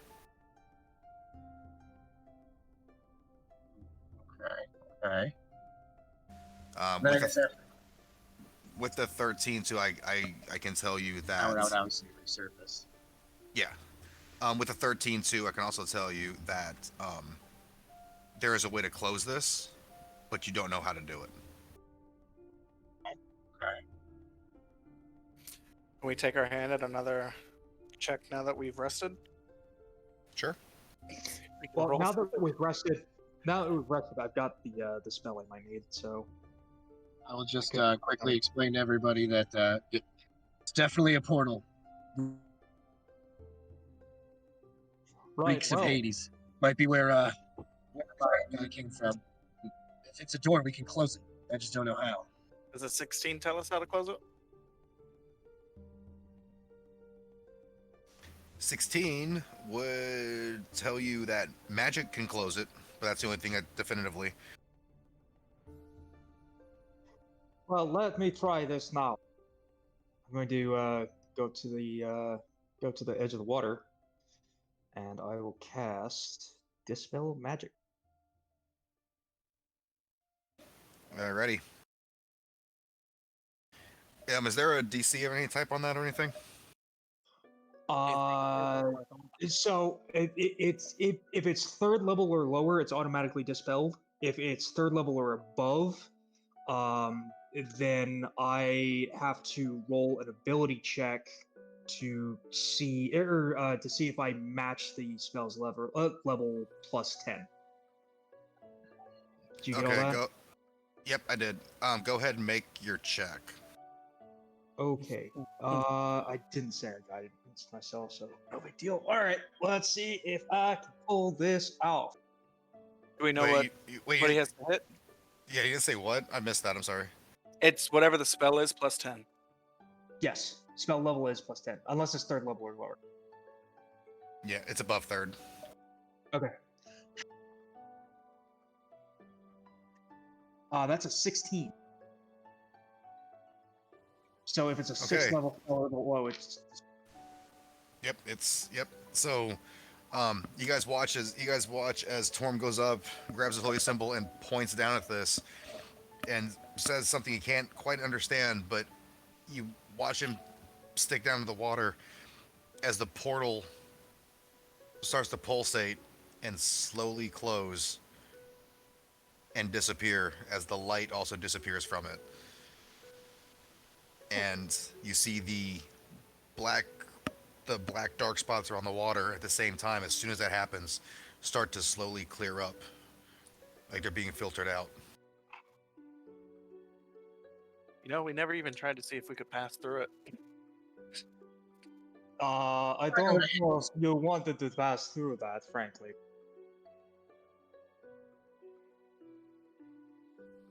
Now that I've done that, I'm going to take my Pearl of Power and use it to regain a third level spell slot. Alrighty. So you got your spot back. You got your slot back. And it's Torm, such a beast. You're gonna be decorated with trophies. Yeah. Clerics are ridiculous, man. Hey. Alrighty. We're coming up. Go ahead, Torm. Well, I was gonna say if we're making our way back, I'm going to, now that the black spots are gone, I'm going to take those 10 minutes again to cast Water Walk on all of us and the Hydra, so We'll we just don't walk have to go across. around. We can just walk across. Nice. Oh, just walk across the water. The sight of 3 people just casually strolling across the lake with this giant ass Hydra behind them. With this, yeah, with this 1,000-pound reptile. Yeah, so Isn't that first the we same like, people who rode the boar to town? they're like, oh, there's this boar that's a problem, and we ride the boar back to town. Now we just like throw over the water with this. Yeah, this was a problem. Yeah. If it helps anything, you guys look incredibly awesome in the process of doing these 2 things. Just because, like, yeah, here's this dangerous thing. You guys are walking back. Yeah, it's tamed. What's the problem? Absolutely, we're gangsters in this town. So you guys are heading back to town, with the Hydra carcass intact. You are heading back to town. Yeah. Okay. Yeah. You see, Yeah, we gotta drop this thing off. We gotta get 1,000 gold. yeah, that's true. So you guys head back to town. Return to Chiron, and he starts thanking you profusely for getting rid of this. Pretty much knowing that this was causing the problem, which is really weird that this one creature was doing that much damage, but when he actually sees what it was, it's like, oh, that makes sense. Okay. He gives you. There was something else at the lake. No, what was it? There's what we believe to be a portal to Hades, but good old One Eye Patchy over there closed it right up, patched it right up. One Eye Patch. That's a strange way to refer to me, but fair enough. Well, if he managed to close it, then that probably takes care of what the problem can be now. But that doesn't do me any favors with what possibly could be going on right now. Oh, and here's the reward for this, and he gives you the pouch with 1,000 gold in it. And whoever wants to take this can. He gives you a decanter of endless water. Definitely torn, take it. Yeah, I'd like that. That's without a doubt. I'll step right aside and like bring him on up. I am all about Torn right now. Okay, so yeah, Torm, go ahead and mark that you got the decanter of endless water. And he also says to you, he says to you guys, oh, and by the way, Aklipe was looking for you for something. Oh yeah, we gotta go over there. I wonder if we can. Are we gonna bring the carcass over to her? Because she might be able to use it. No, knowing Scale mail? knowing Aklipe, she'll be able to. But Oh wait, no, not a clip, eh? yeah, you're thinking the Captain Hammer. Yeah, that lady. So as a note, we've been going for 4.25 hours now. Yep, I'm about to wrap up right now. Yep. Okay, cool. Just making sure. Yeah, no, I'm wrapping up right now. So, you guys, yeah, he says, yeah, Clipe was looking for you guys, and that's where we will end the session for tonight. Could we get some XP?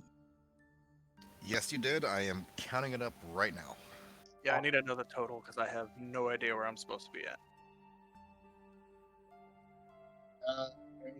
You've been here for every one, right?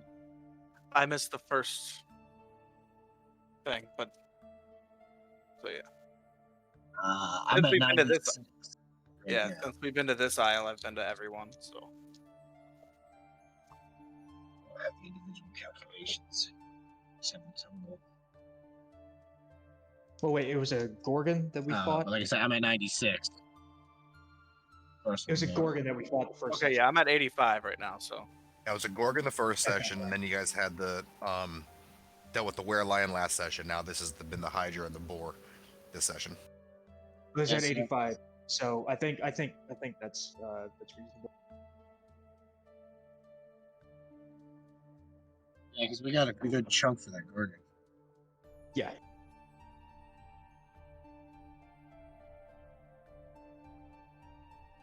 They're gonna come back next session and be like, "Wait, what?" The experience is 1,600 for each one of you. Plus an extra 100, which I didn't. I could just add it when I had the calculator up. So 1,700 total for you guys for this session. Nice. Halfway to level 6. And before we go for the night, I just want to go through the three of you guys things, and anything that's just go on the list. Anything that you guys liked or want to give a shout out to inspiration, feel free. So we will start with Artemis. Anything you have? Coolest part was definitely the Hydra. That was just an awesome fight. But I also liked that whole boar interaction with the dust thing. That was kind of cool. Okay. Yeah, that Hydras are always fun. All right, so Torm. Yeah. Actually, having a creature that we could not kill and like bring back and like befriend, that was kind of cool to me. Normally, you get a monster that you just kill immediately and then like leave alone. That whole thing was awesome. Let's see. I mean, I've got my personal moments, and I don't want to. I won't want to toot my own horn, so I'm not going to. That last thunder thing was awesome. It's okay to toot your own horn. Again, I don't want to. I don't want to like, blow myself here, but yeah, friggin', it was a great session. It was awesome, man. Thank you. You guys played great, by the way. You guys did. That channel divinity irritates me like you wouldn't believe. If he wouldn't have killed it, I would have killed it. I had 60 damage coming on the next turn. Yeah. Yeah, you guys played great. Before I totally forget, last but not least, Tozai, what do you have, if anything? Definitely all around great session. The boar was really cool because we, you were able to befriend and whatnot. That was a nice change of pace. The Hydra battle was mad intense, and that last minute unintentional combo between me and Thorm, where it was literally my last 2 key points: the failed stunning strike, and then that last one for the flurry of blows with the push to get him into the water for that last lightning strike was literally perfect. It was my last ditch effort, the last bit of gas I had. Not get hit by 9 heads, or what were we up to, 16? And then just boom. Out of curiosity, what's how much more damage did I do because of it being in the water?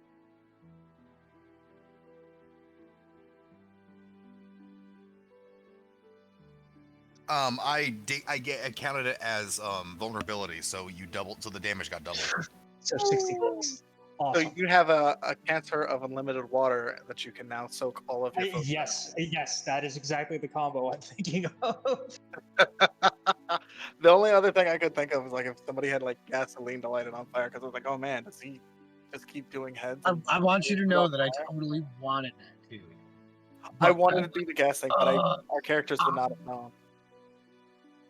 Couldn't not after that last Thunderbolt. Like, all right, plus you're like just kicking ass, you're closing portals and popping Hydras. And yeah. I'm just waiting to put that Hydra thing on the desk of the Captain's shield and be like, hey, what can you do with this? Yeah, that'll be fun. Just as a cool little thing, you're the second group I've had in the last like 3 weeks that turned around and found a use for an item. I was playing with my other half and a friend of mine. They were just playing 2 people, and they fought a young black dragon at like level 4 or something.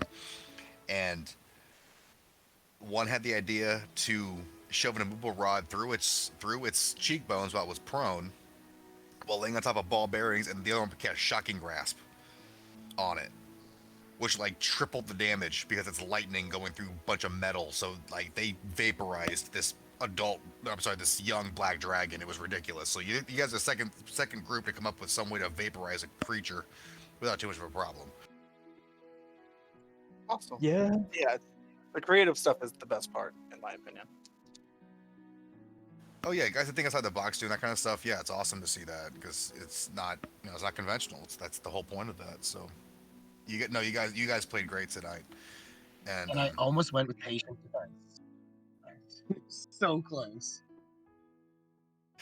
Yeah. So How low was it when before that happened?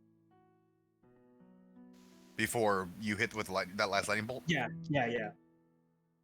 He was at like 58. I took the thing down. He's pretty sure it was like 58 or 56, something like that. You had just hit it. That's awesome. You did 66. Yeah. That's awesome. That all lined up beautifully. Yeah, man. And That was great all around. visual Like, you then. guys killing all the heads to keep me alive between the rounds, and then the last power round pushing it, and then just. Well, I mean, you were keeping it in place, which was amazing. That was exactly the role you needed to play. It was awesome. I was like, this is how this has to go. I got a sniper and lightning boy back there. Let's do this. I didn't think of the water thing until the very last round. I was like, wait, that's desperate. But if he fails that save. Well, I have inspiration for this first session as well. So if he had passed the save, I would have called for the inspiration to reroll. Because I'm mean. You really wanted that extra. Well, that's a good way to use it. I'm playing a rogue in the Strahd campaign. I have inspiration as like I get advantage with attack rolls, and I'm a rogue. Yeah. If I have advantage, I get sneak attack. So. Yeah.